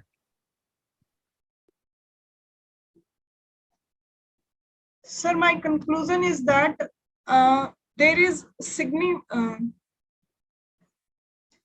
significant relationship between the training which is provided to the employees and their attitude on the working performance. So here is written there, this study examined the evaluation framework of impact of training, employees' work-related attitude. The finding also reveals that impact of training has positive relationship with the level of enhancement and delegation of authority and personal development of the employees. After analyzing, it is said that the training has significant impact of employees' working attitude that gives influence on working performance, and enhanced skill is competitive advantage for organization that makes an organization competent in highly competitive market. This is because through training, the attrition rate will be low, which will result in highly productivity, and that will motivate employees to perform enthusiastically. Okay, thank you. The only suggestion to you that instead of using this word attitude here, because later on you talked that it has significantly impacted the employee's attitude towards their work. So instead of using the word attitude, if you would have used the word behavior, that would have been more appropriate. That is, after the training, the employees have changed their behavior, because attitude doesn't serve any purpose unless there are behavioral changes. There is You're not audible. I'm not audible. Yeah, now it is coming. So instead of attitude, ultimately it should lead to the behavioral change. It should reflect at their workplace and their behavior. And I believe that as per your study, there is a behavioral change also. So you can change the title accordingly. Thank you. Okay, sir. Thank you, sir. Next. Yeah, next, Riya Manchanda, please unmute.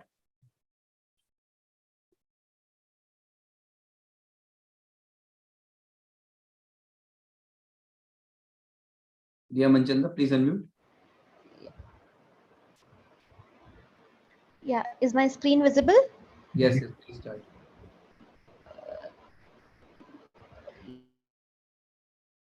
It is not now. It is not now. Please unmute.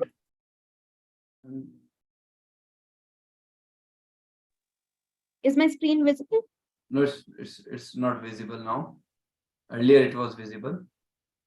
Let's share it once again.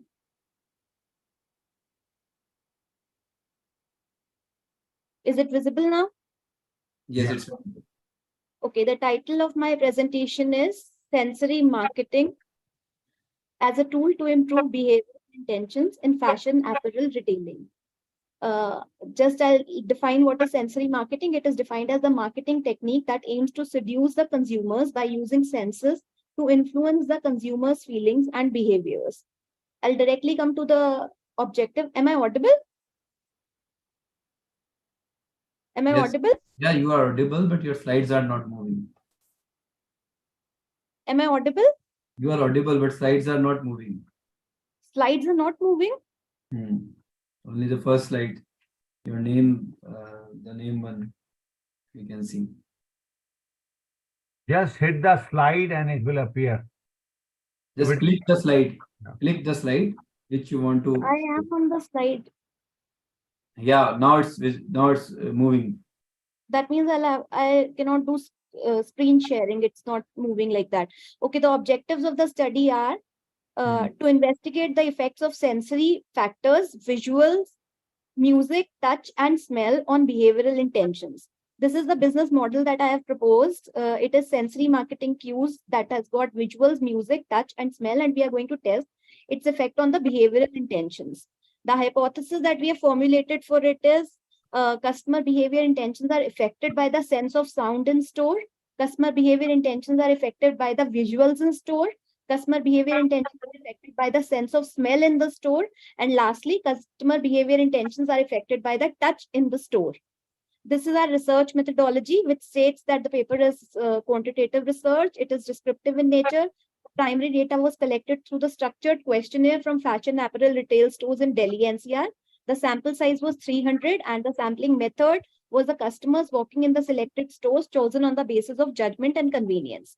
We checked the reliability of the instrument as well, and the Cronbach alpha came to be 0.82, which was well above the threshold level. Data analytics was done using the descriptives were done using the SPSS version 22, and final hypotheses were tested by PLS SEM version 4.0. Data analysis, this is the Cronbach alpha for all our constructs, behavioral intentions, music, sight, smell, and touch, composite reliability, and we also tested the validity as well, the construct validity and the discriminant validity. AV was calculated to check that, which was well above the threshold level, and the Forner and Lacker's criteria was checked to check the discriminant validity, and it was also well conducted. Come to the results now. Results. Yeah, this is our model that we conducted. This is our measurement model, and this is this has a well fit. NIFI value was 0.867, which was considered well above the threshold level. So there was a good model fit as well for the model proposed. These are the hypotheses that we checked. And we can see in the table that all the hypotheses H1, H1, H2, H3, and H4 had they were less than significant level, and they are well supported.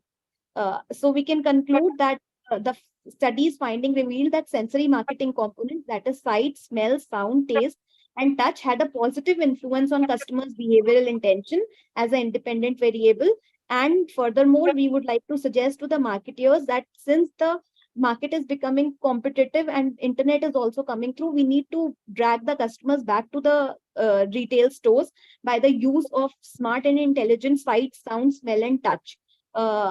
So the managers must take into consideration to look forward to these factors being used in their stores effectively.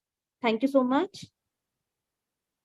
Indeed, a good presentation by you, and you have done a good research work also. Thank you so much, sir. Thank you. Just think of redrafting your title, research title, make it more attractive, and there should be some direct, maybe the role or the impact of sensory factors in marketing or like that. Make it a bit attractive. Otherwise, you have done a good research. Thank you so much, sir. Thank you. Well appreciated. Well appreciated. Thank you. Thank you so much. Yeah, thank you. Serial number 37. Ms. Sumanjit Kaur, you want to present your paper? Please unmute. Yeah, please continue. Very good evening. Am I audible? Yes, you are audible. Thank you. If your connection is slow at your end, you can off your video. Yeah, sure, sir.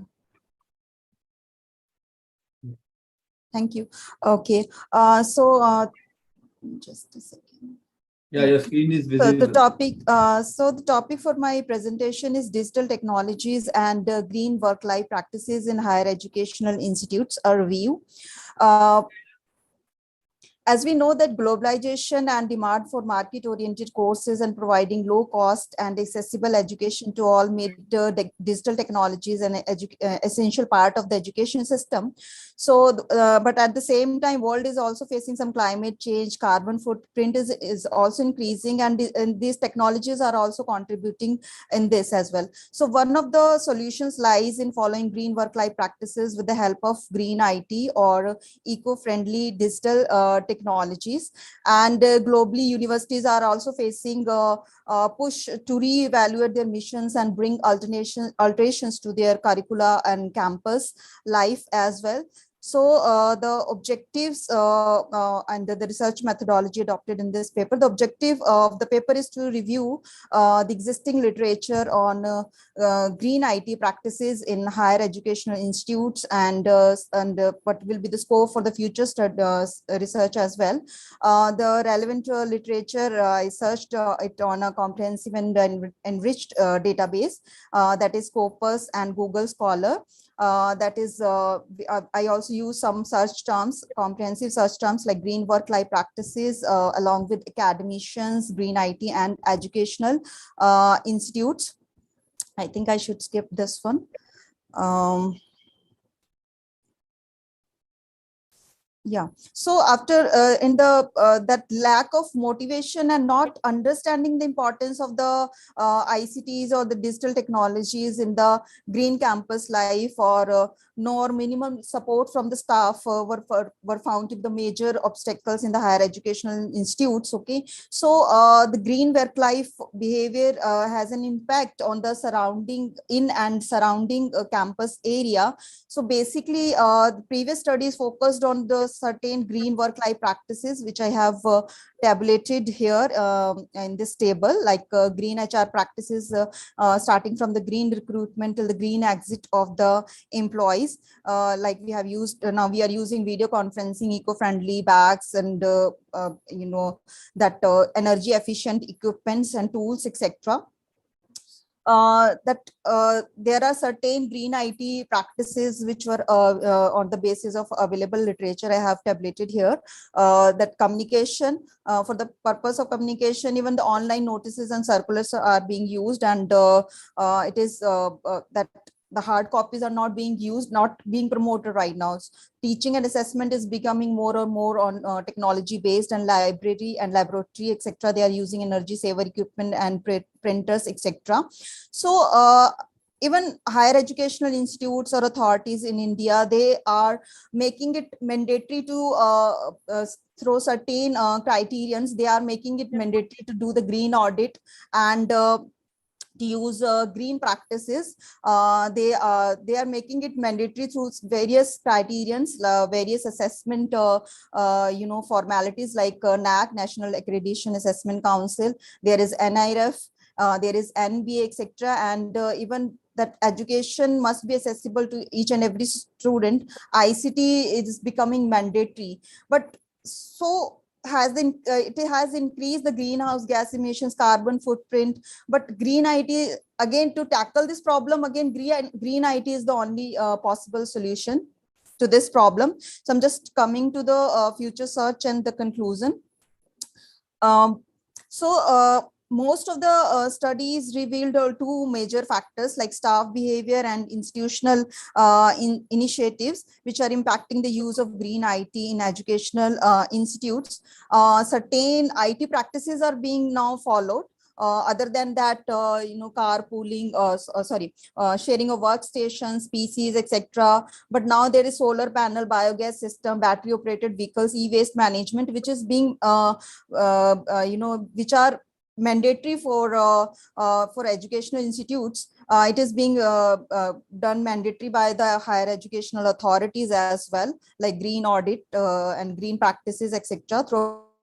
proper channel, but what is the impact of these on the educational institutes, and how work-life practices can be utilized for the implementation of these in the educational system is not being researched thoroughly in the previous studies.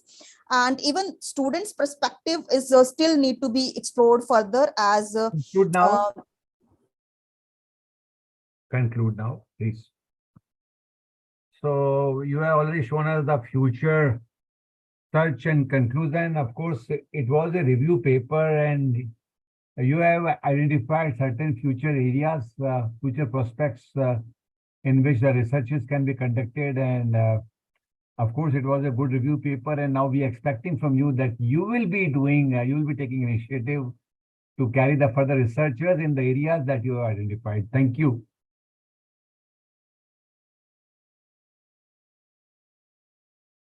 Thank you.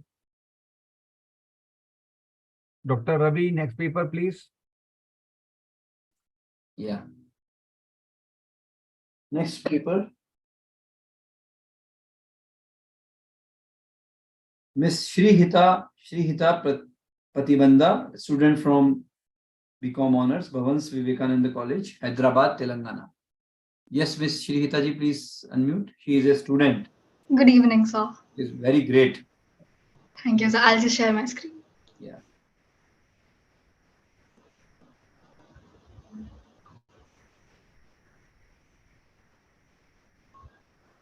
Yes, your screen is visible. Okay. Yes. Good evening to one and all present here. Firstly, thank you so much for such a great learning platform. My name is Shrihita. I just entered second year of my undergraduation degree in commerce. My area of interest lies in examining the role of social awareness in building a leadership mindset among college students like me. When it comes to leadership, I don't think we can define leadership in one particular sentence, but we can definitely talk about key component. One such is social awareness. As Dr. Jolly Sahni ma'am rightly mentioned, that after the COVID pandemic began, there has been a surge in the number of people suffering from anxiety and depression. And other reasons like the rise of social entrepreneurship, the interest of entrepreneurial fests in students, colleges, and institutions are few of the reasons why this particular research I think is very necessary especially in UG colleges. Coming to the objectives due to time constraints, I wanted to test if there is any effect of academics of students on the leadership skills of them, and the association between gender and leadership, and the impact of the number of leadership positions on social awareness of students. So I have collected primary data of 246 college students through a questionnaire, which included 5 main factors of social awareness that determine a student's leadership mindset. I've used SPSS for analysis of the data. So these are the 5 factors: vision and communication, basically making the right eye contact, wearing bright colors, decision making, which is managing your own emotions and taking the right decisions for the right time, empathy and relatability, being empathetic, being a shoulder to a friend in need, reciprocating to a situation really well, active listening and curiosity, which is not looking anywhere else while we are talking to somebody else, seeking unlearning as a part of learning, open-mindedness and self-reflection, which is understanding the fact that a person's reaction to a particular situation does not define their character and not judging them based on anything. So I have gotten 3 key findings by this research. The first one is that I found out that there is no effect of percentage on leadership.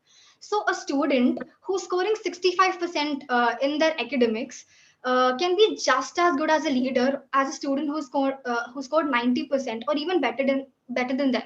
So colleges and faculty members can actually encourage students despite the student being not very great at academics or not, encouraging them to take part in club activities, etc. The second one, that females have a better leadership mindset. Now, considering that India is a country that encourages women empowerment, it is a great point. But I observe this one thing, that male students weren't as actively participating in activities as the female students. So I think especially in departments like the fine arts and decoration in events and colleges, male students should be more encouraged, because it is generally assumed that female students are better at such departments. This will definitely increase the number of male students having a better leadership mindset. The third and the last key finding is that the students who take up more number of leadership positions have better social awareness. For example, a student has taken 3 leadership positions. Their social awareness would be greater than a student taking up 1 leadership position. So this tells us that institutions should actually encourage students to take part more, despite of their academics, their percentage, or their gender. This is honestly a great topic according to me, because as rightly mentioned by Dr. Anukriti ma'am, it's time to re-evaluate ourselves and know how well we are socially aware, and thereby creating a good impact to the society that has given us everything. Thank you. I'm really impressed, Shritha, by your presentation. You being the student, just second year honors, you have presented this so well. In fact, the topic, the content, the way you presented, I'm really impressed by this. Thank And you so I much. want to have the comments from Dr. Aarti also this time. I actually wanted to request you to give me an opportunity to speak about I was her. wondering about She's it. such a young student, probably only 18, 19 years of age, Yeah. and she presented it so well. At your age, we did not know hour of research, and so beautifully. Yes. And sir, one more thing I noticed, she Yeah. mentioned Dr. Jolly Sani. That means she was listening to all the speakers so diligently. Yes. So she's so committed also. Very So- nice, very nice. so, That means a lot, ma'am. Thank you so much. Really. Keep on She's a credit goes to my keep senior on who has been correcting helping. paper, Shritha. Keep on doing some piece of research. Yes, sir. You have a Definitely. very good potentials, and one day you will become a good speaker like our Dr. Aarti also. Hopefully, sir. Definitely. I'll keep working. Thank you. Thank you so much. Wonderful presentation, Shreeta ji. You Thank you so much, sir. definitely win something. Thank you so Tomorrow, much. please join tomorrow's valedictory. Okay. Thank you so much. It means a lot to me. Thank you so much. For the next presenter,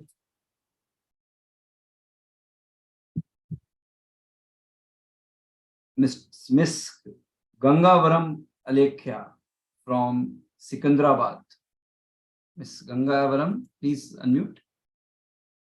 She is also a BSc from Bhavans Vivekanand College of Science, Humanities and Commerce, Sikandrabad. Miss Gangavaram Alekhya. Are you there, please? Hello? Miss Gangavaram? I think again some connection problem is there. Yeah, he's not there. Yeah, he's trying to come up, but some problem is there. Yeah, the next presenter, serial number 41, Mrs. Prachi Malik, research scholar from Apex University, Jaipur. Ms. Prachi Malik, please unmute. Yeah, please continue. Am I audible now? Yes. Yes, you are. A very good evening to all the eminent dignitaries and research scholars present over here. I am Prachi Malik, PhD research scholar at Apex University, Jaipur. First of all, I would like to express my gratitude towards the panelists and organizers of this conference. Due to time constraint, let me just share the screen right now.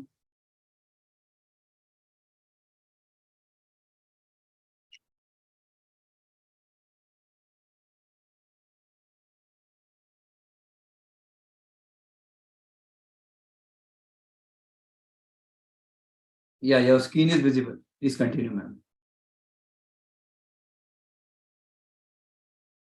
So my today's topic is transforming India by embracing cashless economy. So coming to the introduction part, what is cashless economy? As we all know that money is the fundamental need of an economy. In a country like India, it is a fact of no doubt that it is an immensely cash concentrated economy. With the change in time, a new term is introduced, which is cashless economy. So it is one where debit, credit, and prepaid payment instruments are used to facilitate economic transactions rather than relying on notes, coins, or other tangible forms of money.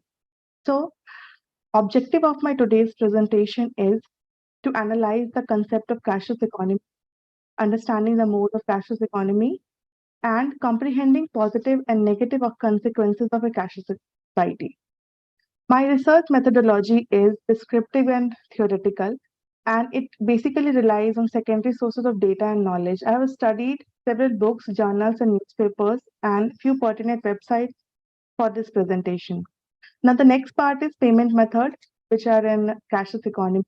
The number one is mobile wallet. In India, one of the most popular payment method is mobile wallet. It is basically a virtual wallet available on your mobile phone. The next is plastic money. Plastic money, for example, it is prepaid credit and debit cards. And the last one is net banking. It does not involve any wallet, or it is simply a method of online payment in which transfer of funds from one bank account to another bank account is done, such as NEFT, RTGS, and IMP. Coming towards, there are aids given by the government over years for developing a cashless economy. Number one, as we all know, that demonetization. The main objective of demonetization was to reduce the amount of black money, but it also pushed India towards becoming a cashless society. After the announcement of demonetization, there was a significant increase in the payment application. The next one is UPI. UPI has greatly aided India's transition to a cashless economy by simplifying the payment process. Users of UPI may conduct transactions using various bank accounts through a single mobile app.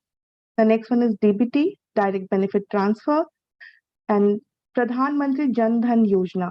It was conducted in 2014. The policy had an aim of getting a bank account for every household. This scheme ensures access to a range of financial services like availability of basic savings, bank accounts, access to need-based credit, insurance, and pension. The last one is Ratan Vatal Panel of Digital Payment. The panel was headed by the former Finance Minister, Mr. Ratan Vatal, and was constituted in August to suggest various ways to encourage India's movement towards the cashless economy. Coming towards the advantages of cashless economy, there are many advantages. I have listed a few. Please skip this slide and come to the conclusion now. The time is over. Sure.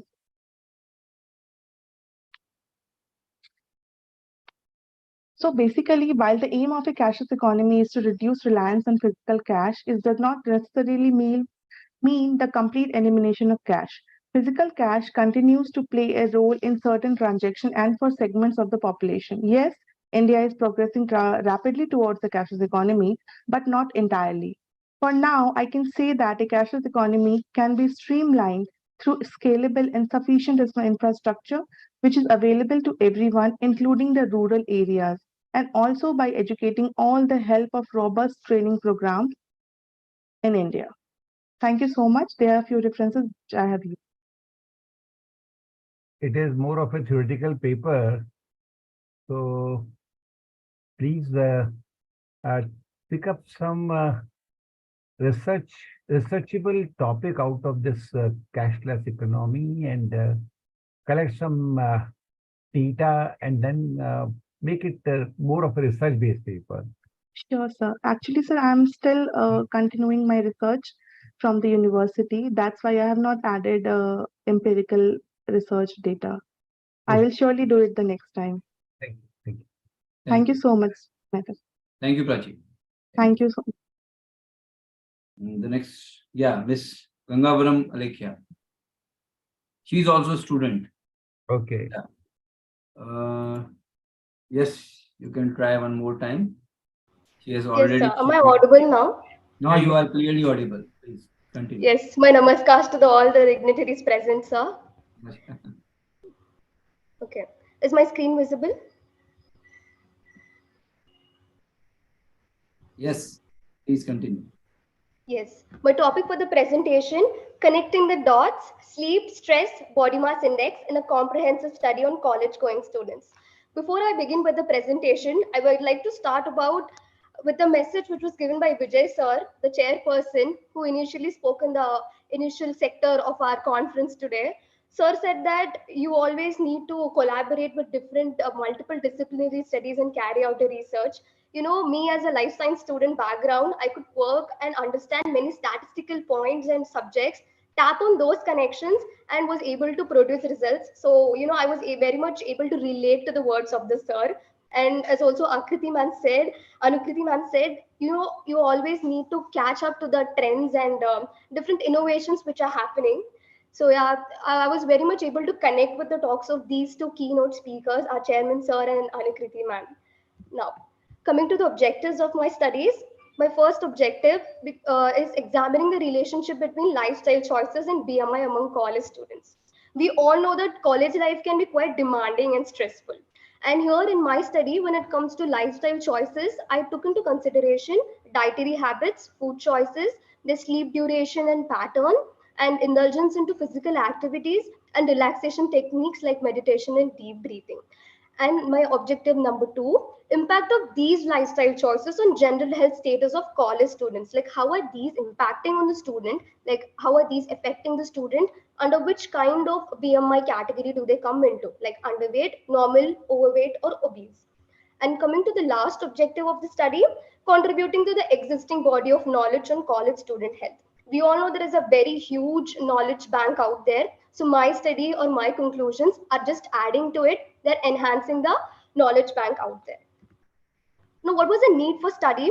Health concerns among students, as we all know, previously the stress and depression all were very common among people in their 40s and 30s because of the workload. But now we can see even 10th class students complaining that I am having stress, I'm having depression. So all these rising concerns among students and rising rates of obesity and chronic diseases, it's a known and established fact because even WHO said that the obesity levels have been tripled since last decade.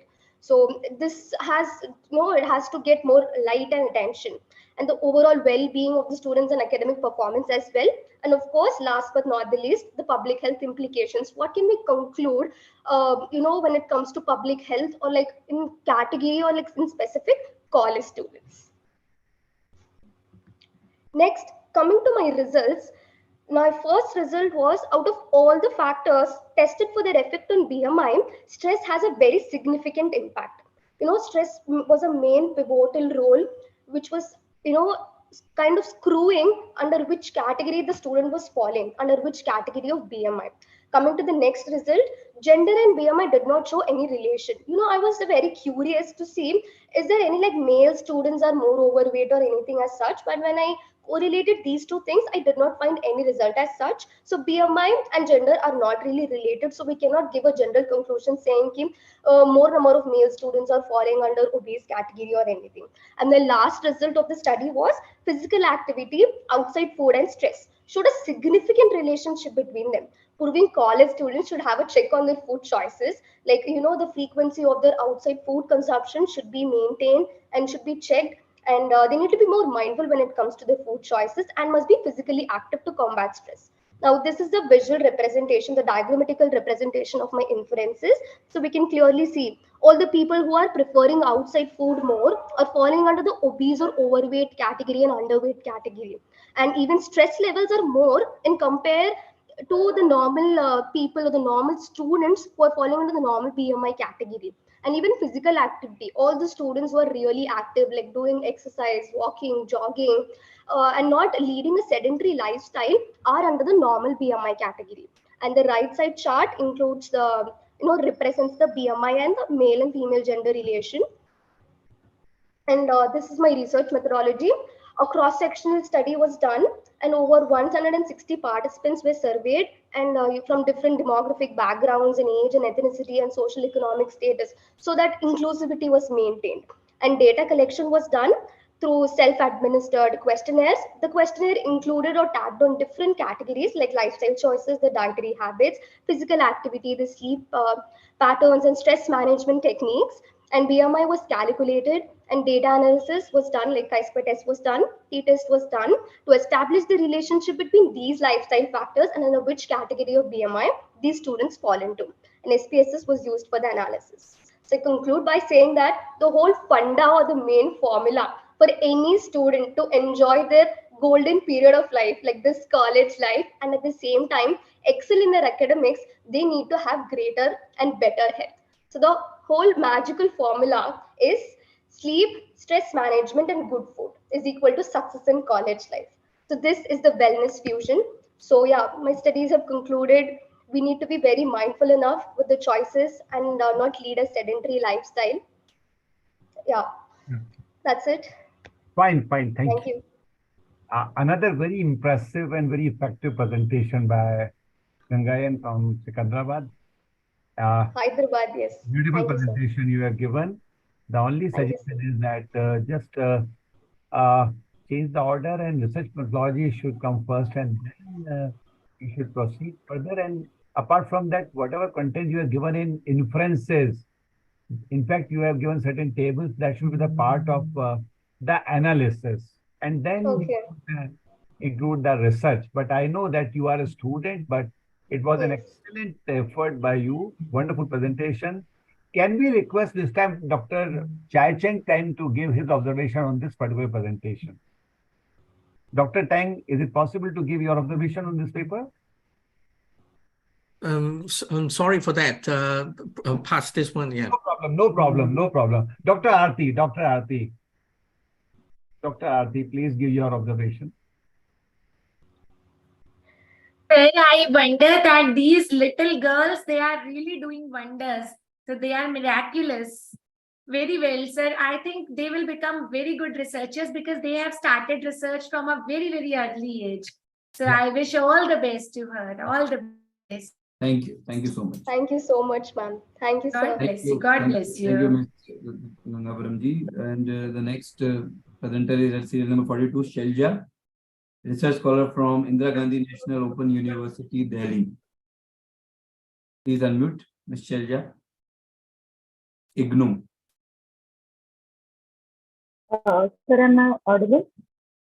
Yes, you are audible, but your presentation is not visible. Now it's coming. Sir, is it visible? Yeah, please continue. So, a very good evening to one and all. I'm Shilja. I'm a research scholar at School of Management Studies, IGNOU. The topic of my paper is Role of Sponsorship Disclosure in Influencer Marketing, a Literature Review. So, basically, there are two terms that need a brief description. The first is influencer marketing, and second is your sponsorship disclosure. The influencer marketing refers to how the marketers are using the social media influencers to promote their brand. So marketers are using the social media influencer to promote their brand. This process or this concept is your influencer marketing. Secondly, if we talk about the sponsorship disclosure, there has been a remarkable growth in the influencer marketing by social media influencers, but several organizations have also criticized this method of advertising for the prospect of sponsored brand endorsement concealed as unpaid posts. So there is a confusion among the consumers that they consider the sponsored post as a genuine review by the social media influencer. So now there are various organizations that have clearly issued the guidelines to explicitly disclose about the sponsorship disclosure. Coming to the objective of the study, the objective of this particular literature review is to consolidate the literature in the field of the sponsorship disclosure in influencer marketing domain and explain what has already been done and what can further be done in the domain. For this particular literature review, I have gathered the articles from the Scopus database. As you all know, that the Scopus is a very well-known very well-known database for the commerce and management people, and it has very prestigious journals among Scopus. I have categorized my literature on the basis of authors, titles, years, source titles, findings, and other things. These are the few of the literature that I have considered. Coming to the discussion portion, research in the domain is increasing year by year. Through the analysis, it was found that the studies in the sponsorship disclosure domain in influencer marketing are flourishing, mainly in the developed countries, for example, in US and Canada. And the developing countries are far lagging behind. Secondly, results show that researchers are skewed toward the empirical paper with very few conceptual papers. They are testing the existing theories and not putting efforts in rebuilding the new theories. Third is persuasion knowledge framework is the most explored theory in this domain, and researchers examine how consumers generate knowledge of persuasive attempts through sponsorship disclosure. Next is another explored theory is source credibility model, which explains that communication source is highly persuasive when it is credible, and a source to be credible, it should have three characteristics. First is trustworthiness, second is your expertise, and third is your reliability. Next, most of the studies have considered adolescents in the sampling domain, and other types of the consumers are generally ignored. Last, prior studies on characteristics of the sponsorship disclosure, that is position, time, duration, and type. Please. Conclusions. Yes, sir, I'm just coming to it. Prior studies on characteristics of sponsorship disclosure, that is position, timing, duration, type, have provided specific valuable insights to the marketer. However, there is still some ambiguity regarding the effectiveness of the disclosure at a particular position on screen, top, bottom, middle, and its duration and its type. This is the word cloud of all the literature. We can clearly see that the most prominent keywords in the literature found are sponsor, disclosure, influencer, Instagram, as the Instagram provides a suitable atmosphere to showcase the product. Coming to the co-citations, I have created the co-citation map using the WordSphere, and co-citation map of the references mentioned by the articles in review corpus. It basically explains the pattern of referencing of the work and how common papers are cited together. So we can clearly see there are the three clusters, and these three clusters clearly explain one how the red papers are cited together, how the blue notes are cited together, and how the green notes are cited together. Coming to the your future direction.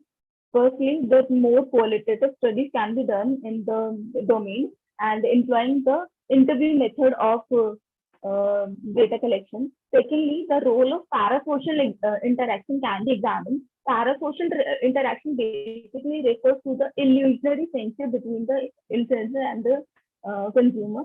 Third is effect of sponsorship disclosure via actual influencers, and how it is different from the virtual influencers. This can be done, and other theories apart from the source credibility model and knowledge perspective model can be explored. These are the few references that I have used in the literature. That's all from me. Only observation is that you should have given the methodology part also somewhere in any of the slides. I have not seen the methodology, how you proceeded with this research, that you have not mentioned. Otherwise, as far as the presentation is concerned, it is very good, and I like the quality of slides also. Thank you so much, sir. Sir, I have mentioned the methodology part in my paper, but not in the slides. It is missing in the slides. Otherwise, it's a good presentation. Thank you. Okay. Thank you, sir. Thank you so much. The next presenter, serial number 43, Ms. Priyanka Patel, research scholar from Gujarat Technological University, Gujarat. Please unmute. Priyanka Patel.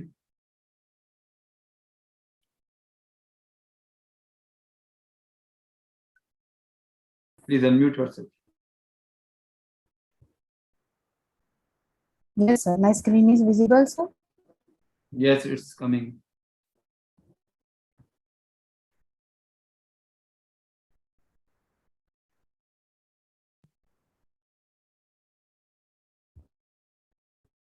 It is taking too much time. Okay. Good evening to all. Today my okay. My voice is visible, sir? Yeah, please continue. Your voice is visible. Okay. Okay. Good evening to all. Today my topic is an examination of individual investor investment behavior using the TPV model, a systematic literature review. TPV model explain TPV model is theory of planned behavior model, and it is explained by HZN in 1985, and it is individual decision making process. In TPB model, there are only 3 variables, that is attitude, subjective norm, and perceived behavior control. Now, my research objectives are to analyze the TPB attributes that have an effect on the investment behavior of investor. Second is to explore the mediating and moderating variables of TPB model. And third is to provide an extensive review of studies conducted for investors' behavior. My research methodology is secondary data. Sources of data is secondary data with using all the e-journals and research databases. So for this topic, I analyze total 95 to 100 research paper and prepare a detailed Excel sheet for that, which includes the name of the author, title of the research paper, then all the findings, research methodologies, conclusion part, what are the citation of the research paper. Here I include some of the research papers out of there. From my study, my major findings are that several other factors also which affect the investment behaviors, like religiosity, past behavior, financial literacy, risk propensity, financial habits from parents, financial socialization, and also some past studies have shown that some demographic factors like age, gender, education, marital status also play an important role in the behavior of investors. Then many studies have shown that one of the variable of TPB, that is attitude, has been also moderated by some other psychological factors like overconfidence, optimisms, and herding behavior also. And also one variable, that is psychology of risk, is also moderate between the intention and actual behavior of investor. So overall, the theory of planned behavior holds utmost significance in the examination of investors' behavior, with numerous researchers adopting this framework. But several authors have extended this TPB model by incorporating additional variables to better forecast the investor's actual behavior. So overall, I conclude that theory of planned behavior with extended variable provide a resourceful framework for accurately predict the investor's actual behavior. And I added some of the references for that. Thank you. Yes, sir. Just a minute, please. Yeah. You have reviewed papers, as you have mentioned that more than 100 papers have been reviewed. Yes, sir. What research gaps you found after reviewing all these papers, so that you can give certain areas where the further researches can be done? Sir, research. So right now I'm doing research in Gujarat, right? So in Gujarat, with the use of TPB model, there were many few research have been done with the use of this model. Most of the times they are using some or 2 or 3 variables and they are identify the investor's behavior. But with the use of TPB model and some mediating and moderating variable associated with the TPB model, very few studies have been done in Gujarat region. So my study is totally focused on that part, sir. That's true, but where are the research gaps now? Sir, that is my research gap, that I add one or more variable to the TPB model, and also some from intention कि मैंने intention बना लिया है, but when it comes to actual behavior, there is some factors also that will affect to the actual behavior of the investors that have not studied before yet now. So my research gap is I add mediating and moderating variable to this model and add very detailed study on that. Okay, so you have identified certain factors also, you know? Yes, sir. Okay, okay. Yes, sir. At the end of your research paper, you could have mentioned these variables that you could identify it. Yes, sir. And new research model I have developed, sir. Okay, fine. Thank you. Thank you. Okay. Thank you so much, sir. Thank you, Ms. Priyanka. Yes. Next presenter, senior 44, Tashi Lungtan Ki, PhD scholar, Rajiv Gandhi University from Arunachal Pradesh. Please unmute. Tashi Lungtan. Good evening, everyone. Yeah, good evening. My camera is not working properly. I beg your pardon for this. No problem, please continue. Is my PPT visible? Yes, it's visible. Please continue.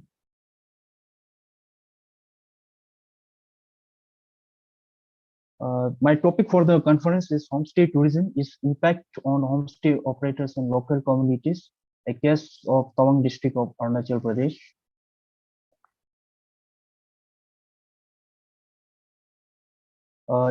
Tourism has been regarded one of the fastest growing industries in the world. It has contributed 10.3% of GDP to global economy in 2019, but declined by 50.4% in 2022 to novel coronavirus. Homestay is amalgamation of tourism and recreation, which was started as a holiday concept in Europe in the late 70s. A different concept of homestay in different countries, like United States, agriculture; in Canada, cultural homestay; in Australia, farmstay; and in Indonesia is known as cultural homestay, leisure homestay. The objectives of the homestay, the objectives of the study is to examine the socio-economic impact of homestay tourism on homestay operators. And second is to study the perception of local community towards the homestay tourism industry. Methods and methods. The study is descriptive and analytical in nature. Both primary and secondary data were used. The study was conducted in Tawang district of Arunachal Pradesh during the month of January and February 2023. Judgment sampling technique has been used to design the sample. A total of 50 homestay operators out of 60 registered homestays and 50 local residents were selected for the study. And primary data was collected through a well-structured questionnaire, and secondary data were collected through the State Tourism Department, published journals, reports, internet, etc.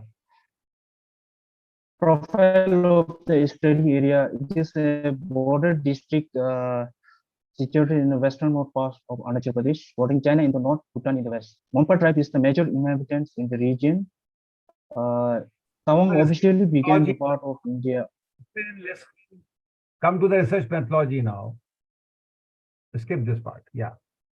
Yeah, results and discussions. But research methodology, please. So methodology is already covered, sir. Okay, yeah. You have covered it. Yeah, please. It is covered. Yeah. Come to that. Yes, sir. 60% of the homestay operators are male, while 40% of the female. And majority of homestay operator have higher levels of education, which means they have +2 level of education. And the age group of major homestay operators falls under the age group 35 to 45 years. The monthly income from homestay, including food, majority of the homestay earns between rupees 10,000 to rupees 15,000 in a month, which is 42% of the homestay operators. The monthly expenditure to the homestay, 20% of the operators, 40% of the operators spend less than rupees 3,000 to their homestay. The relationship between the monthly income and the monthly expenditure to the homestay. Here I have taken Spearman's rank correlations, where the Spearman's rho is 0.798, which is a strong positive correlation between the income and the expenditures, which further indicated that the expenditure to the homestay is increasing as the income is increasing. And the local people's perception towards the homestay operators. Different parameters I've given, like this living standard, like knowledge and skills, like culture, heritage, self-employment, additional income facilities, sustainable tourism, and deforestation. Based on this, they have the most of it has mean value of 2 or nearer to the mean value of 2, which means that all the local residents agree to all the parameters which I have mentioned here. And the conclusion, the paper is the impact of homestay operation. It revealed that earning additional income, but expenditure of also homestay also increasing, which it becomes impediment to increment of savings. The local community also have positive opinion of the homestay operation. Agreed that homestay tourism improves living standards, creates provides additional income, preserve culture, heritage, etc. The homestay concept gains popularity in district in recent years. The government support and capacity building for local community as well. We are running operators. Short. Please conclude. Yeah. Yes, sir. It has already concluded. Thank you so much, sir. These are references. Yeah, thank you. Thank you. Thank you so much. Thank you so much. Supreet Kaur, 47. Supreet Kaur, please unmute. Research scholar from Punjabi University. Supreet Kaur.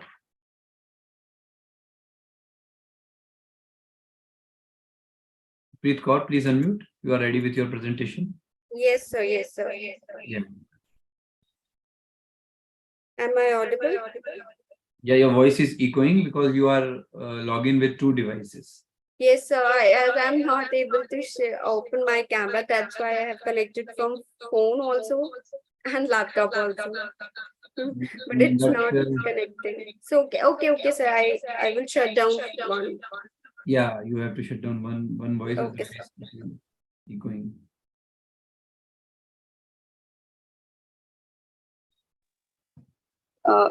Yeah, now it's Okay, sir. So I'm not able to share my screen. Some error is coming. So can I represent orally? yeah, no problem. Okay, sir. So good evening, everyone. I'm Supreet Kaur. Here I'm to represent my topic, that is exploring the linkage between human resource management and employee behavior with reference to leadership style as a mediator and technology and innovation as a moderator. So basically, my research papers delve into the relationship between human resource management and employee behavior, aiming to shed a light on mediating role of leadership with reference to technology and innovation as a moderator. So in the modern corporate outlook, the importance of human resource management has grown rapidly, acknowledging that human resources are the most beneficial asset of the organization. So well-effective, organized, and a flexible HRM approach is necessary to encourage in booming and developing a workforce culture among employees which will drive to organization success. So one of the most important aspects of HRM lies in recognizing and understanding the employee behavior, which shapes the substructure of an effective work environment. Employee behavior basically refers to the action, attitudes, and responses of an employee to a particular situation in an organization. So there are particularly two types of employee behavior. One can be a positive, another can be a negative. Positive includes your teamwork, productivity, adaptability, accountability, professionalism, ethics, and integrity, which contributes to higher employee engagement. On the other side, negative employee behavior includes your low motivation, unethical behavior, poor attitudes, resistance to change, absenteeism, tiredness towards work, which leads to your high turnover rates and unsuccessful performance. Now, as the relationship exists between HRM and employee behavior, it is a consistent factual as it positively influences employee behavior such as through recruitment, selection, training, development, work-life balances, well-being, open communication between management and employee by effectively handling the employee resolutions and conflict resolutions. Now, there are many factors which affect these relationships. We will study it. Next, the objectives of my study is basically, first objective is to examine the underlying mechanism of linkage between human resource management and employee behavior. Secondly, aims to study how different leadership style act as a mediating variable between HRM and practices and employee behavior. Thirdly, to investigate and understand the role of technology and innovation as a moderator, fostering a sustainable work culture for the employees. The information. Now, please continue. Okay, sir. Okay. So basically, the information of this paper has drawn from secondary sources, that is from this to address the research objectives, that is your journals, articles, websites, literatures. So with the aim of achieving the research objective, understanding the linkage between HRM and employee behavior, a mediating and moderator variable model is also employed with the leadership style as a mediating and technology as a moderator. So as the time is not, due to the time shortage, I here want to conclude that that the linkage of human resource management and employee behavior with the outcomes of leadership style as a mediator and technology as a moderator, there was drawing a mediating and moderator variable. So there is a different type of leadership style which has a different impact of these linkages. And as I said, technology and innovation as a moderator in this relationship. So basically, the role of technology and innovation as a moderator has helped in shaping the relationship, this linkage. Like technology offers e-learning platforms, training sessions, empower employee to upskill and show positive behavior. But like data-driven decision-making, innovative HR analysis tools has been used to collect the pack of relative data for the employee productivity and behavior. No doubt technology and innovation provide numerous benefits, but also they have a negative impact on this relationship. Like, Time is over now, please. okay, okay, sir. Okay, sir. The only observation is that your title is very, very lengthy and it has become quite complicated. You have taken so many aspects. Yes, sir. That is, I'm just reading it. That is exploring the link between human resource management and employees' behavior with reference to leadership style as a mediator and technological innovation as a moderator. So it's a very lengthy topic, Yes. and you may find it difficult to get it published with this. Okay, sir. Okay, sir. I will minimize the words, summarize it. Right. Okay, next. Okay, sir. Thank you. Yeah. The next 49, Sirajuddin M, research scholar from Chennai. Yes, Sirajuddin, now you can share your screen. And please unmute yourself. Okay, sir. Yeah. Okay, sir. Yes. My PPT. Hello, sir. Yeah, please share your PPT. Is it visible? Visible, sir? No, it's not visible. Okay, sir. Okay, sir.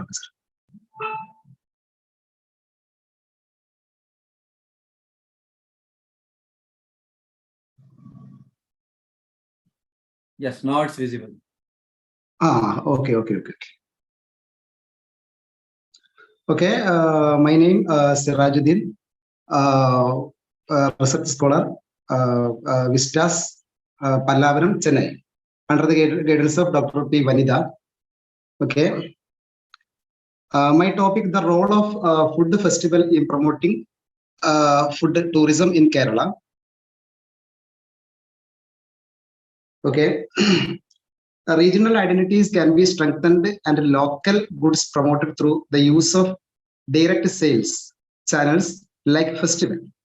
The purpose of this research is to add to current body of knowledge in the subject by investigating the function of food festival in fostering food tourism and regional development.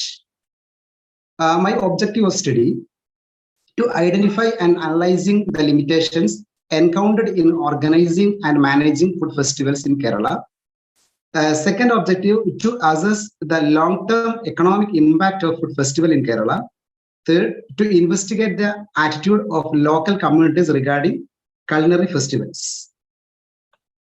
There has been a recent emphasis on the importance of food tourism as a form of cultural tourism, especially in less urban settings.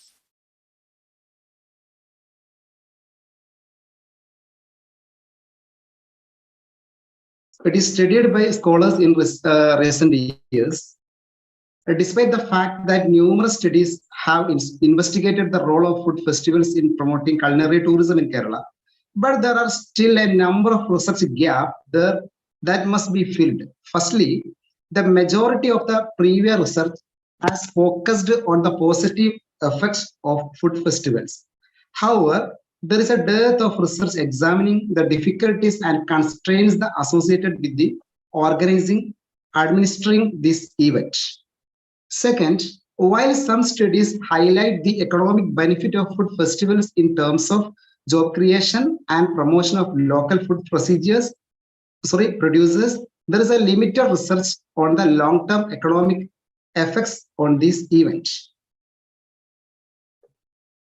My research methodology, the sampling area of this study will include 3 major cities in Kerala: Trivandrum, Cochin, and Kozhikode. Then the sample size for this study will be 150 respondents. The respondent will consist of both tourists who have attended food festival in Kerala and local residents. Then tool of analysis. The tool of analysis for this study will include 2 statistical tests, the chi-square test and the analysis of variance. What will the result of the chi-square test? The chi-square test was conducted to examine associations and differences among categorical variables. For example, it was used to assess the association between respondents' demographic factors. Example, age, gender, occupation, and their perceptions of food festivals in Kerala. The result of this test revealed significant associations between certain demographic variables and perceptions, indicating that different demographic groups may hold varying attitudes and opinions towards food festival. ANOVA test. ANOVA was employed to analyze continuous variables and compare means across different groups. For instance, it was used to examine the economic impact of food festivals in Trivandrum, Cochin, and Kozhikode. The ANOVA result indicates significant variations in economic impact among these cities. This suggests that the contribution of food festival to the local economy may differ across locations, emphasizing the need for tailored, strengthened, and interventions. In conclusion, this research shows that festival play an important role in boosting culinary tourism in Kerala. These results shed light on the need to promote culinary festivals and economic benefits they bring to Kerala by focusing on certain demographic segments and taking local settings into account. Please conclude now. Conclude, sir.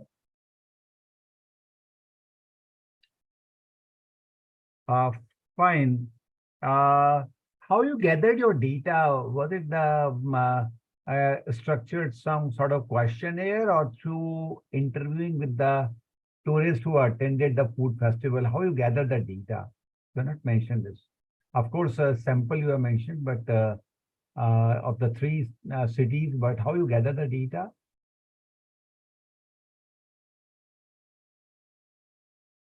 What was the source of information? Yes, Sirajuddin, please, can you answer this? Please unmute. Yeah. Hello, sir. Through questionnaire, sir. Through questionnaire. Questionnaire. Okay. From locals and from tourists. Okay. Fine. Thank you. Thank you so much. Thank you, sir. Thank you, sir. The serial number 50, Vipin Agarwal, PhD scholar from School of Legal Studies, Sangam University, Bhilwara. Yeah, please, Vipinji, please unmute. Okay, sir. I'm audible now, sir? Yeah. Okay, sir. Very good morning to all of you, sir. And right now I'm sharing my screen to all of you.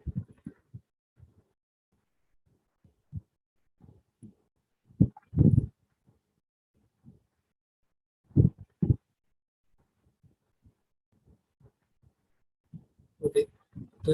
So my topic of research is a comprehensive analysis of India's foreign trade, evaluating performance and policies.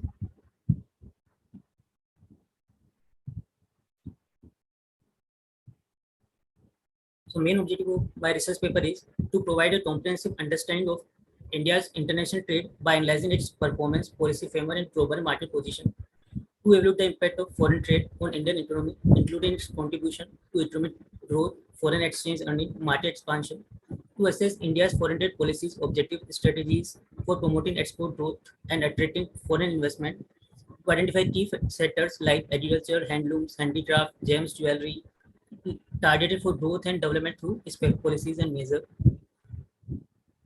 So the main methodology which we can use for such research paper, like we can use research design, we can use descriptive and analytical approach. For literature review, we can thorough review of existing literature. For data collection, we can both collect it through primary and secondary data. We also evaluate policies and performance. We can use case studies for specific sectors like agriculture, handlooms, handicraft. SWOT analysis are conducted, and comparative analysis also done. So the main finding of this research paper is that this research paper delves into India's international trade, its impact on the economy, and the policy framework in place. The foreign trade policy emphasizes liberalization and export promotion. Foreign trade contributes significantly to economic growth by boosting domestic industries. India's foreign trade has evolved from import substituting industrialization to a more global approach with the key trading partners been with EU, China, and US and UAE. However, the challenges such as trade deficient infrastructure issues require attention for continued competitiveness. So finally, we come to a conclusion. This analysis highlights the vital role of India's foreign trade in driving economic growth, generating foreign exchange earning, and expanding market. The policy has shifted from import substituting to an open, eco-friendly approach, focusing on key sectors like agriculture, handlooms, handicraft, gems, jewelry, and leather. India foreign trade has demonstrated significant growth, positioning the countries as a notable player in global trade. The 2004 policy aimed to double India's global merchandise trade shares, creating around 14 million jobs through increased export. However, challenges such as trade deficit, infrastructure issues. Okay, we have seen the slides. Thank you very much. The only suggestion to you is that the title and the topic that you have taken is very comprehensive. In fact, in a single paper, you cannot meet all the objectives at length which were mentioned, around 6 to 7 objectives, and each objective is so comprehensive that within this objective, again, many objectives can be attained. So whenever you are writing a paper, be very specific and concise, because in a single paper, you cannot cover such a macro issue. Yes, sir. Please take care. Okay, sir. Thank you. Thank you so much. Thank you so much. I think, sir, we have done all the presentations. Okay. And if still someone left for presentation, by chance, they can still write in the chat box. Or subsequently, we can allow them to present tomorrow also if the time permits. Then. So tomorrow the list is more than today. Okay. They can send their presentation PPT on the mail ID. We will consider it. We will send your presentation to the chairperson. Right. And we will consider your presentation. I think, sir, we have done all the presentation. Otherwise, they will write in the chat box. Okay. So this is the beauty that all they have done. It's 9:30 p.m. Yes. So, sir, I would like to request the chairperson, Professor Mehta, sir, to please speak few words about today's presentations. So it is now almost 9:30, and the presentation went off around how many hours? We started at around 4:15, and now it's 9. I think 6:30 we started. So yeah, 6:30 we started. So 3 hours. Yeah. First of all, compliments to all the paper presenters today for working hard and giving their presentation. Of course, we have commented on certain papers, and particularly what we found in today's paper, that the title of their papers could have been refined and written in a better way. General guidelines, you must be knowing that any title of research paper should not go beyond 8 to 15 words. It's a standard practice that titles should be as crisp and concise as possible. Secondly, your objectives must match with your title. In fact, whenever you are writing a title, the title itself should be relevant. It should not be repetitive, number one, and your title should lead to certain results at the end. We are not doing merely study. We are not doing analysis just for the sake of analysis. So title should be catchy. It should be interesting. And finally, we can say that your title of research should be such that it should lead to certain fruitful results, useful results. Title should not run over lines. In some cases, that title was running over in 5 to 6 lines. There is a standard practice that title should go in a single phrase. Then, in some cases, there was some grammatical errors also, and as you know, that as a standard practice, every first letter of the title should be written in capital. And of course, we should write the conjunction in a small, but first letter should always be in capital. Just a minute. Then one should avoid the technical jargons and abbreviation in the title. And as already mentioned, that the purpose of paper is to get it published. And in Inspira also, we are giving you this facility that selected research papers will be published. But of course, Inspira also wants to maintain the quality. And that's why the title, first the title should be quite attractive and catchy, and the content should be well edited. Then only the Inspira is going to publish the papers. Don't presume that if you have submitted something that here in Inspira, the paper will be published by the editor. In some of the cases, I already mentioned that there were 5, 6, or 7 objectives. And it is not possible to meet all the objectives in single paper. As a standard practice, again, in a research papers, there may be not more than 2 or 3 objectives. Please ensure that your objectives must meet with the title of your research.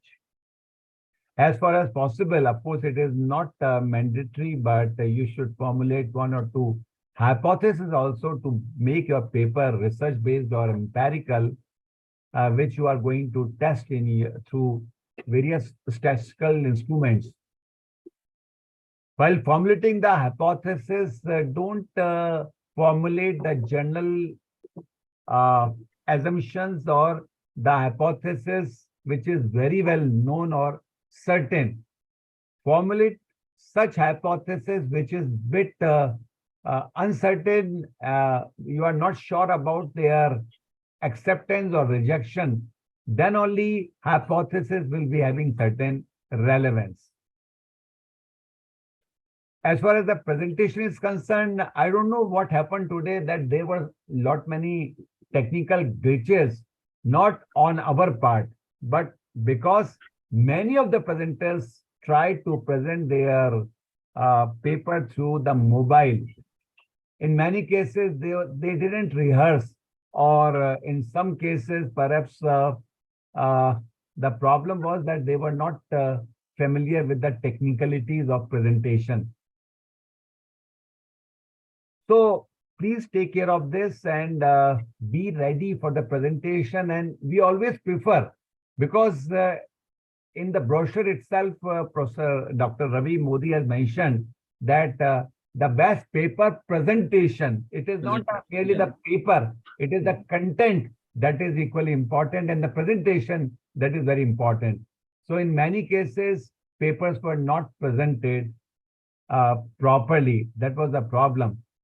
Of course, a few papers were very good, and as already mentioned, and you have seen that 2 of the student participants presented extremely well. But apart from that, some presentations were very good, which were very clearly visible. Of course, there is always scope for improvement. Nobody is full, nobody is perfect.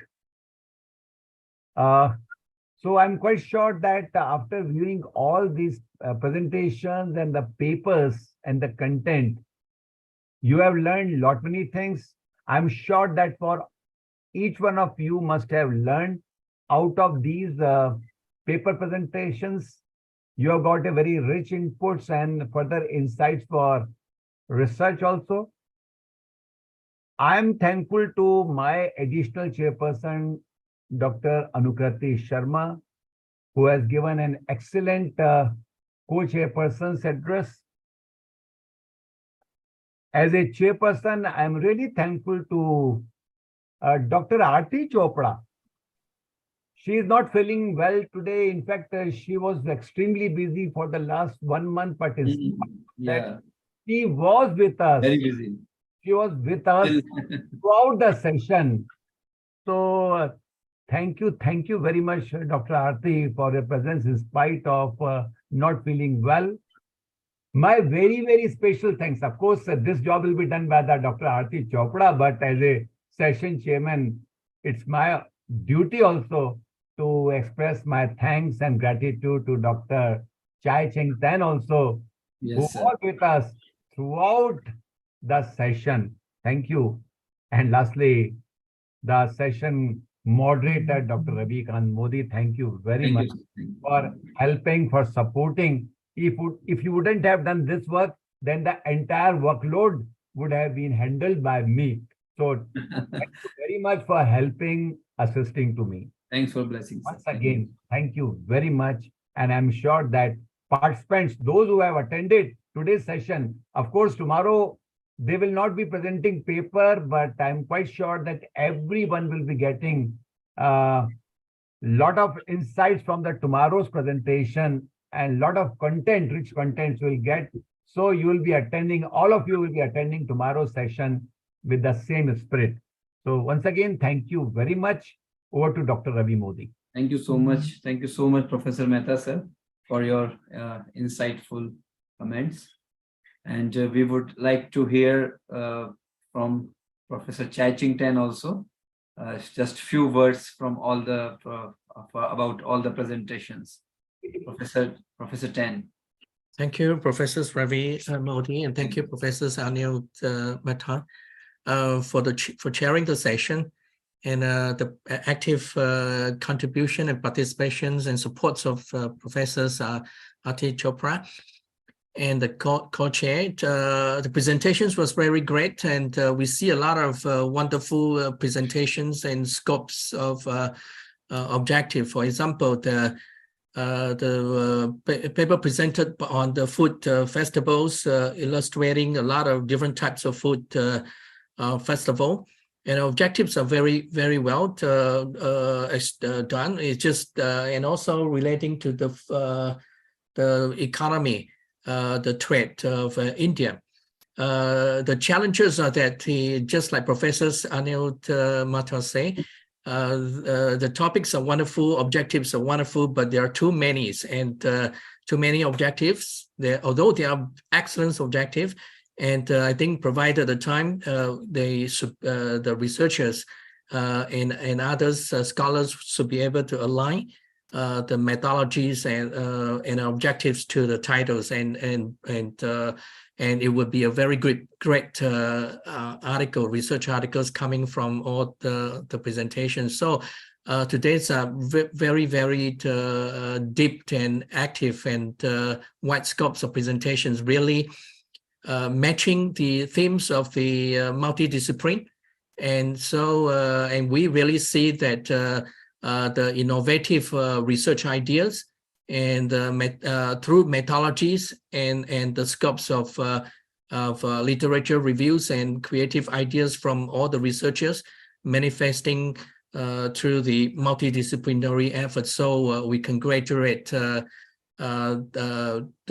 Professors Ravi Modi and Inspira for focusing on this research theme and then bring us to see the values of multidisciplinary efforts and research. Thank you. Thank you so much, Professor Tan. Once again, thank you so much for your presence. And now I would like to invite Dr. Aarti Chopra, Conference Joint Organizing Secretary, former Principal, Bhavans College of Commerce and Management, Jaipur, Certified Corporate Trainer, Founder and CEO, Articurve Training Services, and Joint Secretary, Inspira Research Association, for delivering vote of thanks on behalf of organizers of the conference. Dr. Aarti Chopra. Thank you, sir. Thank you. Thank you. Thanks to you, ma'am. Ram Ram sa, kai hal, kem cho, maja macho. Abhi aap logo ko lag raha hoga, this lady has gone crazy at 9:30 p.m. What is she saying? Actually, I am celebrating the collaboration of two mammoth states of the West India, that is Rajasthan and Gujarat. So this collaboration has proved to be really worthy. A very good late evening to each one of you.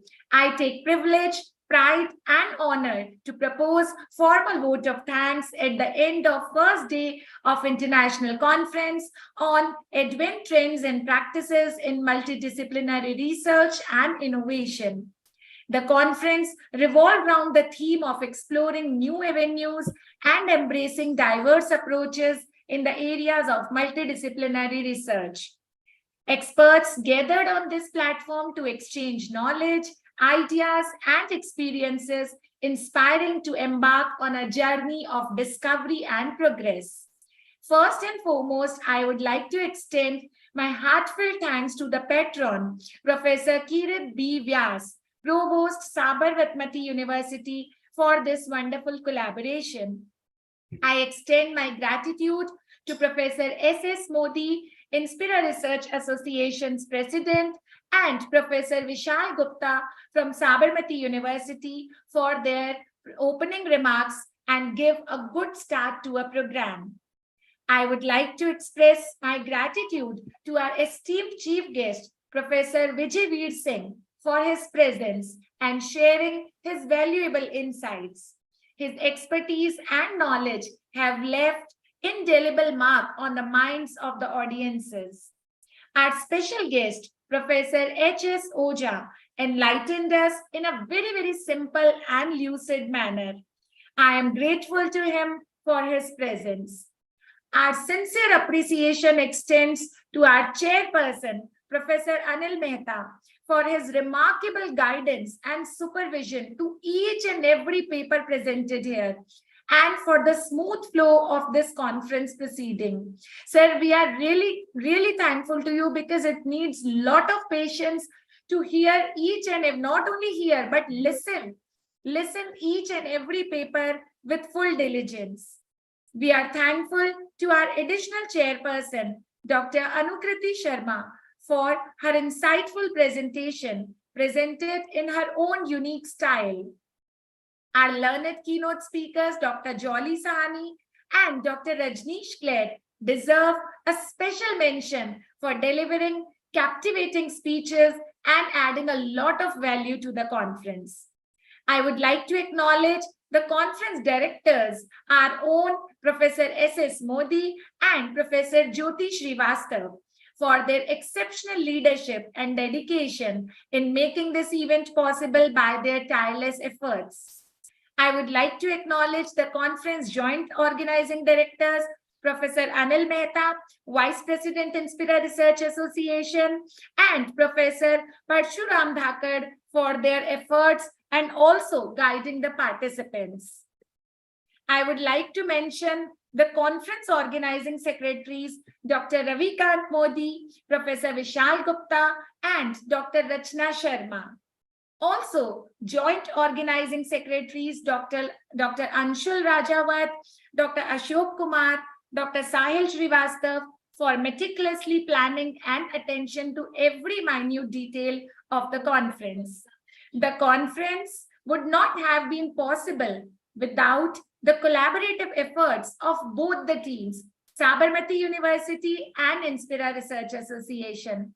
I am grateful to the whole team of Sabarmati University for being instrumental in making this first day of the conference a grand success.